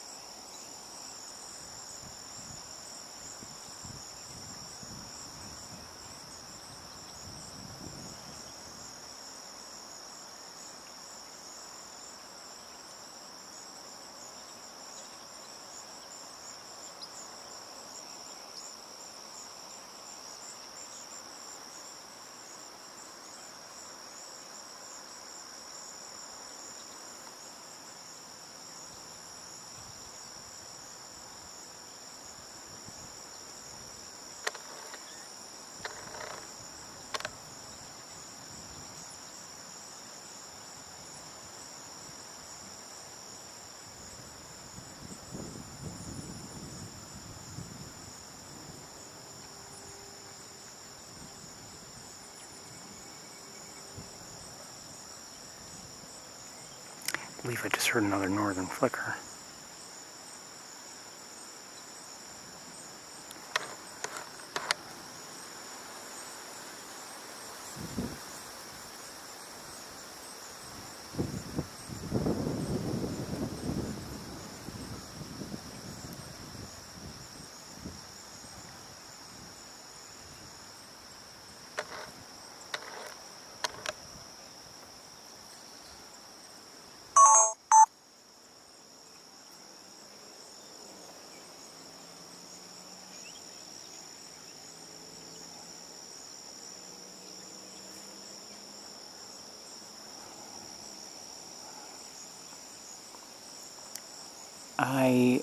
Just taking a look now with the naked eye, and I can't see the green heron. I don't know where it is. It's fairly well camouflaged from this perspective because of the lily pads. It just blends in. I wouldn't maybe call it camouflage, but it blends in nicely.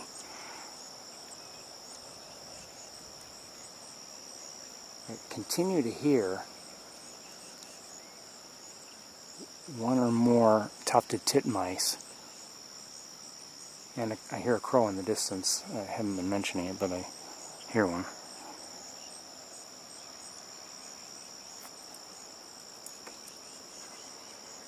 It's almost 7 o'clock. The turtle's still nearby. It's mostly keeping its head underwater, but every once in a while I look and it is just slowly but surely eating lily pads, smaller ones.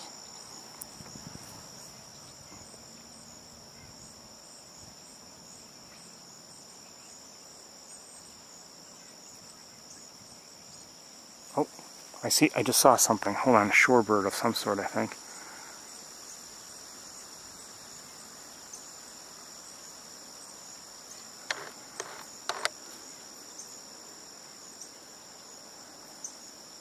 Solitary sandpiper? I think so.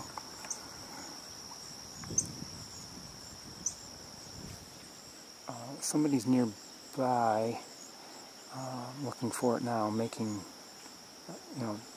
giving off a chip note.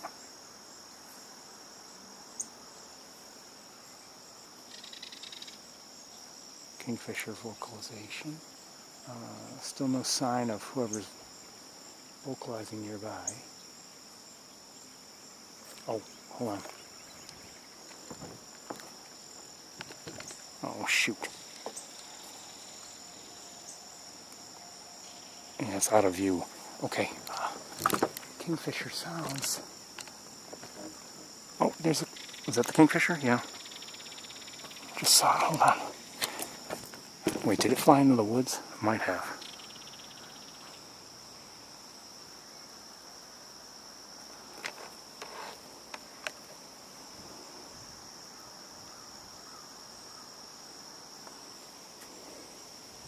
Okay, I don't know where it is. Let's go back, if we can find it, to the green. Oh, I see the green heron.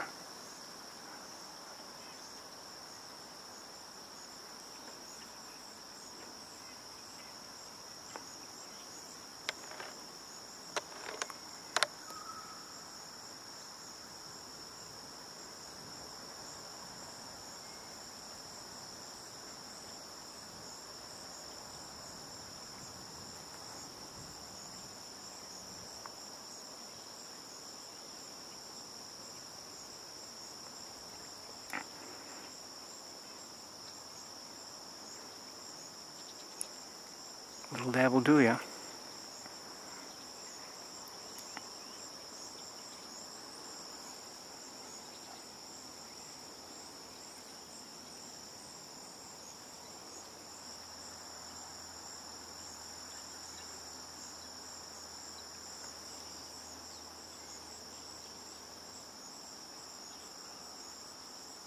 I think I hear a red-bellied woodpecker, but I'm not sure. Yes, red-bellied woodpecker.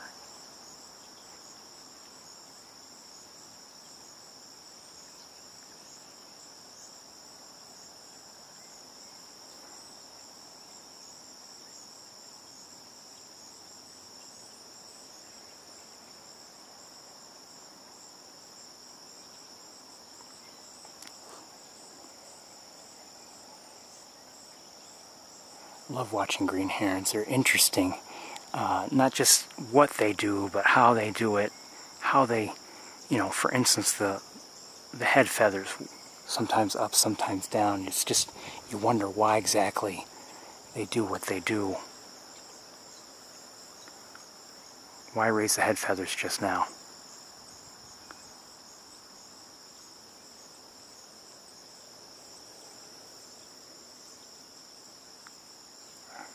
We had a good look at a juvenile last week. This appears to be a juvenile also. It could be the same one, but, further, just a week later in its feather development. I don't know, but the lighting now is a little bit easier to deal with. We had good looks last week, but this is, I'd say, overall easier to handle.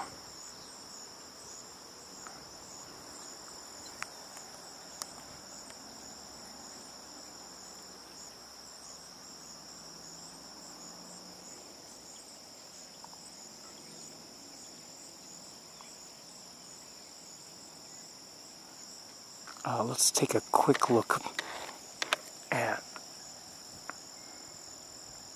there's a solitary sandpiper. Did I see another one or no?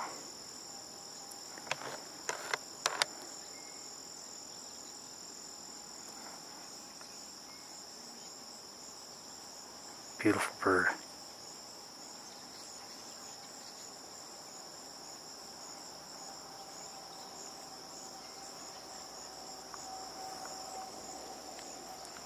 I'm going to look with binoculars, 1 second.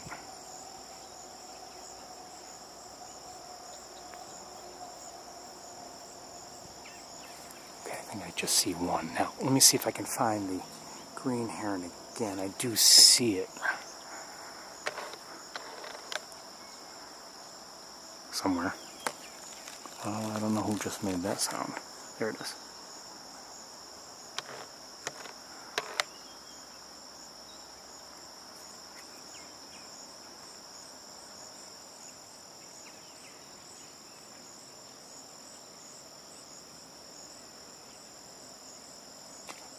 Something had a little bit of a song. I don't know I don't know who made that sound.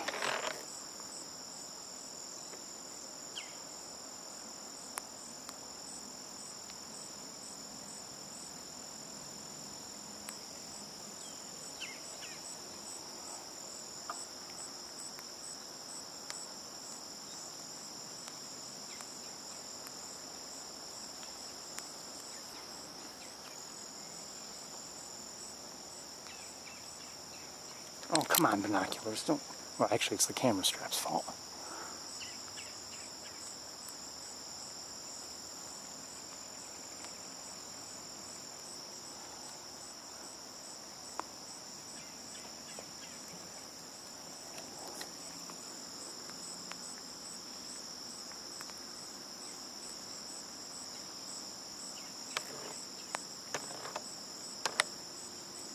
Must be taking a lily pad to go.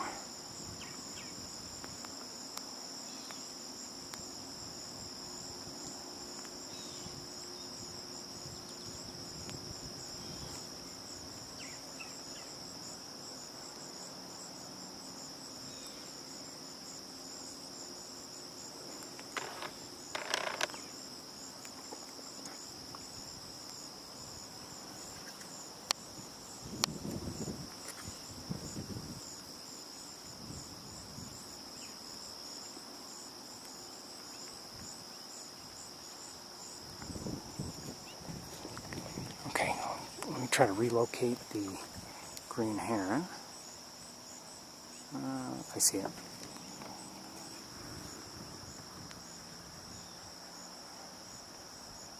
If you're bored, I apologize.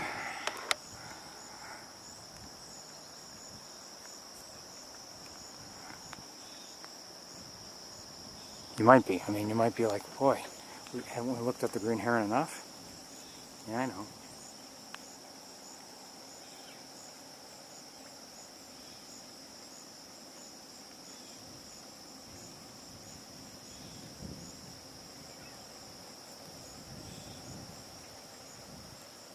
We'll get going soon enough.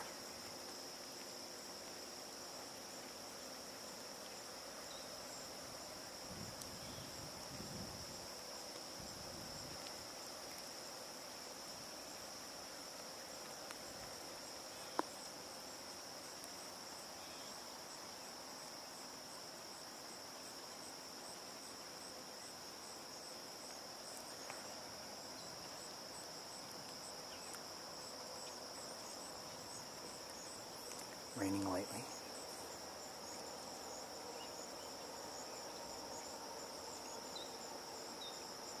Seeing an eastern painted turtle, I believe, moving around.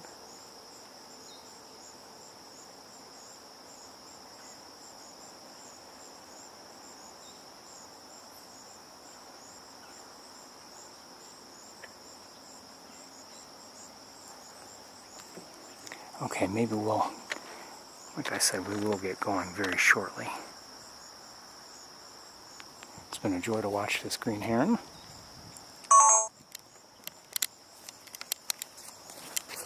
Let's get going.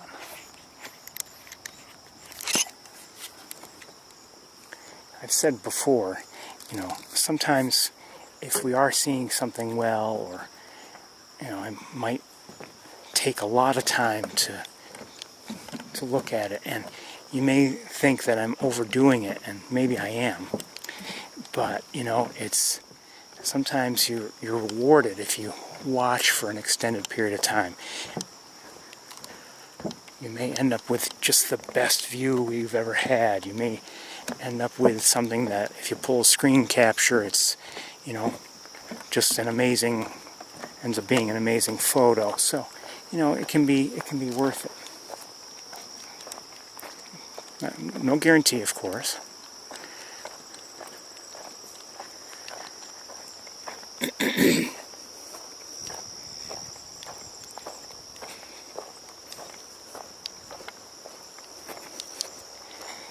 You know, I typically during a tour I record various things. Don't record everything. And quite honestly, I wouldn't want to record everything. I have, you know, I could, I guess, set things up so that I would record the entire tour, and I've done that once or twice, and I find that, you know, for me and just the time I have to look at such things, I don't have enough time to go through it all. And maybe what I should do is I could record and, you know, just know that I have everything, and if I happen to remember something I want to look at, I can go back and look at it. But there's, you could say I have a certain workflow I like to follow.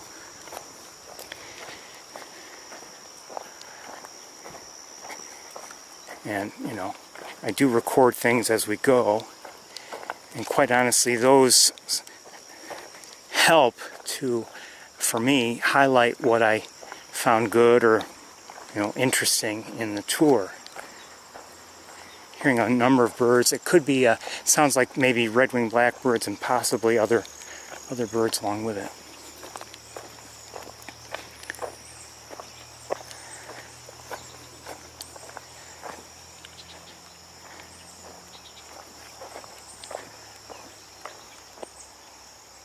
And I think I'm hearing black-capped chickadees. And I may have just heard tufted titmouse also. Hold on, what's that? I think I just saw a blue jay, but hold on. See a robin up in that tree up there. Let's keep going.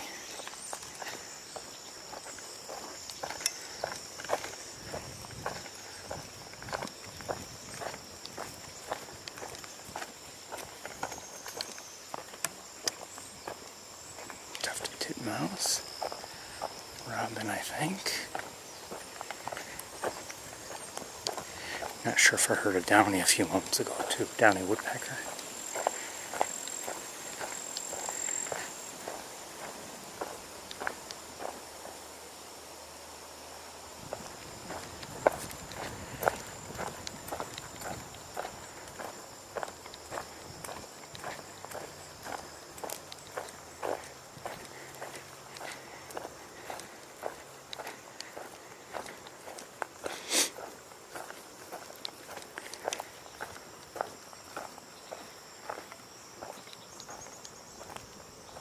I think I did just hear a downy again.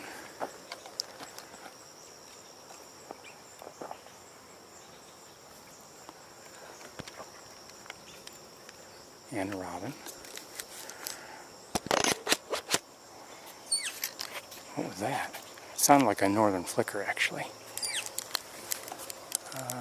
Where is it, is the question. It's nearby.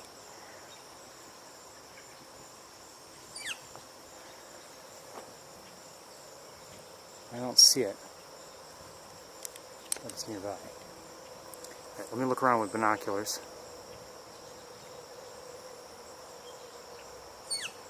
Am I hearing a robin alert call? Maybe.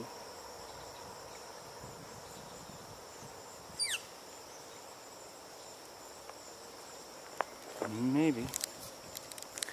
I don't know where the northern flicker is, but anyway, I'm not seeing much going on here right now. I'll have to have a look at the flicker.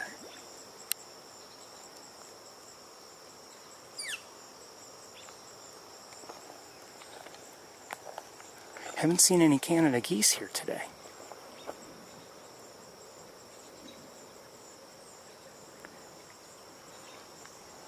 Okay, I don't know where the flicker is, and it's quieted down for the moment anyway. Alright, let's keep going.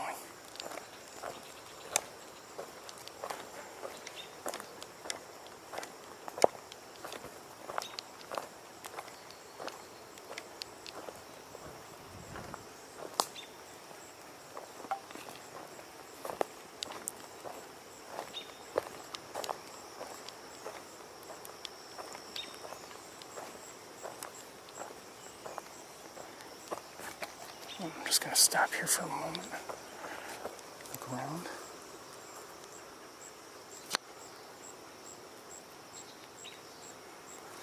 The great blue heron is, there are people over there by the stork statue, and they most likely cannot yet, anyway, see the great blue heron. They're over here.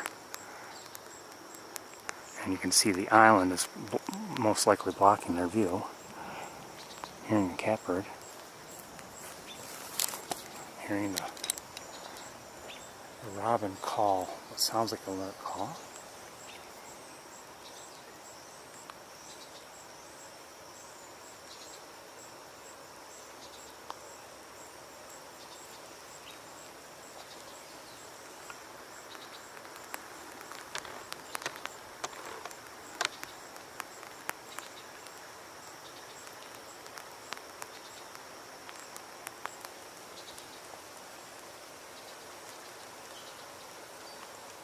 we'll keep going. I don't know how well you're seeing that, just because of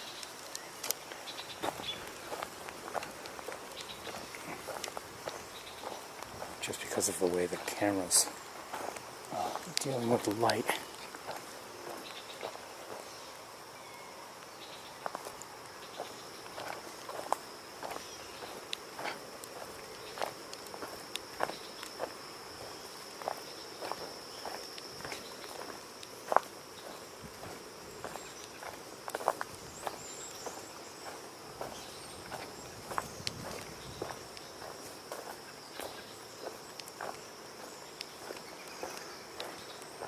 A few robins around.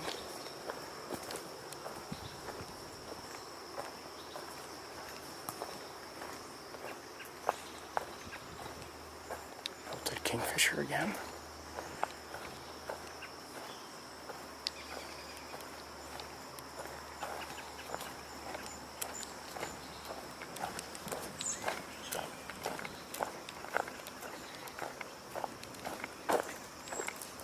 I think what we'll do is more than likely not go back to the water. We'll head to the campus, I think, to look around.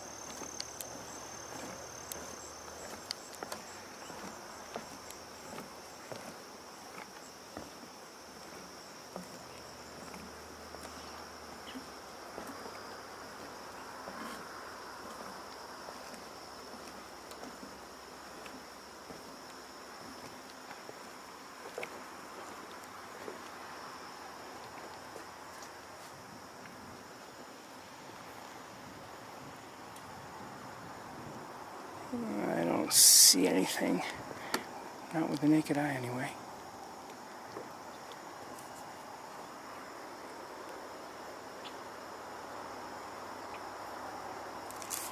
I'll take a quick look with binoculars. As I had noted just a little while ago, a green heron can blend in.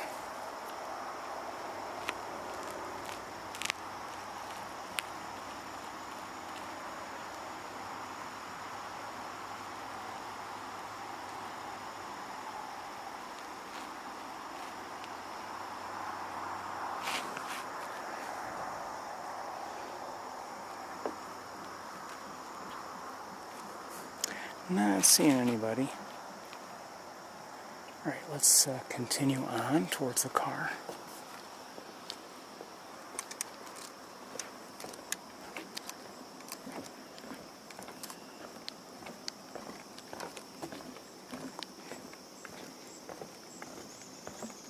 Just heard a Downey Woodpecker.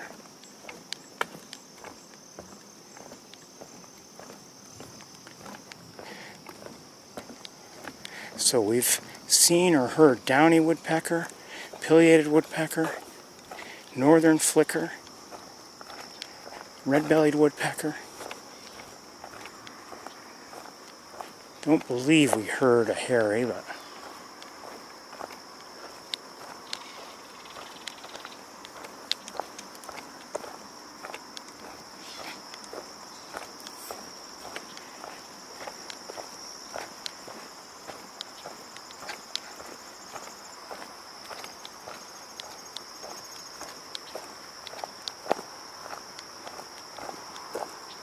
seen green herons, great blue heron,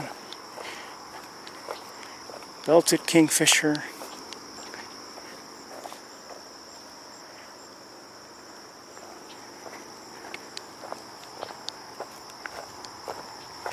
wood duck, song sparrow, red-winged blackbird, common grackle,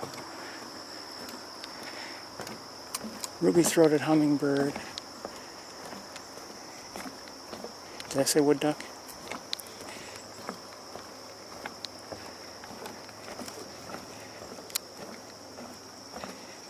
Black-capped chickadee, white-breasted nuthatch, tufted titmouse, American crow, mourning dove. There's one over there.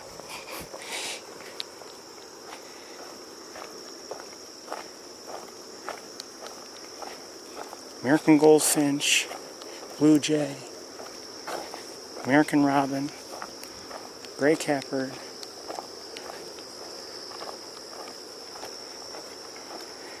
that other little bird near the feeding garden, or in the feeding garden, I don't know what that was.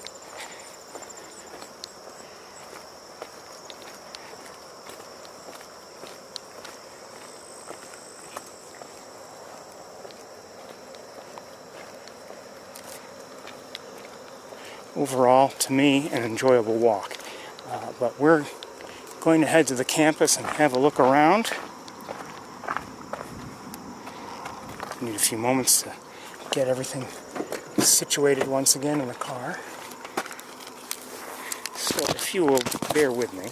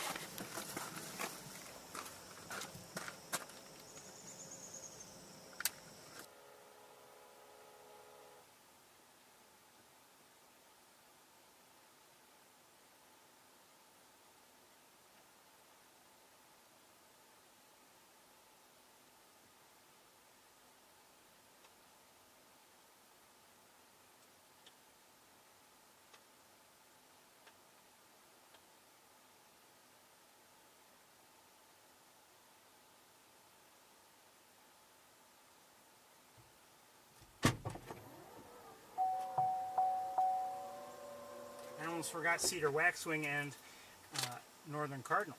So saw or heard those too.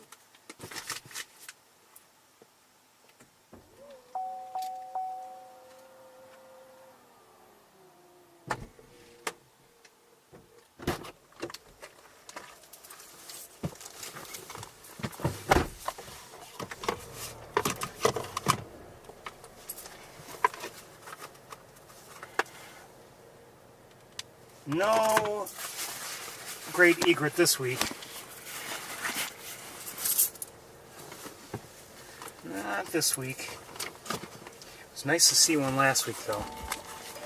Oh, uh-oh. Hold on. Tricky bird. Here comes RC has a suggestion, or hold on, I'm just loading it up. Come on.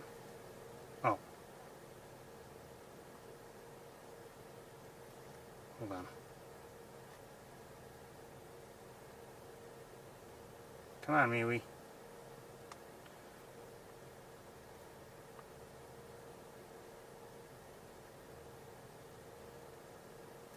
The tricky bird near the feeding garden earlier is one of the warblers in immature or non-breeding plumage. My bestest guess would be bay-breasted. I don't know, it didn't look like that. Now maybe an immature plumage. I'll have to look later. Now's not a good time, but I'll have to look later. I have my doubts, quite honestly. But what do I know?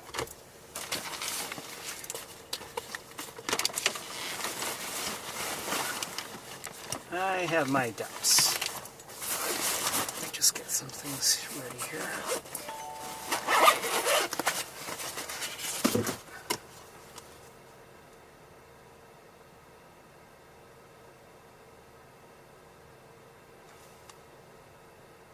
Oh, well.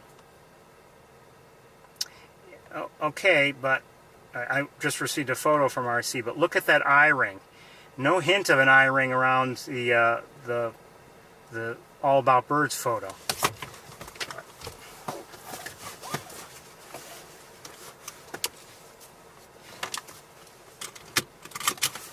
I noticed the eye ring when we were there looking at it.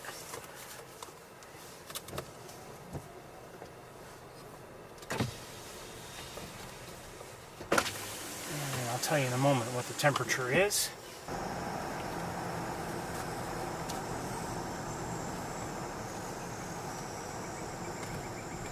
Hearing a cardinal sing right now.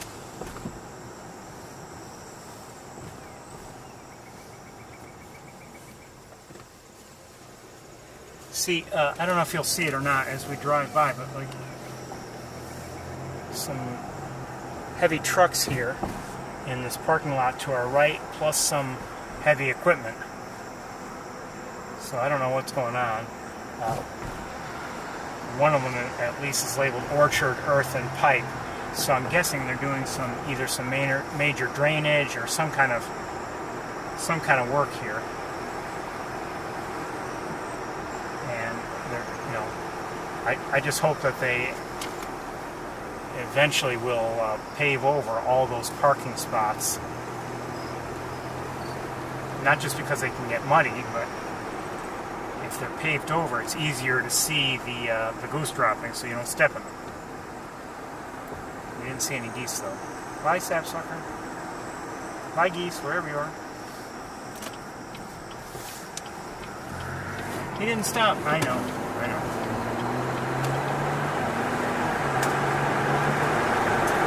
I don't know if I'd even call that a rolling stop.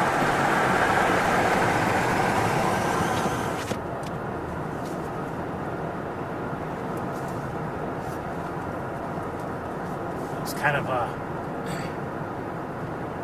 maybe more of a reduction in speed at the intersection, but I saw that there was we should go.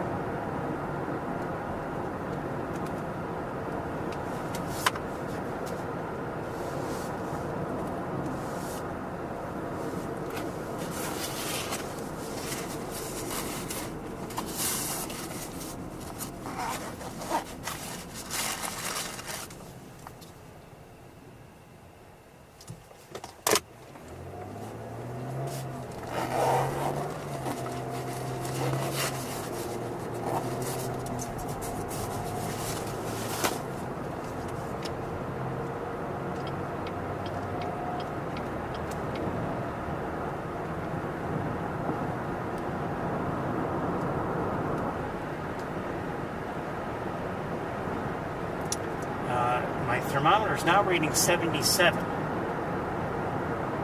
And in the distance, towards the hills, I mean, it looks like there may be rain falling there. We saw a little bit at Sapsucker, but nothing to really bother us. Did get a few drops on my binocular lenses, but no big deal.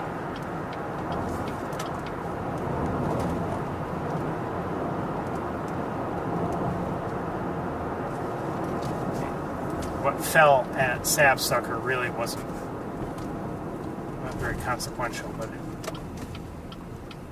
there's a mourning dove on the wires here.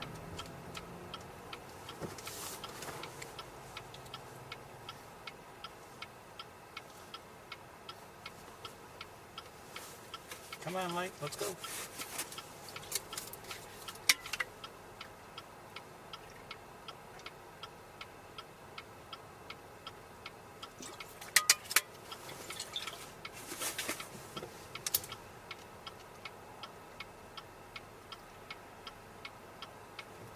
Come on, Light, let's go.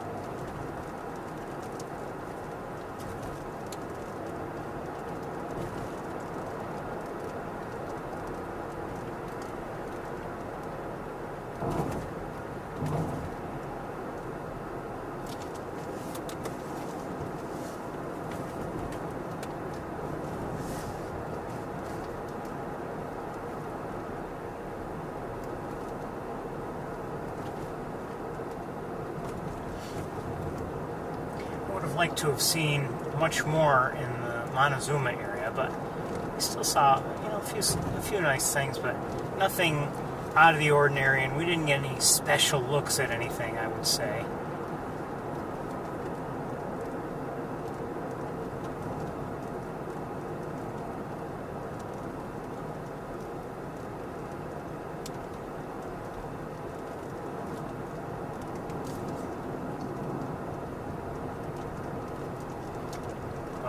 I enjoyed sapsucker just now, and you know, we saw some nice varieties, and had some, I thought, some nice looks at the green herons.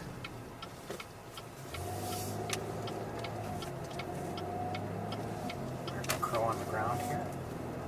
You know something? Just seeing that crow just now. Now I didn't see it up close. That bill looked a little bit more narrow, and just the way it was shaped looked a little different from those two birds we were looking at in Montezuma. So I'm still wondering. I didn't look anything up or anything while I was... and you know, there have been times when I've seen you know, a bird and I've wondered, is that a crow or a raven? And then when I get a chance, you know, I'll look up a raven, and immediately I'd be like, oh, no way. There's definitely not. I definitely did not see a raven. You know, the bill wasn't nearly as heavy as the photo. You know, the bill in the photo I'm seeing now, and you know, I kind of have my doubts as to those two birds we saw earlier. Were they ravens or not?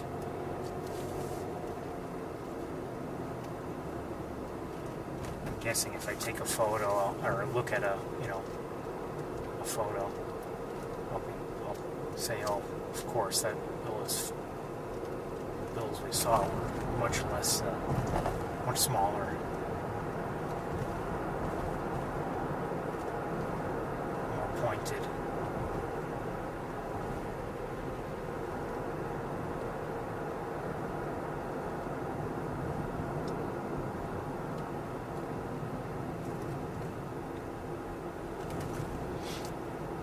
$75. A little bit of rain has fallen, not much, but it's enough to kind of sort of wet the roads.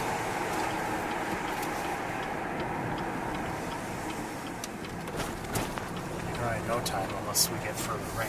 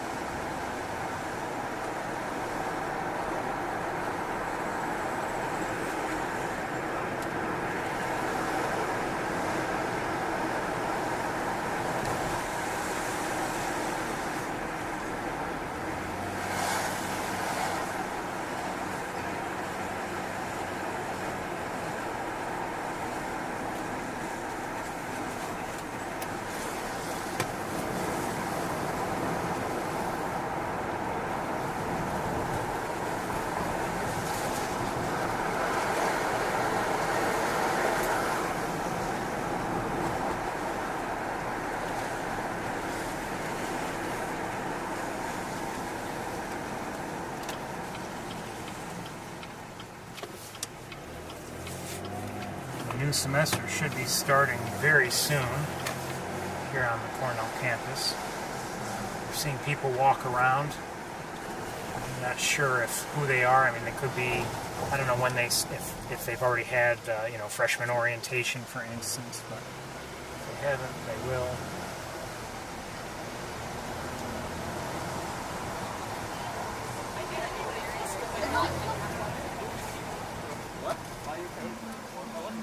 By the way, this road opened back up,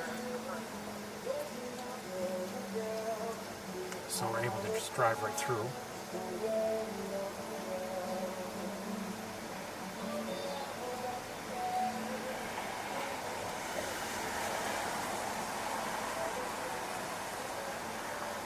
I did drive through it after the tour last week.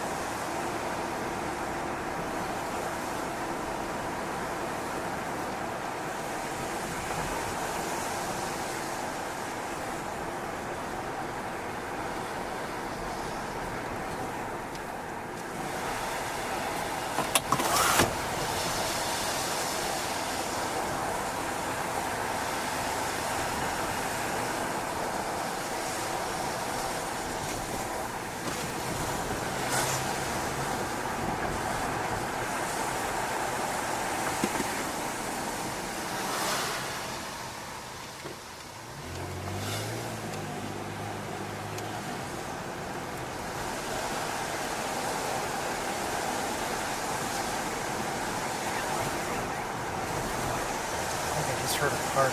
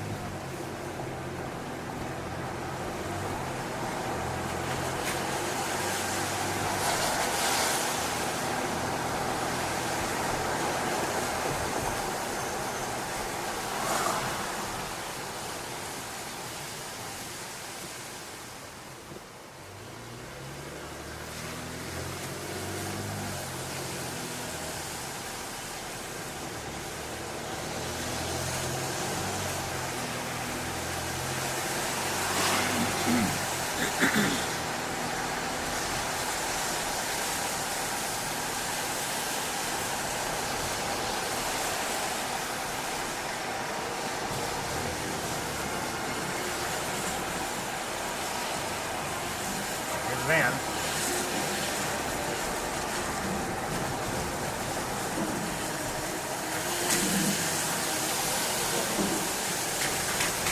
And we can't go in this parking lot apparently for new student convocation, so close for that.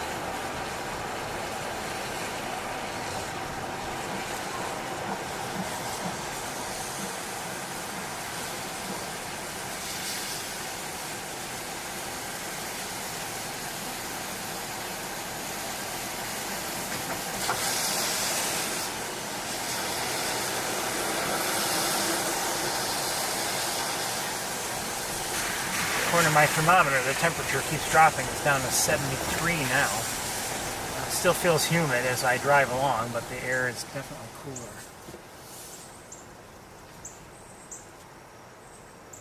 Sounds like a cardinal's chip note.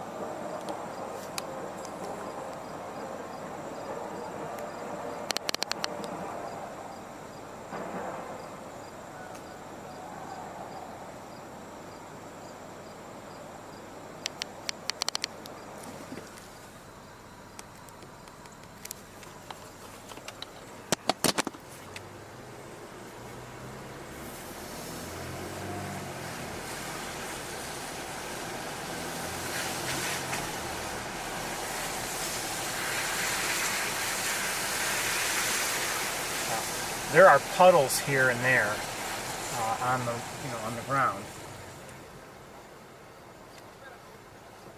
Just heard an American goldfinch, and you may say, okay, so what? Well, if there are puddles, and depending on when those puddles were formed, if they were all just formed in the last hour, then it could be they had a nice shower here, rain shower here on the campus. Okay, so, well, it could be that our hawks are just, now tending to their feathers and drying out and everything, all that, so who knows?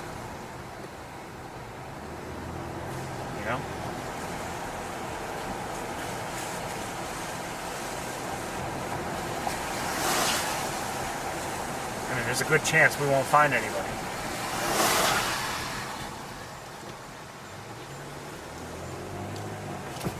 But we will. Okay, I just found somebody. I don't know who it is.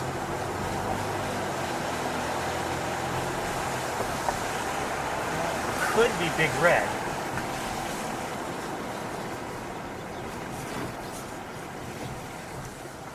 That's what I'm thinking.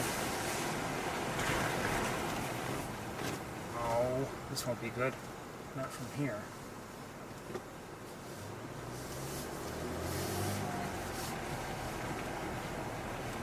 It's getting worse. Oh, yes? Oh, that's fourth time today. She went to the ground. Okay. That's the fourth time today that this thing, the voice-activated thing... Hold on.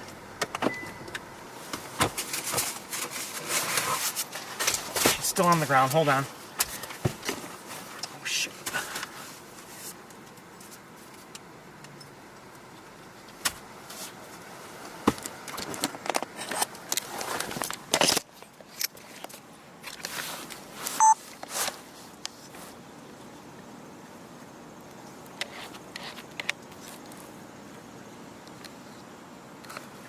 I think she may have gotten something.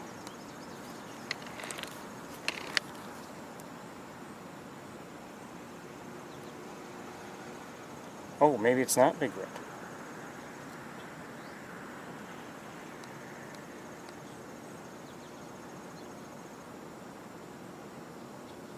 I did see a red tail. I don't know who this is.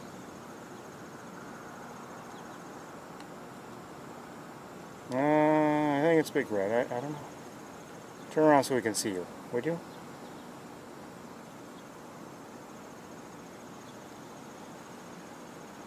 Looks like Big Red. Maybe she didn't get anything though. She definitely went after something.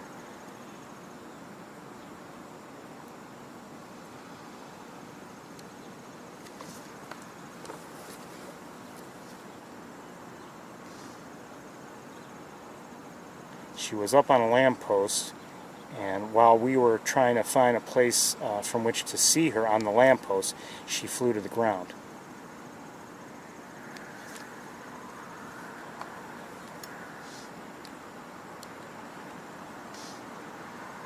Good to see.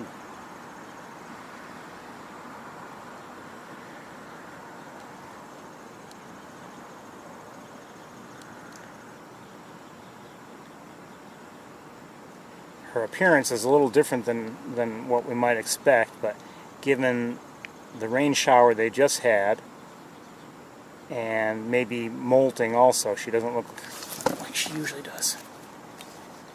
Okay, where'd she go? Okay, hold on.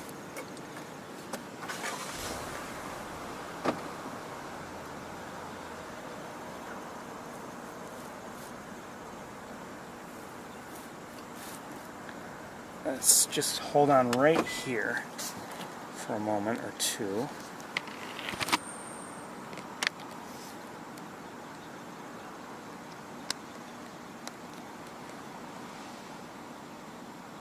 Is it big red?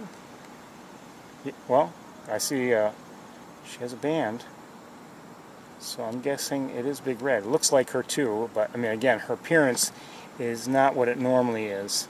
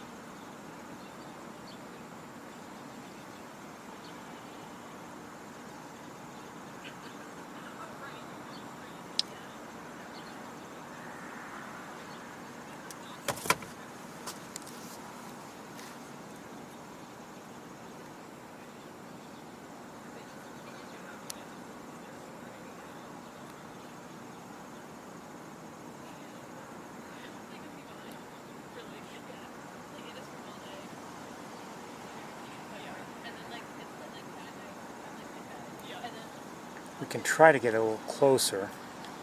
I don't believe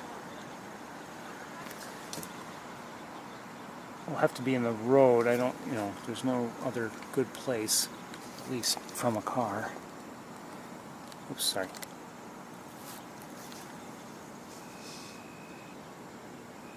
She looks like she's about to take off, I think.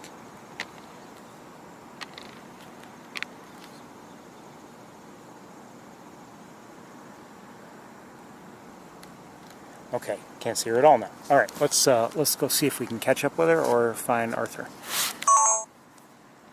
Oh, what am I doing? Okay, 1 second. Right now we're with a one camera setup essentially, or one camera, overall setup. So we have to do things a little differently. It's different from what we were doing at Montezuma, but hold on 1 second.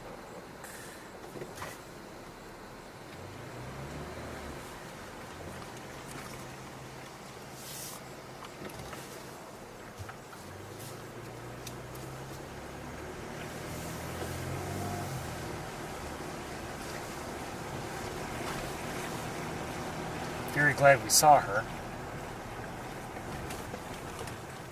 Then again, isn't that always the truth? Isn't that always the case when we see her?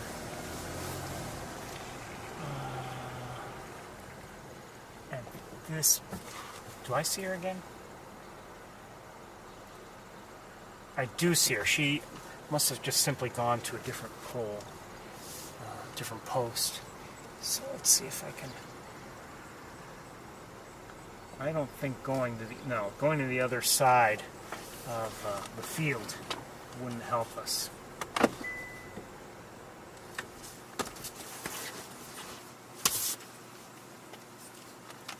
1 second.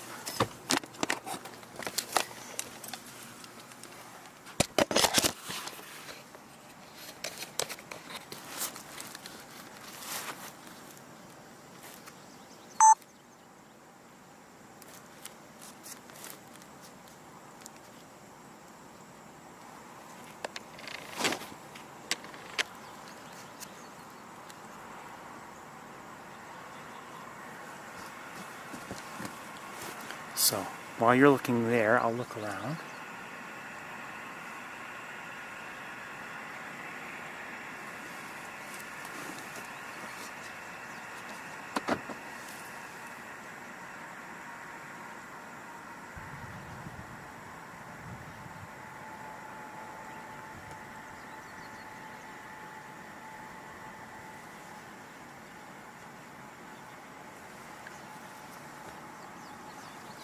So if we were to go around and look up from Route 366, that's the road on the other side of this field, I don't believe we'd be able to see her. The ground itself would be in the way, if I'm not mistaken.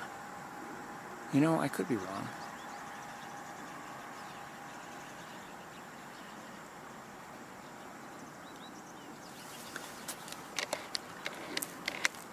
And she just went. I still see her, but she's still in flight.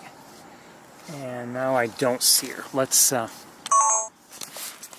things back in the car, and we'll see if we can catch up with her.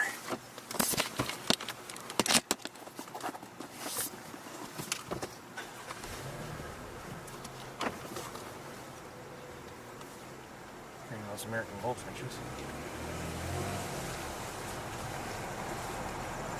So I don't know where she is at this moment.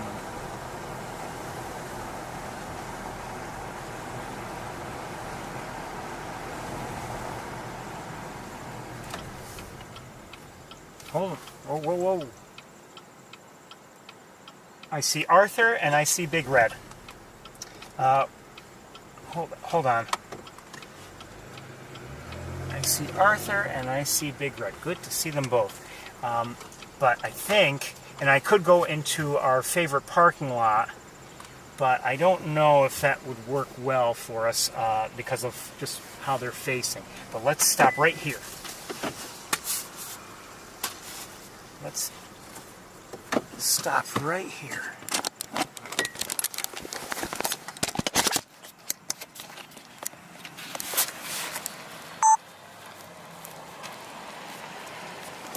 There's Arthur, and Big Red is right here.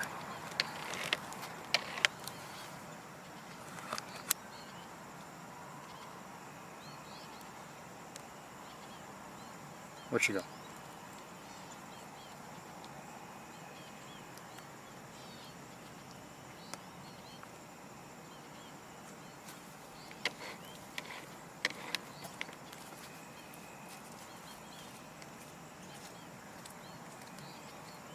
Good to see them both.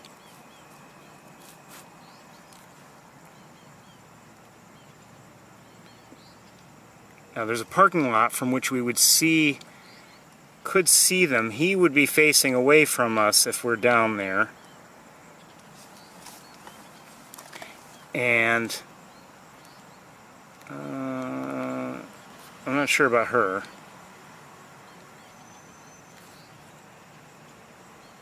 I'll lighten things up a bit. She'd be facing us, kinda.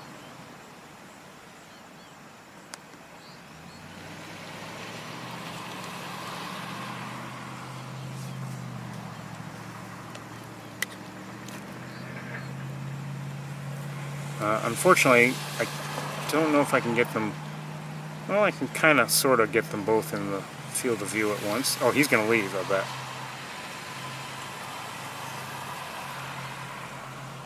Maybe not.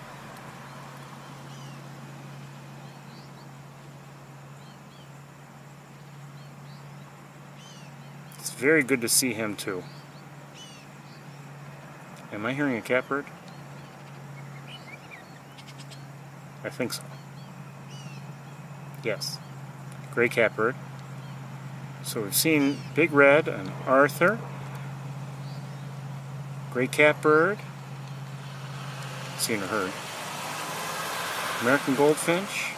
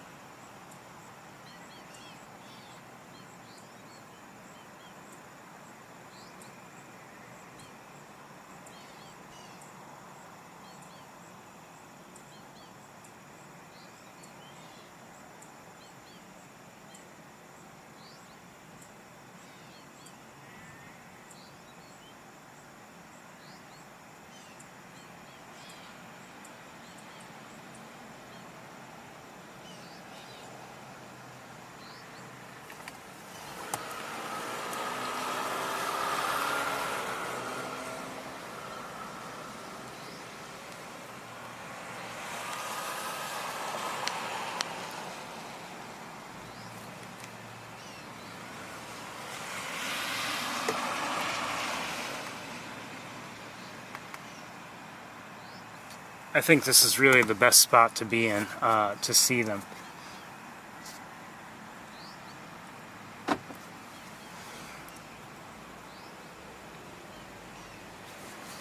Will they be there in this tree much longer? I don't know. He kind of looks like he's sort of stirring. She just flew up there a few moments ago.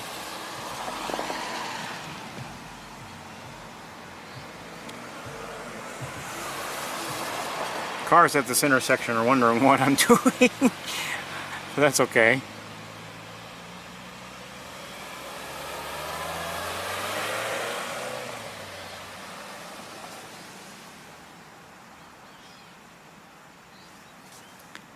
So like I said, we could drive down there and go into that parking lot for the synchrotron. I think it's the W lot. But there'll be, I think, largely he would definitely be facing away from us down there, and I believe she would be as well, kind of. Well, I don't know. Maybe not. No, we'd probably be able to see her okay. But we're seeing her okay now, I guess, so we'll stay right here.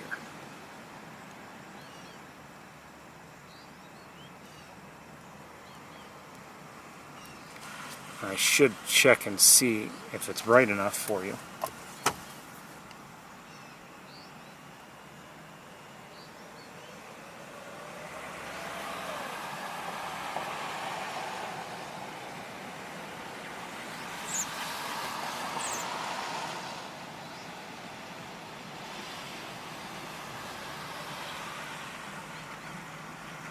I think it is.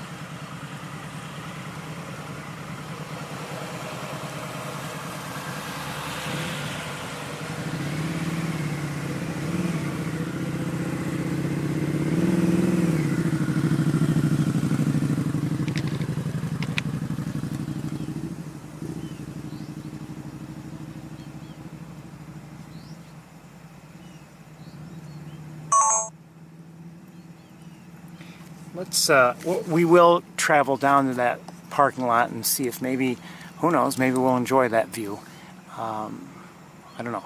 So anyway, let's do that, and that'll get us out of this intersection. Oops. We will travel down to that parking lot and see if maybe we'll enjoy that. Why all of a sudden? I swear it's so inconsistent.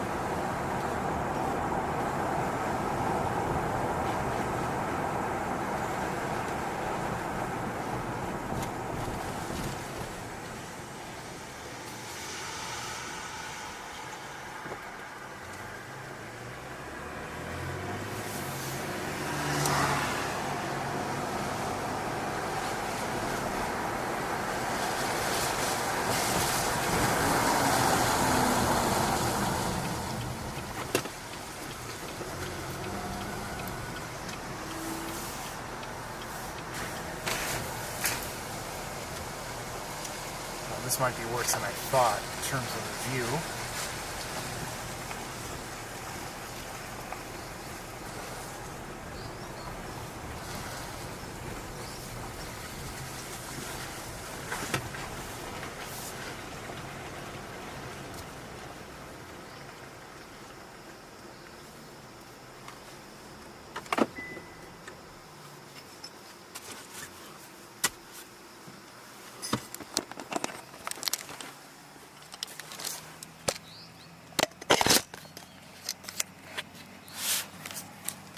I don't know. We'll see.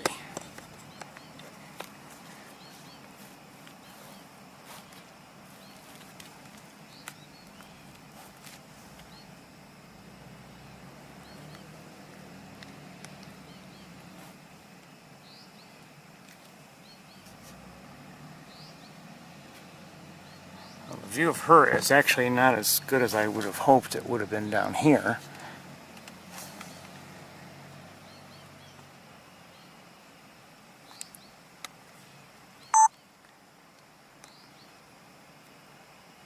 But we'll take it.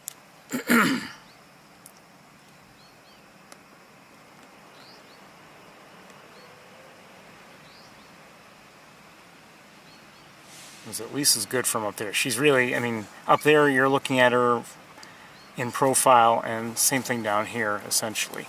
And he, as expected, has his back to us.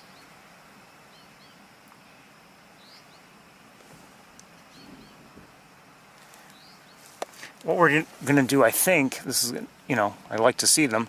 Let's continue looking around. Maybe we'll find L2 out there somewhere.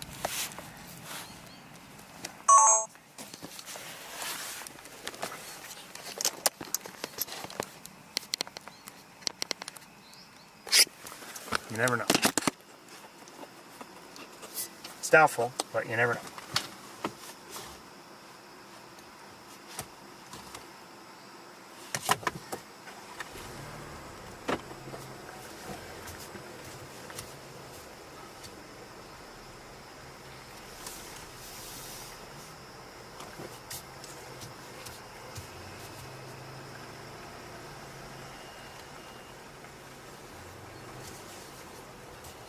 Hi, Big Red. Hi, Arthur.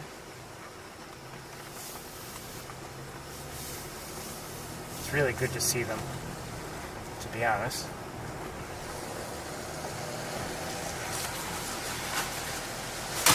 You know, last week we finished that sapsucker because we just had seen, you know, so much there that we ended up staying a little too long there. You know, I'm going to take it right here.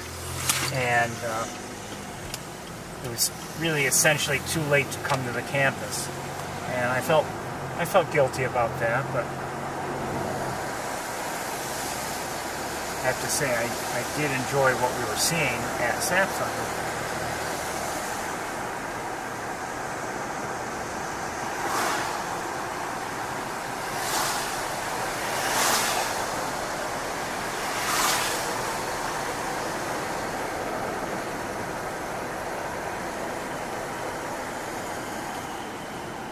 I don't know if anyone has been seeing L2 lately or not.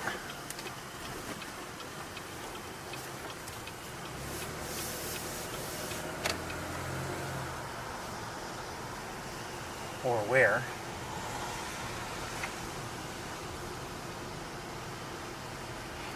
In terms of the hawks in my own neighborhood,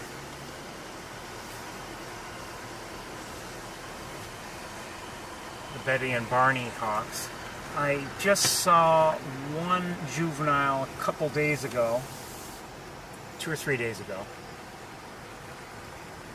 and but there's a lot less of the food bag calling. I'm not hearing that as much anymore, but I'm hearing it every once in a while.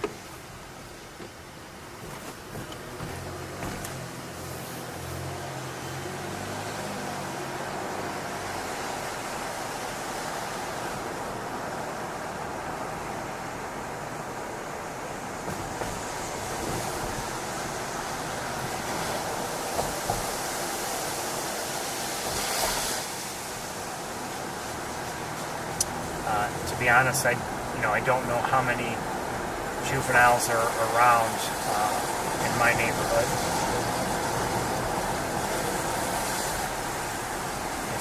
If I still have 3, or I don't know, 3 had been raised in the nest and all fledged, but I don't know how many may still be around. And I have to say, as much as I could watch them, I did watch them, and I enjoyed that too. and I enjoy even that occasion when I, started up the stream and shared them one evening. It was nice to be able to do that.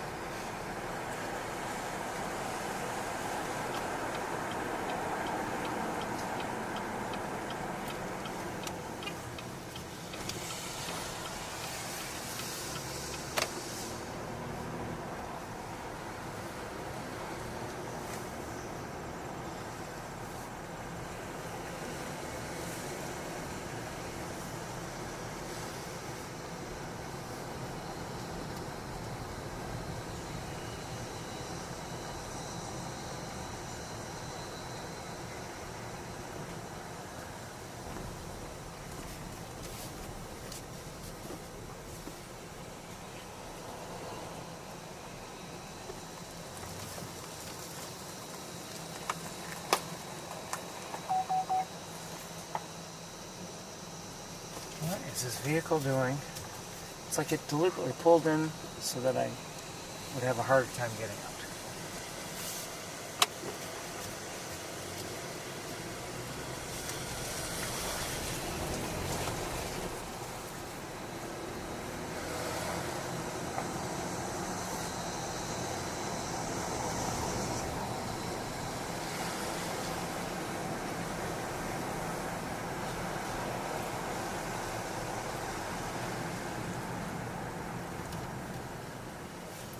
It's getting dark, obviously, so we have very little time, and we have to hope for a great deal of luck in order to find anything. But like I said, I'm happy to have seen Big Red and Arthur.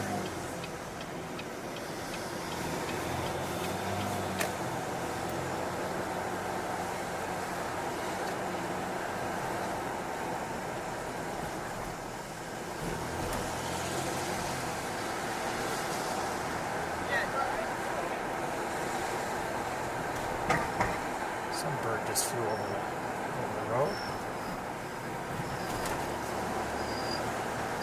Another, the other way.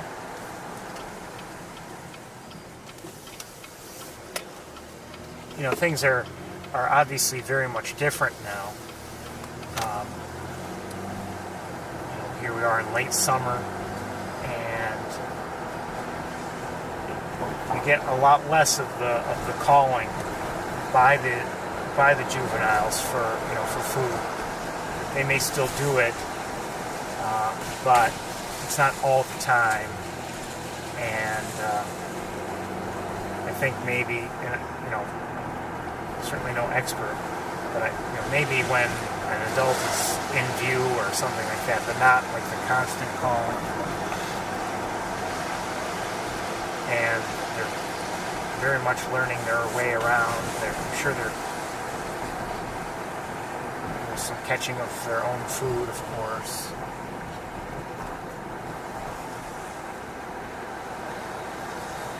It's all part of the cycle.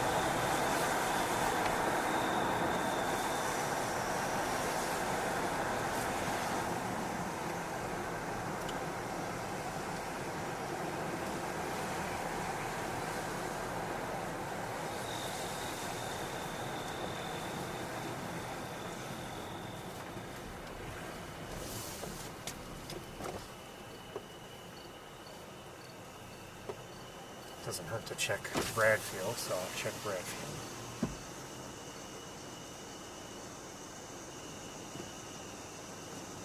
I'm doubtful, but you never know. Nobody home. Nobody home.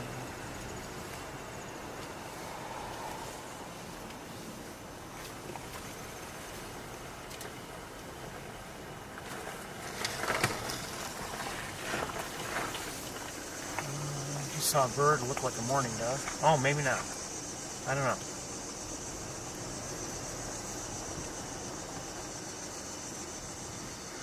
I don't know.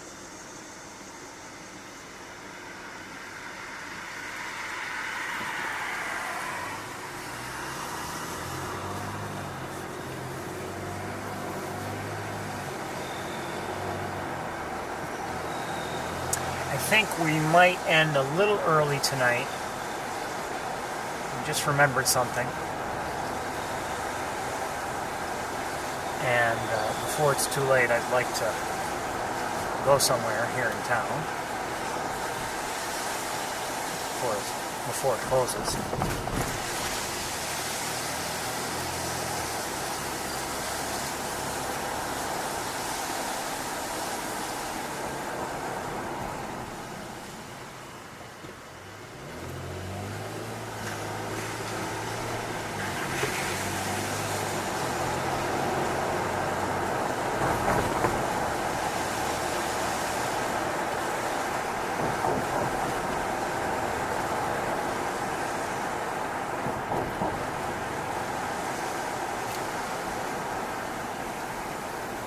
I just want to check one or two other areas. It's getting dark, so it's obviously very difficult to find anybody now.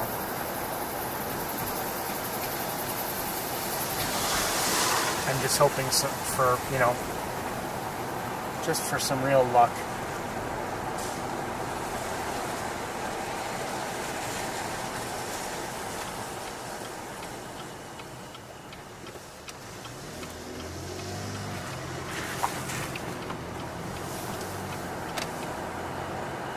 Bit of lightning in the air.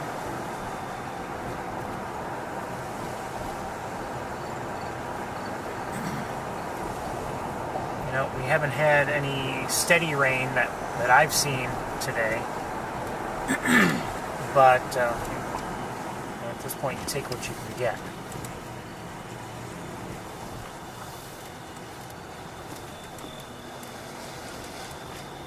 I think I'm going to call it a day.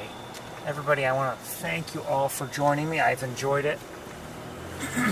Especially enjoyed Sapsucker, and I enjoyed seeing Big Red and Arthur, of course. But we're out of light, we're out of time.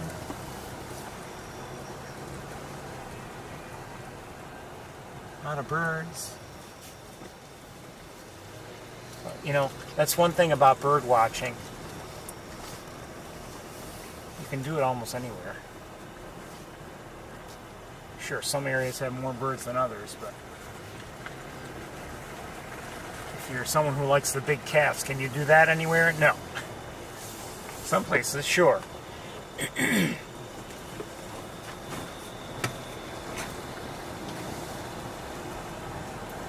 you like elephants and baboons, can you see them anywhere? No. There are birds just about everywhere, thankfully. And it's always a pleasure to share at least a few of them with you. It's time for me to head home. Everyone, I want to wish you all very well.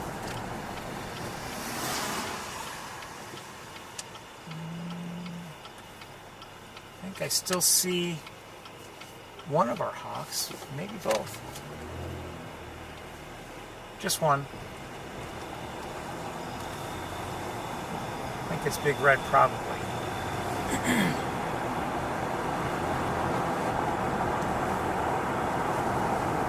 I've got a little bit of a frog in my throat at the moment. And I think I'm going to call it a night. So, again, I want to wish you all well. We'll see you next time, everybody.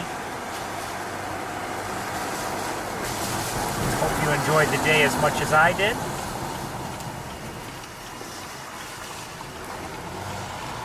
And I hope you'll enjoy these last days of August. And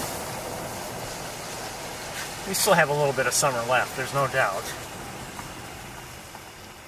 One hawk up there. I think that is Big Red, but I'm not sure.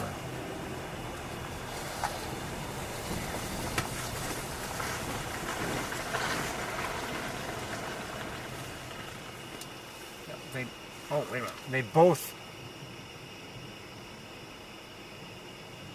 You know, it might be Arthur. I don't know. Well, anyway, they both moved. So, and it's time for me to head home. Everyone, take care. We'll see you next